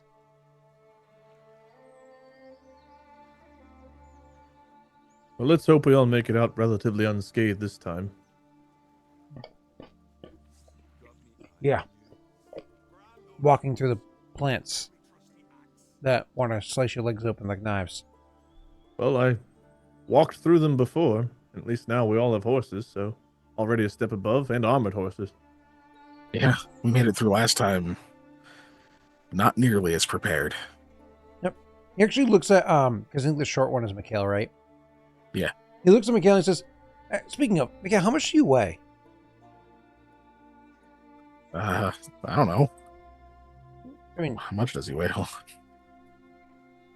on. About 150. he looks like Koa. Who do you think is heavier between us? You want to like give us a lift and see who's heavier? Not particularly, but I will do it. What do I roll to figure out who's heavier? Oh, I mean, you just go over and give him like pick him up, give him a little shake or whatever it is, and put him down. He weighs about 150 with no armor or anything like that on. The other guy probably weighs about like 175 without anything on. But of course, then they both have equipment. I think they're both wearing leathers. Yeah. What's his name would be wearing what, like actually, no, he'd be wearing studded leather. I think Keegan's wearing leather. Just another weight difference there. Plus one has more weapons than the other one. So very clearly, Dwayne weighs more than Mikhail. I would say you've got Mikhail by a little bit. Yeah, that's what I was thinking. So we got this armor for the horse's legs, so we can sit on top of them. But the issue is, Simon here, nice steed, he's, good boy. Does whatever you ask him to. He doesn't complain. That hill we got stuck on with that bit of patch of mud, he didn't freak out at all. Maybe more a testament to you than him, but I don't think he's going to be able to hold his saddlebags and me on top of him. It might be a bit much. I'm thinking we should take some of his stuff out of his pack, distribute it to some of the other horses, small bags they have for their saddles there, maybe a sack thrown around the horn. And I'm thinking, Mikhail, I should probably take Daisy and you take Simon, just so the horses end up being okay. Can we sense motive this? Absolutely. Yeah. Never mind. It's a great idea. It's safety first. Great idea. Aldo, you rolling? Yeah. Oh. You see that? It was so close to that 20. Everybody happy with it? Do you want to luck, Mikhail, since you're the closest? It's up to you.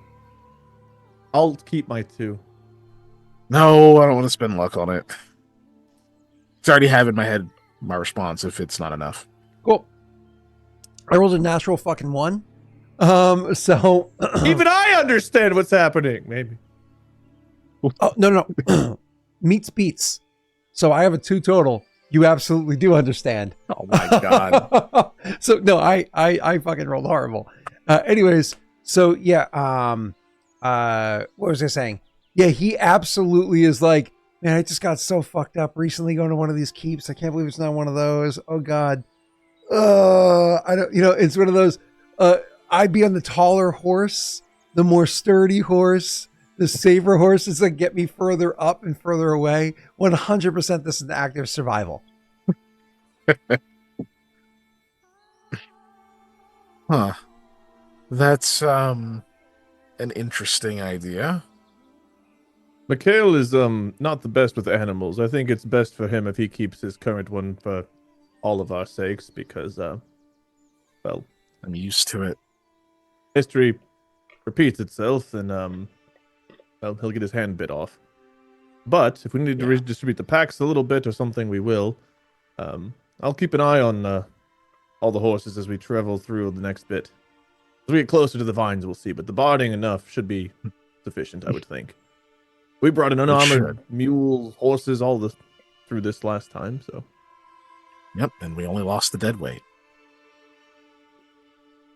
Wow, that last line at the end there. Koa, glares at you. Wade doesn't remember that mule's name, but Koa would. He purposely does not look at Koa. Oh, I thought you were saying we only lost the dead weight almost as like a threat to, but you were just making a joke about I interpret that so differently. It was a little both. I'm not gonna lie. It was a little both. It was meant to be kind of a double. A little entendre there. So, either way, you kind of deliver your retort there, Koa, and he goes, yeah, we should still take some of the weight off of Simon then, so we don't break Simon's back. I'll check it out next time we break. How's about that? We're Oh, this is leaving during till the break? morning. This is while we Yeah. were writing. During Yeah. break, yeah. I'll take a look and make sure that it's well adjusted. Your weight's I do that kind of- different. I do kind of pat him on the shoulder and I say, listen, we'll be as careful as we need to be. No rush. All right? We're not going to get you hurt for no reason. You guys didn't add the 70 pounds of rations, which you would have eaten some of, so even we call it 60 pounds of rations distributed. Those are on. I have them on one of the horses. Oh, do you? Yeah, he put him on one of I them. put it on down as like Jacobo then? 70 days of Jacobo. food. Yeah, it's on Jacobo. Yeah. I don't see it on Jacobo. Oh, maybe I have to close and reopen? Maybe I have to close and It's reopen. underneath the hooded lantern, oil, and torches. I just put 70 days of food, 3.5 weeks ish. Yep. Did you adjust the weight or no? He did No, because we not. were technically going to distribute among all the horses. We haven't done that, so Gotcha. Yeah. I didn't think it was worth doing that for one horse and then just have to redo it all later anyway. Because Jacobo, Yeah. to keep him moving at a higher speed, you would He would not take have some all the rope food on off him. of him and put some food on. But my point is, because you're shifting some of the stuff over, Simon, without anybody on his back, his light load only goes up to 175 pounds, and that is, he's probably sitting at about 105 with shit on him, and then you add a person that's 175 is 280, and then you have all of their equipment gets over 300 pounds. So theoretically, he'd still be within his medium load with somebody uncomfortably sitting on their back because it's saddlebags, not a saddle. But he theoretically could be distributed in such a way that he would be within his medium load and not going into his heavy load. So you should be okay. Again, with a mild amount of redistribution just to ensure it. You know what I mean? Because, Wade, this is what I was talking about. How do you want to plan your approach? Are you guys going to move fast or cautiously? I mean, once we get into the danger zone, I think we try to quickly get to where we're at least within spitting distance of the stones. We know that the thing never came up on the stone before, so because we slept on one of those that surrounded us, but it never came up on it. Mm-hmm. So I think the idea is we try to get there and find the keep before we get surrounded, because otherwise we're trudging through it if we go slowly there. So it's kind of like get to the edge, camp, and then the next day we try to get to the keep. Or find a good place to camp, put the horses and stuff. God, trying to keep the horses on rocks is going to fucking suck, won't it? Yeah, it won't be easy, that's for certain. But so an alternative idea here, just to try to make sure that because speed being a factor, weight matters across the board. At this point in time, it might be worth it for your characters to actually drop some equipment that won't be needed when you get there. It's like, what the fuck are we running? Look, you have a bunch of empty wine skins you're still dragging around with you. That's like 16 pounds of wine skins. You can just drop that now. You have a giant tent you won't need because theoretically you'd be inside the keep. So you don't have to sleep inside the tent. It's 40 pounds, a total of 56 pounds right there. You could drop just those two items alone. So it's probably like a good, 60, 70 pounds that characters can drop off of the horses. Right over here by the rock where you can find it. It's not like this is oh, look at this great tent, runs off with it. That way you can ensure that you have speed here. And it also ensures that you have available weight on the horses for when you're heading back out and you need speed. I mean, with the amount of stuff we can carry, I don't think any of us are going to have, literally the fastest we can move is going to be medium load on Simon because the dude's 175 pounds. Mm-hmm. Mm-hmm. We're going to be in that realm. Nightstorm can carry up to 500 pounds and still be in that medium range. So I don't know Simon's speed though is 40 feet. So it's so you're working with a 30-foot speed as the base, and Jacobo's speed is 40 feet. So Jacobo also be that 30-foot speed base, but you don't want to have to drop below that. No, I understand. I'm just saying, I feel like keeping everyone, loading up a little bit more on Nightstorm, we wouldn't really have to lose anything. Just not lose any. We're not going to gain speed by dropping stuff rather than just redistributing, because I don't think we have 400 pounds of stuff. I And see what you mean. Simon literally can't move faster than medium load because dude by himself has it at medium load, not even including the empty saddlebags. So we're pretty much capped there regardless. But I see what you mean. So we could probably move. Yeah, you're saying move more stuff on Nightstorm because of her higher capacity in general. Nightstorm at medium speed probably still moves faster than the other horses at light or medium speed. Mm-hmm. Yeah, she doesn't lose 10 feet at her medium speed, and then she loses 15 or 20. Because the higher your speed is, the more you lose when you go up. But yeah, she probably still does. To your exact point. Okay. So like we could lose 60 pounds, but we'd still be moving the same speed. So why lose the equipment? Is my point. Yeah, because we can always ditch it later if we need to carry more stuff back, and for some reason there's like if we could the increase difference the is if you speed, I leave would it do here, it's already in a safe space. So when you run out, it's here waiting for you. Versus if you dish it later on, you'd have to go through it again to get it, and through it again to come back out from there. Are we dragging a cart out here, or did we decide not to do that? No, we don't have a cart. Because it's the woods. Yeah. Yeah, just like leaving our tent some random place in the woods and trying to find it later might kind of fucking suck. Not a random place. I suppose you have a map that goes to and from. It's the rock. I mean, Yeah, that's we have a landmark. fair. Mhm. That's I'm not going to good. twist your arm. I was posing an option. I just don't know what the benefit is other than like because we can't get back here any faster, even if we do leave it. We just don't have it. Yeah. So we shift it around, but we just keep it. Unless for we're having now. a fill moment where one of our animals is like already got X's over its eyes. Like, why do we need to shed weight right now? Absolutely can happen that one of your horses straight dies. And now you have 200 pounds of shit you have to move over to everybody else. Straight dies or something could happen to? Or are we having a fill moment? If it dies, then we ditch stuff at that point, right? Unless I swear to We God, chased, if we're like we we still keep the ditch stuff stuff. and then a random arrow comes out of nowhere and kills one of our fucking horses, I'm gonna be pissed. right? The curse of the random arrow. No, this time it'll be a bolt, so that he can try to be technically. I mean, we might need the water skins, sure, but like we might need a tent. Where are we sleeping? In the keep or on one of these rocks? We would assume in the keep, but the thing is, we haven't even been in it yet. Yeah, I Like, know, don't so even we know have if we'll no find idea. it today. Yeah. So I'm good with keeping the stuff, and we'll ditch if we have to ditch it to not drop under like some, like a threshold later. Yeah. Then we do that, but we don't have to right now. We just redistribute it so that Nightstorm's carrying a bit more to take some of the weight off of Simon because he's struggling. Yeah. I just want to point out that what Duo is suggesting in chat is literally what I had Rena's character do in our Witcher campaign, and chat got mad at me for. Yeah, they should. Her horse died. Yeah, She didn't waste the meat.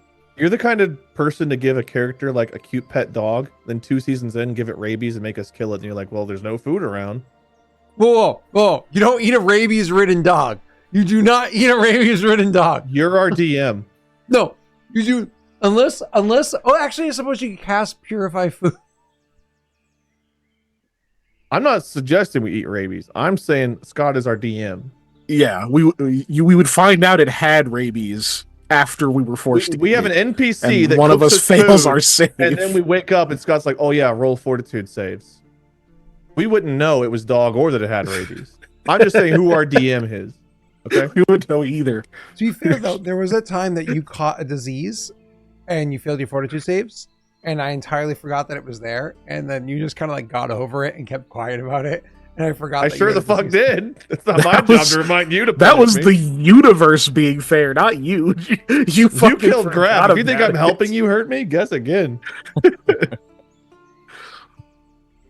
Vorches with flamethrowers.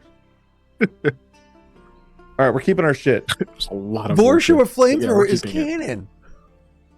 There were so many. Remember that cannon that didn't Cat, work there were because it got hundreds. fired once and was set on the ground? Yeah, I do. It wasn't a cannon. That was a rocket launcher. But It worse. was set on the ground. It can never work again. It was on the ground because The lovely it wasn't rules of working. Mass Effect. Weapons from 5,000 years in the future. If they are set down or dropped, don't work. Well, it's actually definitively not 5,000. It's not even like 200 years in the future. It's actually a very short jump in time. We've gotten to the point of capitalism where soldiers have one-time use weapons before they have to buy new ones. You know, in like old cartoons, when you could look in the background and see based on like the color and like texture of like an object if it was gonna move or not. I imagine like you set a weapon down and all of a sudden its whole palette changes and just blends in, so you know you can't interact with it anymore. Like, No. oh, Oh, that's awful. This whole That's conversation gave me funny. heartburn. Let's move on. All right. Where were we? Okay. So here you are trying to get to the place. You're spending your night here resting. I haven't asked before because it didn't matter. It totally doesn't matter now.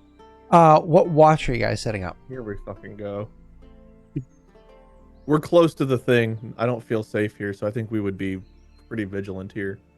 Of Yeah. course. What watch are you setting you up? need There's 4 of us, so Yeah. whatever, 2-3 hours each. two. Yeah, I think it's 2 each. Get us full rest because there's 4 of us. Mm-hmm. We'll do 2 each. I'll do Noah has good eyes, so he would wait and do one of the later ones when it's darker. the darker ones. Oh my god. This is Um, an all-human I'll probably group do still. first. There's 4 of you. It's Mhm. all human. That's hilarious. Yeah, Mikhail will probably do first watch, unless somebody else wants it badly. And Oh, we're that's all fine. 4 white dudes.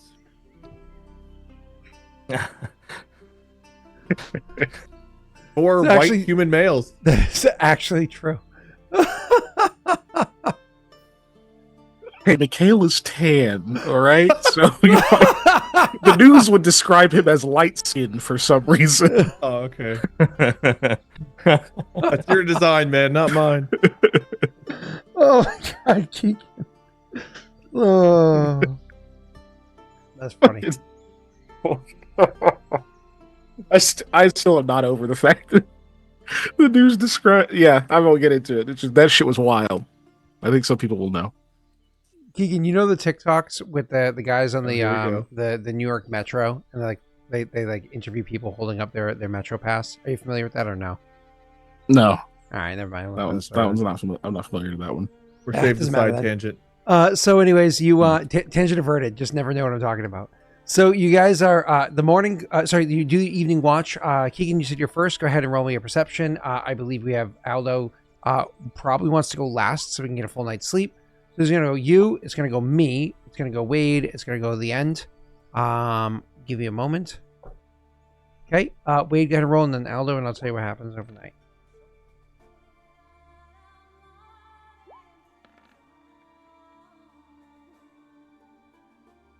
Cool. Thank you. So we have. So I didn't notice Co in there. My apologies. So we have Mikhail. When you go to bed, the sun is already set. As they're going to bed, the sun is setting because you guys want to get an early morning. So the sun is setting as they're going to bed, and you're starting your watch. So you have a little bit of light going in there. You swear that you had seen some movement along the edge of where your vision is, amongst the woods that are there, past the rocks.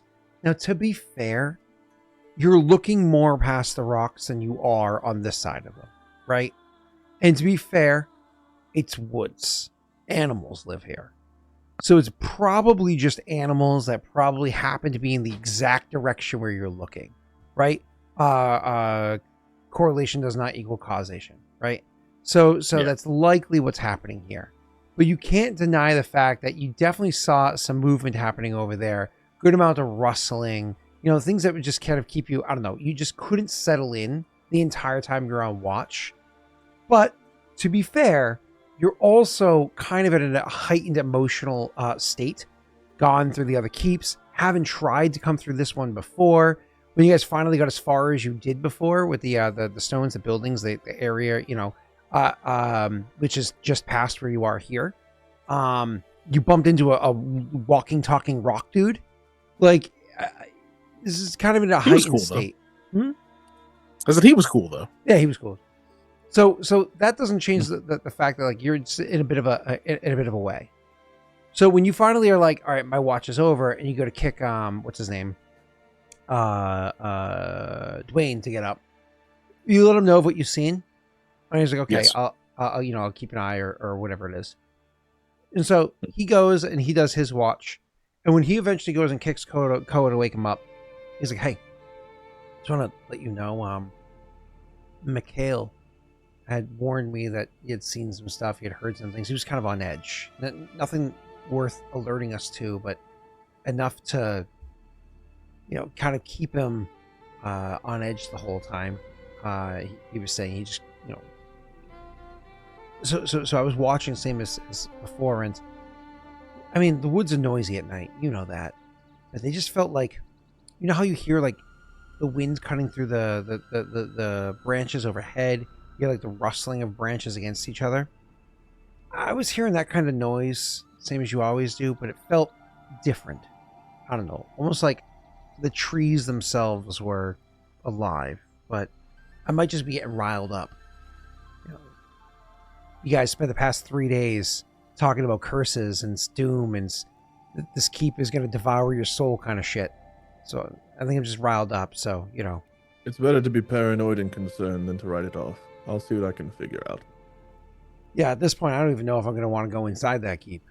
This place gives me the creeps. I have half a mind not to go much further than we are now if if things start going in a downturn from here. Well, we'll find a safe spot. If you're comfortable keeping an eye on the horses and Kobo, then perhaps you can keep an eye on them, stay safe out here, and then we'll clear it. And if you want to come in afterwards, sure, it's safe. You can go that way. We're kind of used to operating as a 3-man team anyway, and that way we would have someone watching our horses, which does matter. Yeah. Well, I gotta pass We'll out. figure it out. Yeah. Yep. All right. Koa gets up and he listens. It sounds like the woods, man. Like literally. He would walk a little bit further out with like a torch to see if he sees anything. I know what I rolled, but I'm just letting you know, like after being told that, he would kind of not venture far away, not that far away, but he would go out a bit and see if he saw anything a little bit further out with a torch out because of that warning and because he knows what those plants would mean. Interjecting there with your torch, would you like to add a luck die? Or are you happy with your 15 and just add the additional lighting, so on and so forth? I think 15 with the additional lighting is fine. Okay. Skoa also has better eyesight anyway. No, I understand that, especially with the torch that assist you. So, so as you go out, again, it sounds the same as what you would expect. It's a bit windy. It's springtime. There's a little bit of a drizzle that happens during your watch, and that, of course, adds to the amount of sounds that you're hearing. Occasionally, when you stepped over the line, on the edge of your vision, you would see a little bit of movement, but for fuck's sake, it could literally be like a bunny or something like that that's just moving to get under a bush. Or maybe a squirrel or a mole or something, some nocturnal or nocturnal adjacent creature that was surprised by the lighting and coming into their view and kind of being shed on them, right? Like, you don't think you notice anything. It's enough, same as them, because you went looking for it. It's almost like maybe you worked yourself up in your mind more.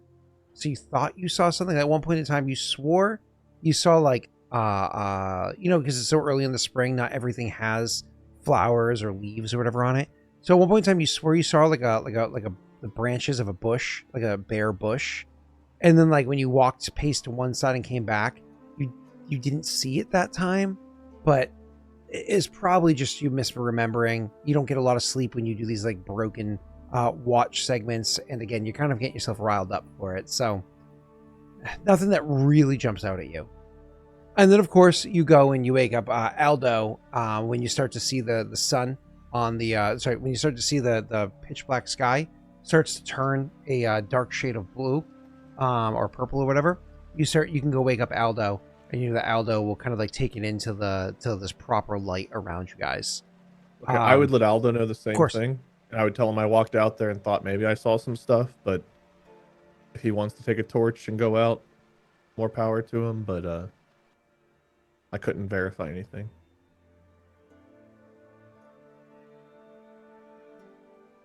Okay. Aldo, you got a warning. Did you want a luck or are you good? 18 is pretty solid. I'm good. Okay. Yeah. Gotcha. And you guys blew them all in furniture earlier. So you go and looking out and whatnot that's there. I imagine you don't go extra exploring out or anything like that. You are going to keep it safe. Look out, listen out, so on and so forth. Again, hear a little bit of extra noise, if you will. But that could just be the fact that it's drizzling a little bit, which is fucking miserable because it's your responsibility to light the fire. And Aldo, can you lean in for a second? Are you are you really gonna sit there and find some fucking dried leaves or shave up some wood and strike the striker against it 100 times? Or you're just gonna pour a little bit of oil underneath just kind of light that up to get that fire going. It'll burn out before they wake up. Just a little bloop, bloop, bloop of oil and not a whole flask, just a little bit of a flask. There's part of me that's screaming like, no, don't do that. Definitely don't let Scott talk you into doing that. And there's another part of me that goes, yeah, it's drizzling. It's not really the best kind of weather. Why not just use the oil? That's what we're gonna do. All right. It makes perfect sense that you would. That's My brain, it's like 3 or 4 drops. Scott's going to tell you a third of a flask was used to light it. No. No, not 3 or 4 drops, Jesus, but like a tenth of a flask or something like that. So not much at all. A flask burns for how many hours? Was it 8 hours? So you're you're removing less than an hour's worth. The way what's that stuff called? That jelly stuff that you use and you put it underneath like tin cans to keep it hot. Whatever that shit is called. Sterno or whatever. Nick, Jake, my best friend Nick, the way that he lights fires when he goes camping, he brings sternos with him, and he just goes and sets the sterno on fire and throws it, and he goes, I was hoping to learn about your friend's camping habit. Yeah. Well, anyways, my point is, 100% Aldo is the kind of person to be like, fuck this. Just do it the Not a easy DM way. in 10 years. We're going to have to do 30-hour sessions to get 10 minutes of gameplay. I remember when I was 25. Scott, my character's 18. Yeah, but 7 years removed. I remember when I went to car shopping this one time. Because there's no cars in this world. Yeah, but hold on. I'll get to the point. What was the point? I don't know. No, play earlier where I'm more awake. So anyways, I totally see Aldo being like fuck this, and just like legit lighting the fire, and it goes up so easy. It's so nice that happens, and you get it going right as the sun's starting to come up, or whatever it is. But as that happens, you're really proud of yourself because you weren't bent over there striking the stupid striker for like 40 fucking minutes just trying to get a spark going. You get this thing up, and you stand up, you're so proud of yourself, and you swear out of the corner of your eye, you saw something move between one tree and the other out over there. You swear, just as the sun was like kind of like coming up and chasing away the darkness, if you will, you swear you saw something. But like, you needle into it with your vision, really looking to see if anything is there, and no, again, it's just you getting worked up in your mind. There's nothing but bushes and twigs and whatever out there. Nothing crazy. All right, cool. Eventually, the party wakes up. They're happy to see that you already have water boiling. So they can have tea or coffee or whatever it is they make for themselves in the morning. You already have water fully boiled. You have everything going, and they're impressed. Aldo, good job. You with a drizzle. Kudos to you, buddy. And when I wake up, Scott, I want to listen for something. Yeah. If it's a separate survival check, that's fine. Is there animal life the direction we're headed? Like, do we hear birds or anything the direction we're headed? Or is it like there's living things behind us, but we're heading to a dead zone where things don't live and thrive? I like where you're going with this. I will take from you, Wade, either a perception or a knowledge nature, whichever you prefer. The same roll in nature makes more sense, so I'll roll nature. Oh. I'll take that. That's awesome. Yes, a 25. Nice. Oh yeah. Okay. So listening for that, you do listen to see if there are any sounds, whatever, over there. And you listen really hard, and you do. You hear sounds on both sides. There are sounds on both sides. I mean, but behind you, you definitely hear a much greater volume of them than you do in front of you. It's very mild, so it's borderline imperceptible, But once you really realize it, no, there's definitely more birds behind you making noise. There's a bunch of bunnies bouncing around over there, or various other creatures, squirrels, whatever it might be. Over here, they exist, but it's like a fraction of how many you have behind you. I mean, that makes sense. When you walk around with a torch before, you swore you saw like a bunny or whatever. I described that. As we go further and further in, I want to keep this up. Yep. This thinking, listening process, and I want to see if I notice a squirrel running on the ground. My overall thought process is: do these vines only go after like people, or do they surround and like kind of go after any living thing to the point where no other living things are going to want to be in here? Because it's like if a bird lands on the ground, like that kind of thought. Can a deer come through here? What is it that's attracting these things? Kind of where Koa's thought is. Cool. So, yeah, you guys. I would say Mikhail would do something in that morning too after he gets up, because he would probably still be not like high strung or whatever about what he saw, but still like kind of curious, like asking people, "Hey, did you see anything? See something move?" And he'd probably eventually ask like Koa or someone to just go check it out with him to see if there's evidence of anything that moved around over there where he saw it last night. Sure. That's a survival check. You can roll to assist Koa. Well, I'm going to chime in there. If you want, you can roll asking that perception too. to assist his survival if you would like, Kiki, if that's better for you. I'm sorry, Jake. I would much like that. If Mikhail brings that up and is asking Koa to check it out, Aldo will also just like mention, listen, when I got the fire lit up, it kind of went up really quick, and I thought I seen something over there by that tree. So that's just another area. Okay. Is that a hindrance? Help? Anything? No. I didn't add any bonuses or any modifiers, so that's just a flat roll of 15, which I think I will keep.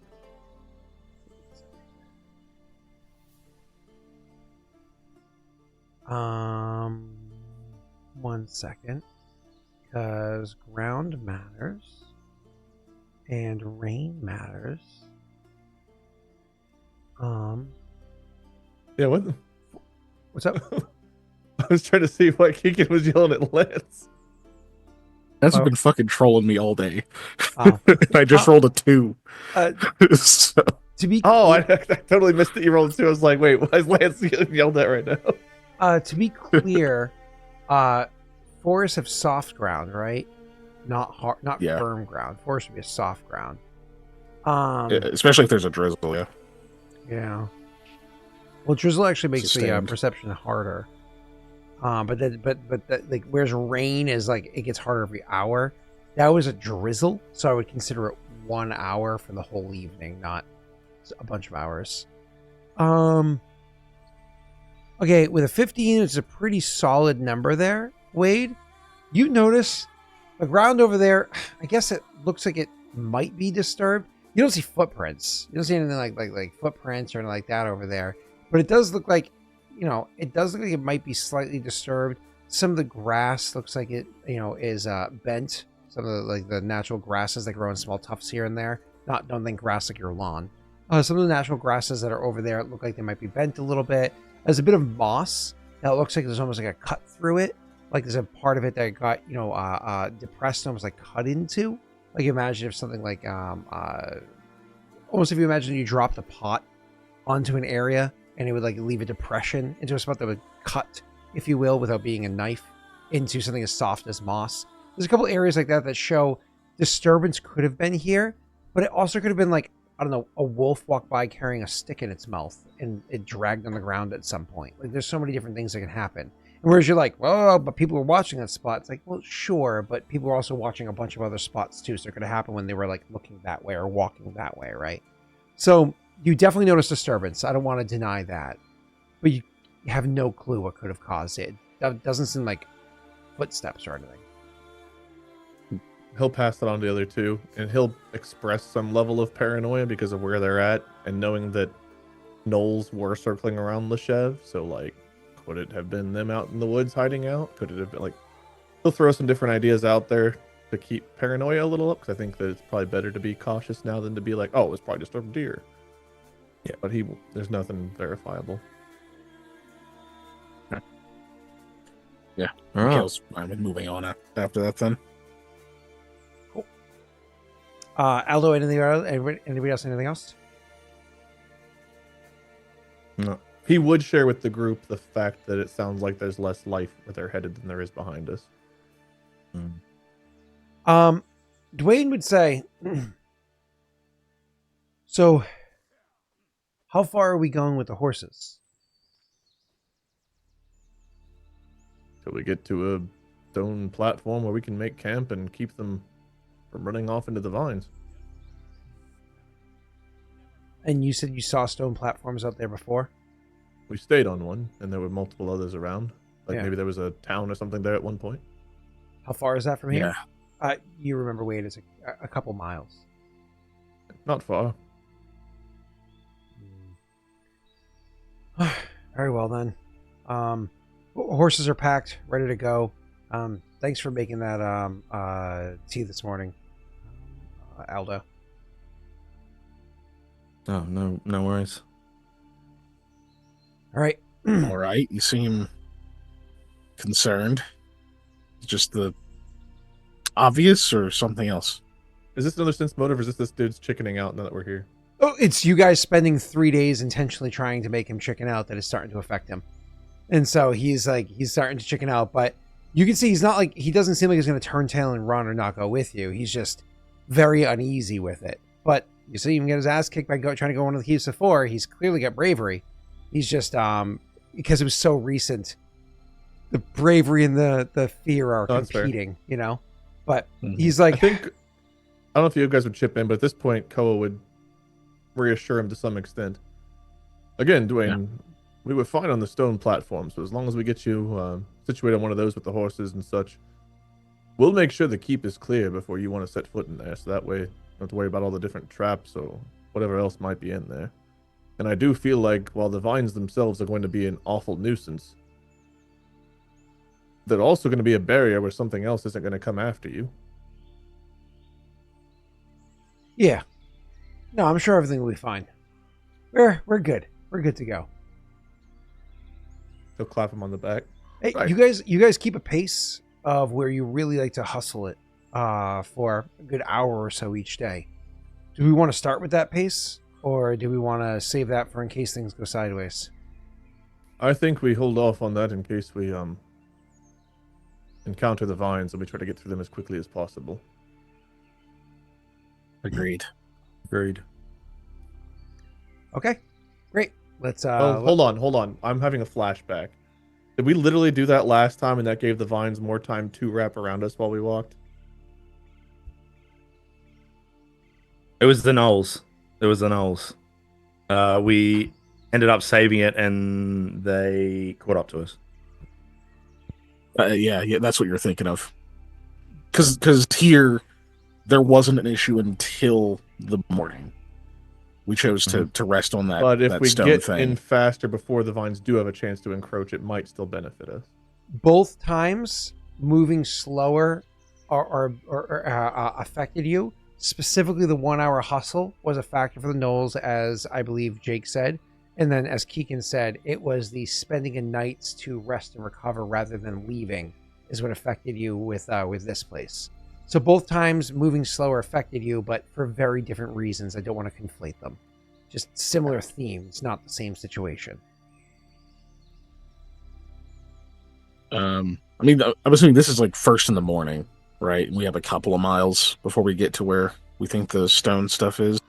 Yeah, if you had your best guess, if you have a straight path to where the keep is, your best guess from what you had written from the map rooms that you had seen before and everything else, you believe a full day's travel, hopefully before that, for fuck's sake, but you believe a full day's travel, you will get to that keep. Moving at the pace that these horses do, at Jacobo does or whatever. You believe a full day's travel, you will get there. If you dropped the slower animals and it just went with the faster ones, you'd probably get there quicker. However, the stone slats that you're talking about, Keegan, that's well before that. If a full day's travel is about 18 miles, so again, you don't know exactly where, but let's call it 18 miles there. The stone slats are probably about maybe 6 miles or so from where you are. Again, maybe. You're Yeah. not 100% sure. Because in my mind, the goal is get to a stone area. Yep. That's like the next checkpoint. Yep. I think we can get that. We can get there without the hustle. I don't foresee a reason why that would be a mistake. So if you think that the But- stone slabs are 6 miles, we're going to use that number. I'm not saying it's definitive. What Mhm. is definitive is the slowest animal is moving at a speed of 40. My 30. apologies. Unless you 30. redistributed weights and keep them at light. So they have to be moving at a 30 because what's his name is sitting on them now. So that means that they're moving at 1.5 miles a hour. Or at a hustle hour, they move at 3 miles. So actually, let me redo my math for the days. So days travel is no longer 18. Days travel is actually only 12 miles. No, that's not true. 12 is inaccurate. It's 12 plus 3, I think. So you move 15 miles on a day's travel right now, not 18, because of the slowed down horse. But again, you still believe, you think you can get there by the end of the day. All right. I say we save the hustle for if things start to get a little bit hectic. All right. So it's about heading into the stone slabs. Assuming they're 6 miles away, your assumption is going to take you 4 hours to get there, which is like obnoxious, but you're going through trackless area. You go cutting through the woods, so on and so forth. This is not like a straight path that you're walking. You're going around groups of trees. You're going past, divots in the ground, large rocks. You need to make it huge roots that you just need to go pick your way through. Random horse's foot might get caught somewhere. All sorts of different interruptions that are making it so you're traveling so slow. And so your assumption is going to take you about 4 hours to get there. Wade, could you go ahead and roll me your survival check? And hold on. I actually rolled so low, and I didn't even hit 10. I don't give you a +2. I rolled very low. Oh, but you rolled decent. 15 total. Okay. Because you have a map, and so the compass is going against the map, that is a 15, definitively. Are you happy with your 15? I think so for this part. Unless you guys want me to get a higher number, I think I'll keep the 15. I'm okay with keeping it. Yeah, I'm fine too. I feel like we're gonna need luck soon for Agreed. worse stuff. Somewhat encouraging and somewhat disheartening. You do find the stone slabs after about 4 hours of travel. That's great news, because you do find the slabs and they were about where you expected them to be. That's great news. Bad news being, God, you wish they were closer. It would have been so nice if they were closer, so you knew. So because now you're telling yourself, shit, from what's air quotes safe spot to air quotes safe spot with none of those crazy vines around is 4 hours. With those crazy vines around, God knows how long that'll be. You don't remember how long that took you to travel last time. It was hours and hours of pain, right? So with hours of traveling or days of traveling in pain through the woods afterwards. So good news to be here. You found the slabs. You walk up to them. You go and go on them. There's you can feel everybody's assholes unclench as you hop off of the horse and you stand on the solid ground and you're like, we're here. We're properly here. Before we get into RP, everybody go ahead and roll a perception check as you're approaching or dismounting or so on and so forth. Nice. Damn, I was happy with my roll. You guys knocked it out of the park. Those are insane rolls. Those are insane rolls. Okay. So the results of your rolls are this. 1, as you're approaching, you notice the vines around. There's little bits here and there around where the stone platforms are. Not like sprawled out the way you find clovers, right? But little bits here and there. you do find that these vines or whatever do happen to be about. Kind of growing up in small towns. They're growing up in areas that like you would typically find ivy, right? Like it looks like areas where you'd find ivy kind of like growing around a rock or up a tree a little bit, stuff like that.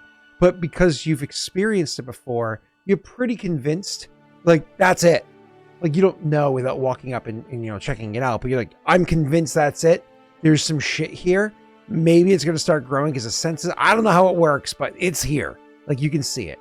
So you do notice that, first and foremost.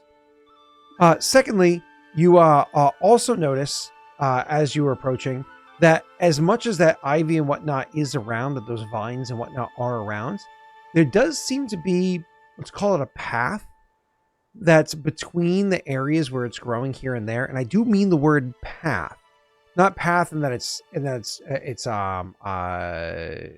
like a road set there, but a path in that the trees aren't really growing along this somewhat windy path.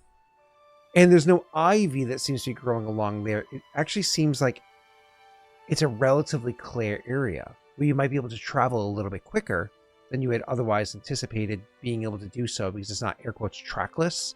It's more, just a hard to travel road. And the final thing you guys notice when you guys arrive is that you're not alone, or at least at one point in time, you wouldn't have been alone. There are bodies here. They looking at them, they look fresh. They're spread out. There's 2 on one stone slab, and there's 3 others on 3 separate other stone slabs, and they're all collapsed. You notice them as you're approaching.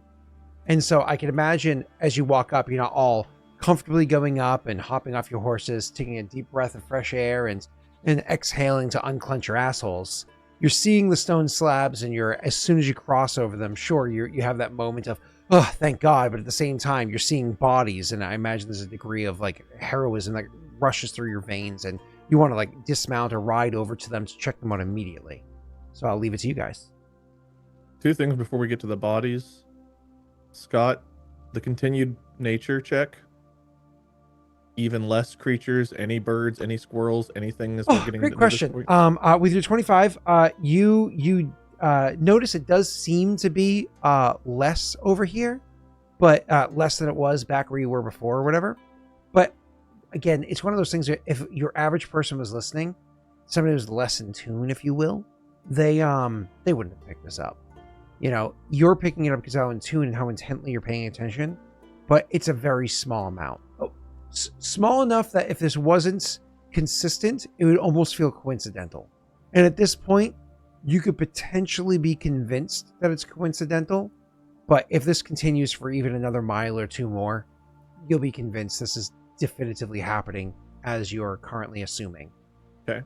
Other thing that Koa wants to pay attention to, and he would mention this to you guys as a thought, but if these vines are coming from a central point, he wants to try to figure out if it looks like they're all coming from a specific direction, like the keep, or a certain, like, are we heading toward the epicenter of the vines, or do the vines seem to be just random, or do they seem like they have maybe one central source? Is something he's going to be trying to monitor while he's going through it. I'm happy to roll a new check for that if you want, but that is something that is going through Koa's mind. You've got 25 total. What I can say is if there is a central area that they're coming from, they're not all continuous from one another that you've seen, and their vines might continue to grow underground where you're not seeing the continuation or the ending from one spot to the other, but they're broken up here and there, assuming those are all the vines you're seeing around are in fact the same kind of vine and not just other literal ivy that looks similar. It looks to be broken up. You're going to have a bit more of a data point to make that decision, but that's what as we move to the keep, anyways. I mean, I'm just letting you know that the idea is there that Koa is looking for that, and then we can get to the bodies, whatever y'all want to do with that. But those are the 2 things I had wanted to mention. Yeah, if you had like an aerial view, or if you were taking a circumferential approach to this, then you might be able to figure that out more easily. But like if you're just walking a straight line in, it's going to be hard to tell, rather than again taking a circumferential approach. It's more so like we see a whole bunch and they all seem to get thicker to the right, or they're getting thicker as we approach the keep, or because you feel like the thicker the vine, the more close you are to like a central point, and the thinner, smaller ones will be more spread out around the edges. So stuff like that, or directional flow, if they all seem to be kind of going the same way, like that's just stuff that Co's gonna be paying attention to with the vines. Absolutely, and directional is a thing. Like literally, vines like very clearly are growing in a direction. Even just the way that they are. Not if you look at like a bunch of 10 leaves, but if you step back and look at 500 leaves, you can see a general pattern to them. So I hear what you're saying. Cool. Koa and Mikhail, Aldo and Mikhail, you heard what he was saying about that? Yeah. Cool. Then let's move on. Your Bodies. characters get to the platform. You jump off and make your way over to dead bodies, I assume. Yeah, I mean, you are the resident surgeon, right, Aldo? that's right. Are they all Kale, scratched his up? like month of training. Go Aldo, ahead give and me roll me. stitches. I assume you guys go to different bodies. Roll me heal checks to look over their bodies and see what you can find, and I will roll for Dwayne. If you're going to pair off to aid each other, let me know. But otherwise, everybody go to a different body and roll. Ko is not going to a body. Ko is keeping an eye out. It's a heal check, Aldo. Cool, you did it, and cool, you did it. I have my check here. And Koa, you're going to roll me a perception. Actually, yeah, you roll me a perception. Before was approach. This is different. Okay. Anybody happy? Want to modify their rolls at all? Or are you good? I'm good for now. Nah, I'll Okay. leave it. Aldo, the guy that you run up to, absolutely cut up. Like they look like they were cut up. It looks like the vines had chopped them up, so on and so forth. Mikhail, looking them over, it's more than just the fact that they're cut up. He's seeing like cuts and blood and whatnot, but more than that, you're looking them over and you're seeing it and like where it's around their arms and their legs and everything. Very obviously, they are cut up by the vines or whatever that were growing around. That's very clearly happens. But more importantly, looking them over, you can see like this doesn't seem like it was that long ago. It could have been as recent as 2 days ago. Maybe 3, but certainly not a day ago. It's not like this happened, last night. It would have been 36 to say 36 to say like 72 hours. Somewhere in that realm is where you think this happens. Okay. Longer than that, they're not that bloated or decayed. Shorter than that, they're too bloated or decayed for you to determine that. It's just too wide of a window with your result and not literally being a forensic scientist. And then what's his name? Dwayne is looking them over, and he ends up pointing out, and he comes over to you because you don't understand what he's talking about, and points out these like markings on them that are more than the gashes. He points out these like various puncture marks.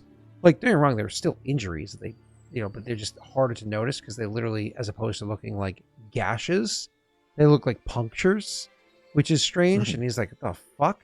And you guys are trying to identify what it is, but you're not able to do so. But maybe it's something to do with how the vines cut you before, and you just didn't notice it. Who knows? Wade, one of the things that you notice is you're trying to keep an eye out and you're looking around and looking at the various stuff that's here, so on and so forth. First and foremost, there's supplies here. Like, there was a group of people that came here and there's supplies here.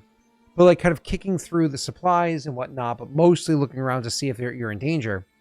You pretty quickly surmise that there's not 5 backpacks sitting around here. There's 11. And you see 5 bodies. But if there's 5 bodies, why are there also, coincidentally, 11 shoes? Where did that extra 1 shoe come from? You know what I mean? There's like things like that, like you're looking around, and you can get more into nitty-gritty details in a second, but very clearly it looks like there were more, but there's 5 now. Go ahead, Wade. I didn't roll great, but is there any way to surmise whether or not it looks like they were, like the vines came up here, or if they crawled up here injured and just died here? Yeah, that's a great question. That's a survival check. Oh, okay. I was gonna ask something similar, but then you you, can want to assist ask, me. and maybe you can assist in some way. basically, I was gonna ask if it looks like most of their injuries were from like struggling around in these vines, or like if I can try to figure out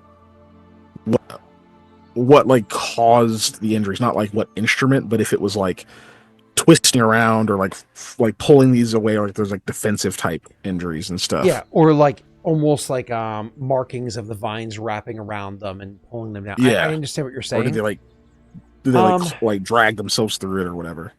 With a 16 on your heal check, I would say you'd find at least one representation of that marking. So you're mind you, you're leading with a result. So you're leading with something that you're looking for, and you're finding evidence to support this hypothesis, as opposed to finding the evidence and then you're like looking for that evidence. I'm saying this backwards.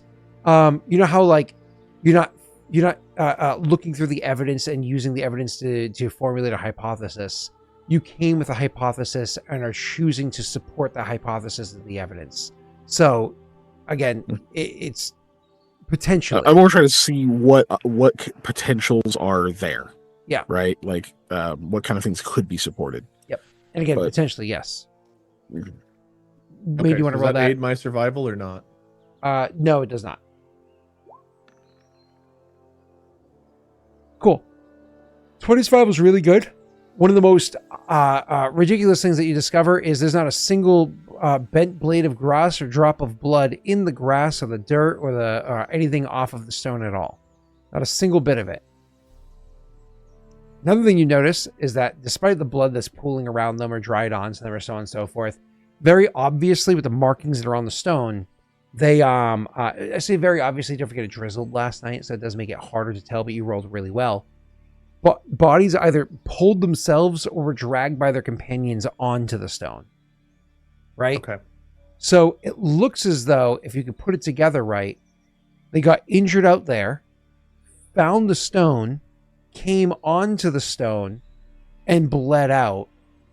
But that grass must be real thirsty, because there's not a drop that you found out there anywhere. It did drizzle for hours, drizzled, but for hours, that could be a factor. And this was days ago. Maybe it drizzled over here the night before too, but not where you were. But there's still some blood on the stone, just none once we leave the stone, right? So the drizzle wouldn't have washed away all the blood up here if the drizzle did wash it away. Because there is still blood up here. There is still blood up here, definitively, yes. Yeah. And it would have had long enough to dry that even the drizzle wouldn't have been able to wash it away too much, or so on and so forth. Do the bodies actually look like they were like exsanguinated, or do they look like they were actually drained of blood? Like, oh no! It are they desiccated at all? Or anything so like I was that? like, I know that word, and you're referencing when no, it doesn't look like a vampire came and sucked them off. Not a vampire, but like there'd be, like their skin would pull away in certain ways and stuff like that, which I imagine Mikhail would be familiar with. Bled out enough and their fucking injuries severe enough for them to have died from them. But that could have gone on for a couple of days. You don't know. I told you around when Gotcha. they died, they could have been injured for 2 days prior to that. Who knows? Like I said, Yeah, there's and failed at to least recover. at a quick glance, Wade finds enough supplies here to suggest there could have been upwards of 11 people, and there's only 5 here. Yeah. No, I guess the follow up is not enough blood is left on this rock to have like for a person to have bled out. Like I imagine not even close. Oh no! There's definitely a good amount of blood on these rocks here. Absolutely, there's a good amount of blood on these rocks. Welcome, Raiders. How you doing? Okay. There's definitely a good amount of blood on these rocks, but you can imagine most of the bleeding was done, elsewhere for most of them. They got pretty injured before they got here. I think the thing I'm trying Well, to then, like, surmise- oh, go ahead. Sorry. You I was already gonna went say, on for 5 people to have like got wounded and then sat there and bled out on rocks, there'd be a shitload. Oh yeah, Right. agreed. So Unless they I'm were like, almost empty out of blood anyways, but still, that's a lot of blood in a human body. That's I think what he was asking. that's what I'm trying to figure out. Does it seem like they laid here and bled out enough to die, or is there blood missing? I mean, Or can I tell? it's hard for you to tell because your character's just not that, they did not roll high enough to have been able to figure that out. And Okay. there's so much, there's so many details missing. You don't know how much was Mhm. done in the grass prior to coming here. So when you say Right, bled and there was out, a are you talking drizzle, 3 and- liters or are you talking 1? You know, definitely you can see a liter coming out of each person, but Yeah. you don't know how much was lost in the grass or anywhere else prior to coming onto the stone. Yeah. And a liter is a Um, fuck ton of blood. But you did specify there's none, like there's not like a trail of blood up to here. Nothing in the So, grass yeah. whatsoever. So I guess knowing that Koa would still approach.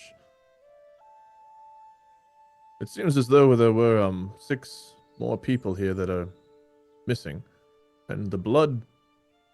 I think the bodies were dragged up here from below, perhaps by their other companions, and maybe some of the movement we saw in the woods was them fleeing or something. You don't think these? I'm playing. You had a fire going. Why would they avoid us? They don't know who we are, and if they were already injured and lost half of their companions, who knows? They would We could have been take their bandits or chances in anything. the cursed woods rather than with people. I mean, it could have still just Sorry, been wolves or continue. deer or something, but my point being is, who knows what we saw in the night, and there are 6 bodies that aren't here. Could be more, but there are 6 packs left. 11 total, only 5 bodies. The blood seems to begin and end here, though, even though it seems they were dragged up here. So do you think there's any chance that these vines are absorbing blood, or maybe that's what attracts them in the first place? They sense something in the blood, and that's what draws them to us. Maybe that's why there's less animals around here, because if they're on the ground too long, the vines find them or find their food source. Were we bleeding when we were here? I don't Could be. think so. But yeah, to answer it, I'm not saying could it- bleeding, just knowing that we have blood in us. Right. I mean, could be. I imagine there should be some traces of it still in the grass after the rains, if there was this much up here. But there's not. There's nothing. That's not a sobering thought. I will say I don't believe.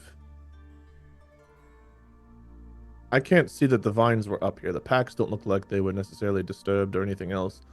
I think the stones are still a safe place to be. But Right. have we searched the bodies of the packs to see if there's That's any what I was indication as waiting to why do. they were here? Not yet, no. Let's take a look at that and see if we can figure that out. There was a large group here. Clearly things didn't go well.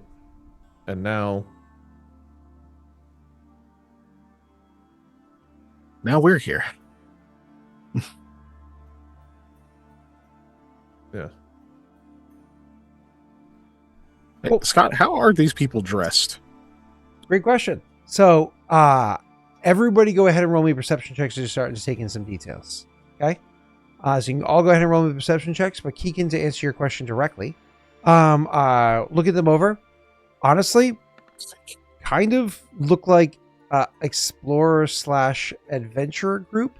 This does not look like just a random group of people walking through. They all have backpacks. Many of them have like a dagger or a sword or a club or whatever it is that's on them. There's even one person that had a crossbow with them. You know, those aren't inexpensive to have. A few of them are wearing armors, whether they be something like a padded armor or leathers or whatever they might be. So a few of them wearing armors. Inside of their packs, you can see that they have, water skins and some, food supplies and so on and so forth. So like, they legitimately seem like a band or a group of people that came here adventuring. No, maybe adventuring is the wrong word, because also inside one of the packs, as you're looking through it, Aldo is able to go through and find this like little case. And Aldo, they must have known how this thing must be valuable. You don't know, but it was literally inside the backpack. When you went and dumped out the backpack, something felt off about the weight of the backpack, and so you kind of like kept feeling it through. It was like, this backpack feels a little like stiff or rigid or heavier than normal. and eventually found a seam that was able to be opened up. And in between, like the front and back of the backpack, there was like a hidden seam. You know, modern day backpacks literally have, you can put a laptop in that weird spot. That kind of area, but before that kind of component existed. You pull out the small wooden box, and inside the wooden box, you find all this equipment like small brushes and chisels, and even this weird piece of, fucking magnifying glass. Literally excavation style equipment inside there. That must fetch a pretty penny. Could be useful to have on you, but it also looks like something that would fetch a pretty penny. They're literally detailed excavation style equipment. So maybe not adventurers, maybe explorers that hired adventurers. Who knows? What's up, Wade? Who found that? Aldo found that little box inside of the between one of the backpacks and whatnot. But to be clear, these people also had money on them. There's 5 dead bodies here, 11 backpacks. Amongst all of that, there's absolutely coin that's to be found here. And there's weapons here, and boots, and pantaloons, and anything else your characters want to Skyrim loot to bring back to town and sell, Keegan. Just to make sure you can afford your throw blanket or whatever it is that you need. No? How much money? Yeah. How much money are those pantaloons worth? No, just how much money. I don't care about the pantaloons right now. Time to upgrade those beds, boys. I'm just saying. What's up, Bugbade? Unfortunately, the coins touch the ground, so they're no longer usable coins. Oh, damn it! Just scrabbling at them. No! You can cleanse them, piano. So anyway, so it was at the sorry, you were asking about how much money weighed. Unfortunately, it's not a ton of gold that's in the pile there. So you end up finding 7 gold coins, which is nice, but hidden amongst the backpacks and on the persons, assuming you're actually literally looting the bodies, which it's up to you of how your characters feel about that for the sake of religion. If you're perfectly fine with looting the bodies, 7 gold pieces, but you do find 93 silver and 227 copper pieces, and about 95 slivers. Because inside the backpacks, people had their coin or whatever, like rolled up into a little thing, tucked away inside of a. But Aldo, there's money here, and went and ferreted it all out from all the. This one backpack had 3 different pouches in it with some silver here, some silver there, some so on and so. Oh, there's tons of copper. This person had some copper inside of their sock. Things like that. And if you guys are properly looting, like full-blown dead bodies don't matter looting, that's all yours. Mikhail isn't like pocketing anything. He's looking very poorly, apparently. He's just more trying to figure out like who these people are. So he's like taking stuff out, setting it aside and whatnot. Poe is not taking their clothes or anything like that. I mean, coins, I don't know if there's anything against that would really be bad about taking coins. I don't know. Maybe that's a thing here. We're gonna bury him with it. Yeah. Like coins, sure, but Ko is not taking their boots, or if they have like a nice vest or something, it's not like, oh, I want that vest. Yeah, to be clear, what I said, obviously I was joking about the taking like the pantaloons and boots or whatever, but I was bringing it up because like 25 perception check is the ability to find it everywhere, and so some of that coin, just because of the nature of who these people were, some of them would have some coins like literally rolled up in a sock or whatever. And so Aldo rolled it, so I'll let Jake decide how thorough Aldo looks. But I mean, he's the one who probably found the hidden coins. Oh, he found whatever it is. I don't notice it with an 8. Yeah. I found a backpack. And there's 2. We find them. What's up, All Aldo? right. Sorry. We find them. That's what it is. Guys, these people are made of meat. Question we can discuss after or right now. Do we give some of this to our dude who's with us to appease him? Nope. Okay. You can imagine when Aldo's getting him, he's also like almost like putting all the coins into like, I don't know if we've got a bit of like cloth or something, like just putting them all together at this stage. That's fair. And that's a lot of coins. I mean, in total, how many coins are there? Wait, not the value. How many coins are there? About 430-ish. 50 coins weighs a pound. So that's what 4.5 pounds of coins right there. Wait, you said how much did you say? What 4? I mean, 90 and 220 is about 110, one whatever, plus another 95. So I mean, yeah, probably about 400, 450 coins, somewhere in that range. Sorry, I did math wrong. That's close to 9 pounds of coins. That's like, I'm not saying it's like it's super heavy, but imagine carrying a gallon of milk of money. You know, like, hey, maybe one of you guys literally use a gallon of milk to put all your extra, you know, loose Exactly change into. 422 coins. Cool. Huh. Either way, so 8.5 pounds of coins. You guys have a fuck ton of coins there, and you gather them all together, like you said, Aldo, but not in something small. Like literally, you'd have to almost like take one of the backpacks that are there and like grab a burlap sack that had, you know, some you know, maybe somewhat rotted food inside of it because it was like already turning anyways and they died a couple days ago. You dump out the food, you put all the coins inside the sack, roll it up, throw it inside of the extra backpack, and bring it over and tuck that inside of, you know, one of the saddlebags because not carrying that on your person. I mean, it's better to keep all the coins on your person than trust the goddamn bank. So, Right.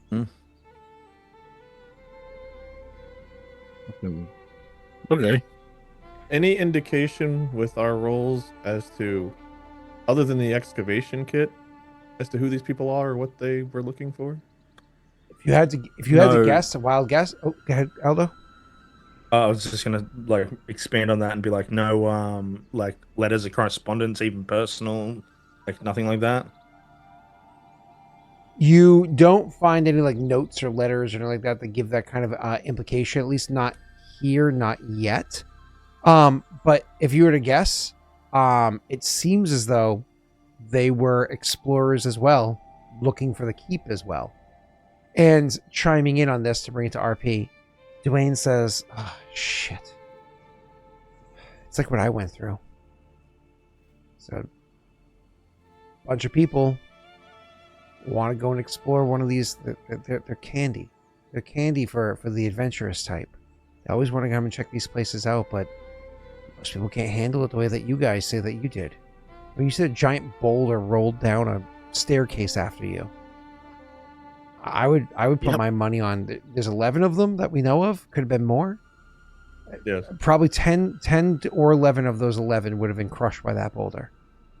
These people really shouldn't be out here doing this stuff. We shouldn't be out here doing this, he says, looking around at the lined up bodies.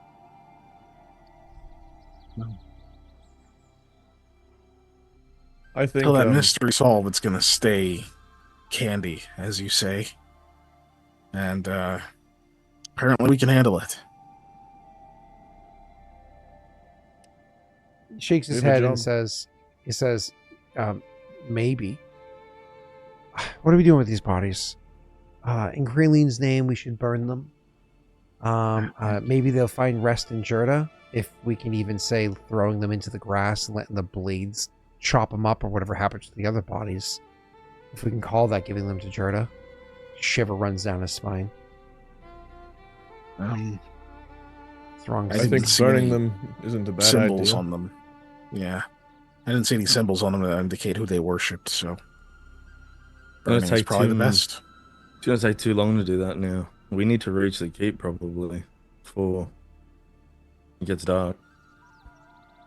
You say that and his eyes like dart up at you. He's like, we've spent an hour here looking through these bodies and looking over this camp.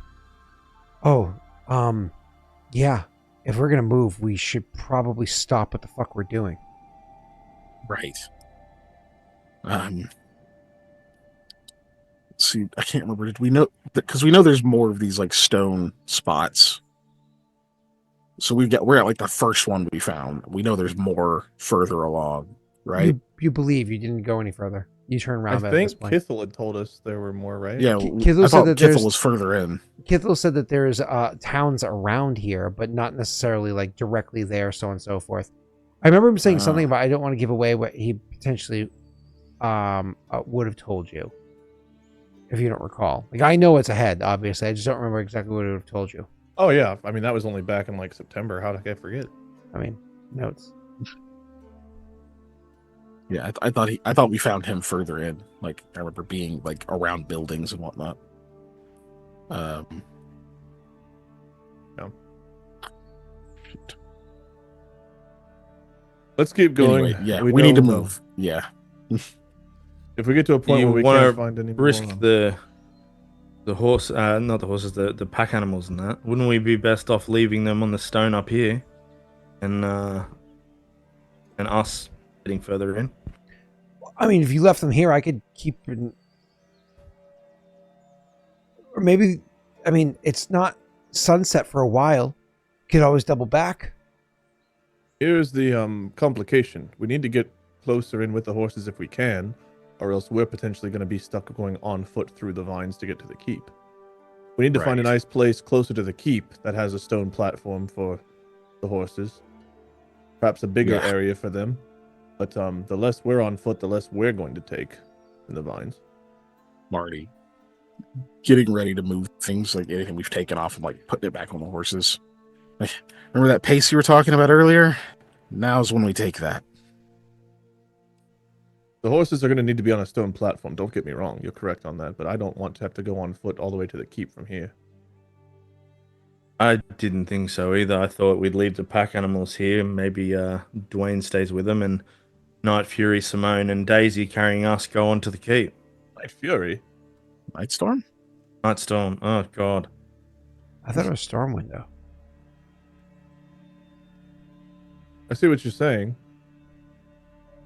As long as we have ours, but then Dwayne wouldn't be able to watch our horses while we go in. They'd be left alone.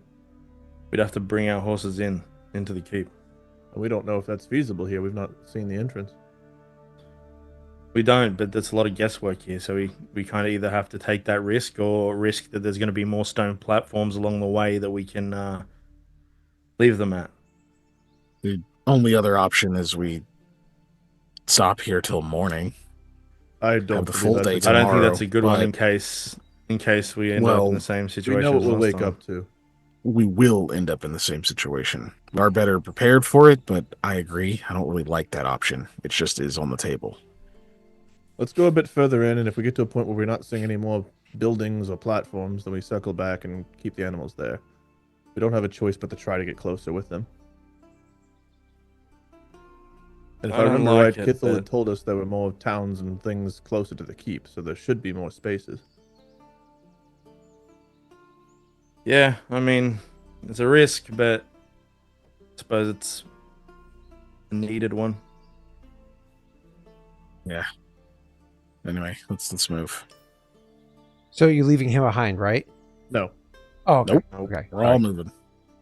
we Okay, want him okay. to be. I think with, this is where we hustle. I want him or to be do with you guys all of wanna the save it animals. again? Yeah, outside. I was just thinking to myself, like, so you're going to loot all the dead bodies and then leave him with a bunch of looted bodies and none of the coin and be like, all right, you got this, right, buddy? You can go take care of those corpses. He's like, Nope. left alone with a bunch of dead bodies that you looted again.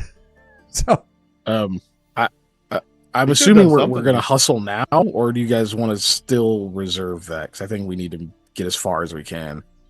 I think hustling now is fine.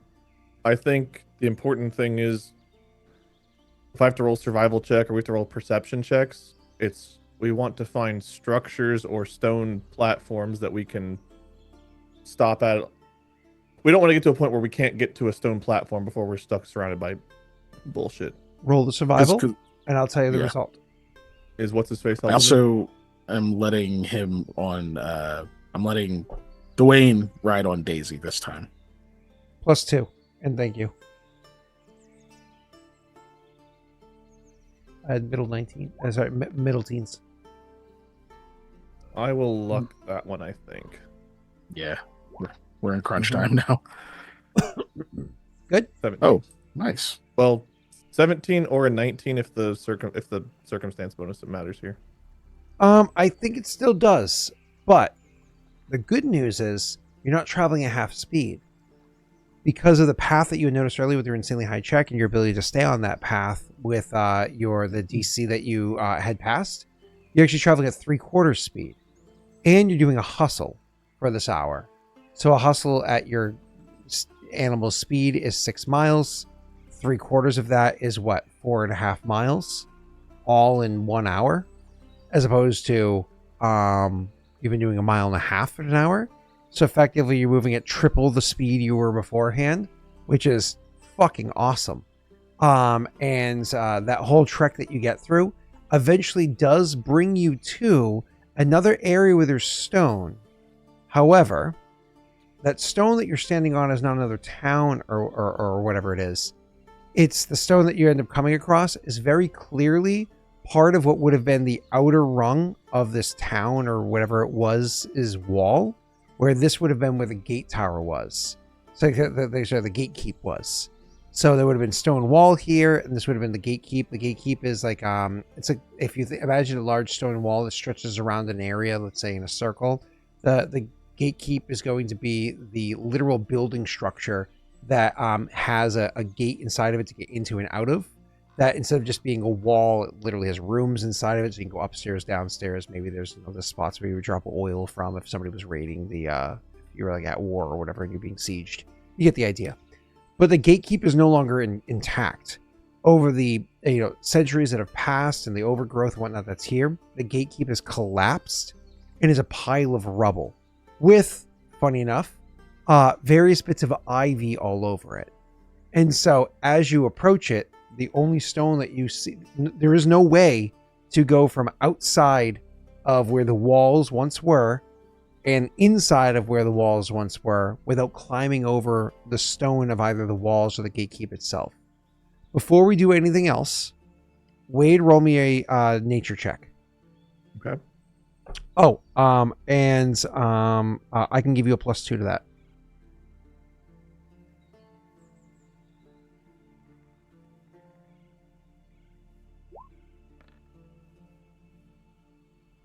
How are you feeling about your 12? You guys want me to look this? You guys want me to hold off? It's 50% chance I get to a... No, I need at least... Yeah, 50% chance I get to a 15, I guess. Is that with your +2 already? Yeah. At what, 5? Do it. I don't know. Could be important. Yeah, I'm worried. You hit the 15, another 15. and you did get something important. You realize that the vines that are growing on the stone here match most of, if not all of the vines that you passed by this whole time that you were looking. They looked very similar to the ones that you had experienced last time you were here. They were very dangerous. But these ones do not look like it when you get close enough. The patterning is different, so on and so forth. And more importantly, when you are finally brave enough to rub the side of your blade against it, it doesn't have any scraping, scratching noise or anything like that. When you get even braver and rub leather or even your flesh against it, it doesn't cut at all. I don't know if you do your flesh, but leather or something else that's soft, it doesn't cut. Similar looking vine or ivy, but not the same one. So this some plants stone can rubble, grow in the rubble of the stone. gatekeep, is probably the safest spot that you've encountered so far since you left there before. It was about 4.5 miles from that area. Yes, Wade? So some plants can grow on this stone, just not the one that attacks us. Yeah, this is not growing on the stone, if you will. It's growing through it, right? Because this is rubble. Whereas beforehand, it was like almost like a slat. This is like literally like rubble piled on. So you can imagine it's grown through the rubble over the years. But it seemed like the other stuff couldn't. It didn't grow. It didn't overgrow it going over the sides the way you would see Any literal other ivy plants doing on a do that? driveway. Do any other plants seem to be able to grow on the stone? Is there moss? Is there anything on it, or does it seem like it's immune to having things grow on them? Oh, that's actually a pretty fair question, and there is little tidbits of what's the word I'm looking for here, like funguses or what have you that might be there, little bits of moss, but don't think like moss patches. You know how when you see sometimes you see stone and there's like discoloration where clearly there's some sort of plant matter that has life green there. or whatever. What was it? Starts to green or whatever. Yeah, slightly greenish, slightly reddish, whatever it is, but not like proper moss patches, right? But yeah, you see that, but it's very mild. Like the kind that even if it was wet, it's not even slick from it, So very mild shit. Which is surprising for something that's been out here in the woods for hundreds of years. Absolutely. Unless every passerby chooses to fucking go and live on those rocks, in which case, always disturbing it and There goes the neighborhood. I would point this out to you too. We don't want the RP. It's getting late, but I've just let you know that it seems like these vines are not dangerous, and it also, as we get along, no plants are really growing on this, and there's very light showing of anything living on this stone that's plant life. The roots, Sounds any like sign of a- the roots? Well, no, there'd be different plants, you said, so it wouldn't be the same roots. Before we Sounds end the like that's session, a safe spot. I will say that you do notice up in this area here, there is, in fact, one more body. But this body that's here, and obviously looks like they died as well, they have their backpack with them, meaning that it was either unrelated to the other group back there, or there is a 12th member of that crew. It's not like somebody who dropped their backpack and ran. I mean, can we roll the same checks to see when it seems like they died? We will do that next week. I have a call with a company in India at 8:30 in the morning. I need to go and get some sleep so I could be adequately prepared to train them on an integration, all that fun stuff. So, yay! Boop, boop, boop. You know Wednesdays are night, and you're scheduling shit for Thursday morning. When my AEs tell Unbelievable, me dude. you're the only East Coast team member, and 8:30 in the morning your time is 6 p.m. for them. Can you Mister, do I want earlier? 8-hour sessions here, ending our session early. Listen, they want me to do earlier. Like they were like, "Oh, can't you do like 7 in the morning?" I'm like, "No, I have to get my daughter ready for school." Like I come back from driving her to school at 8:10, 8:15. The earliest I can work. Usually I pass out at that point, but earliest I can work is 8:30. And they're like, "Oh, fine, that'll have to work." I'm like, everybody over on the West Coast Okay. gets to avoid it because they don't take any of the European or further east clients, bastards. But cool. Next session, maybe a keep. Yep, No furniture definitely shopping. a body. Mm-hmm. There's another body. Do we know what race all the bodies have been? Have they been all like human or? We'll go over that next week, but not necessarily all human. Like human. There's a gnome in there. There's people that probably Perrin, one that definitively Perrin. You know, so There's a gnome. Gnomes are people too. You know. Gnome way. Yeah, we've seen exactly one of them, other than this one so far. No, that's not true. I think we've seen more. Have we? I know the owner of the color stay. That's it. I genuinely don't remember. I'm trying to. I'm trying to remember how to raid, and I'm wearing contacts for the first time in like 2 decades. My eyes are burning so much. I'm trying to remember how to raid. It's the weird umbrella icon or whatever. Oh my god, it's on the right, not the left. Thank you. Oh, you were worse off than I thought. I was on the drop down from the left. I was like, community content. Where is it? I think contacts are great for you, Scott. Going like this all the time and not knowing what you're doing is a beautiful way to do things. So fun thing about contacts is that I'll raise so I put them on. The eye doctor person was like, all right, cool, da da da, and I was like, you know, how can you see after they've been settling for a few minutes? I was like, well, I can read the bottom. I was like, I'm trying not to squint. I was like, but I can read the bottom line, but it's blurry as fuck. I'm more or less guessing the letters. I'm reading the bottom line. He goes, but you can read it? I'm like, yeah. He put on another one. So you can read that. I'm like, is it really blurry? It's really hard, but I can read it. He goes, okay, that's 20/20 vision. I was like, what? No, like it's like I'm barely reading it. And he goes, yeah, if you can read that bottom line, like you can understand what it says, that's 20/20. And I was like, Especially at your advanced age, that's pretty good. I was like, it was contacts in. I was like, 20/20 vision sucks. I was like, whenever I wear my glasses, I can read that bottom line like as though it's a newspaper in my hand. 2015 is harder and harder to attain the closer we get to our 40s, mid 40s. No, it's just contacts, man. Glasses, it's super clear, but contacts, it's blurry.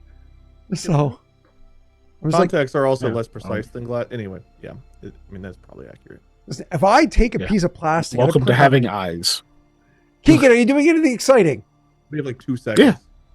Yeah, every week. What is Over it? on twitch.tv/unnatural under unnatural underscore 1S. I run Pathfinder First Edition, kind of like this, except different. Usually don't shop for They're furniture. gone already. They're not Bye, gonna fit everyone. this delay. Oh wow, we have credits. Holy shit.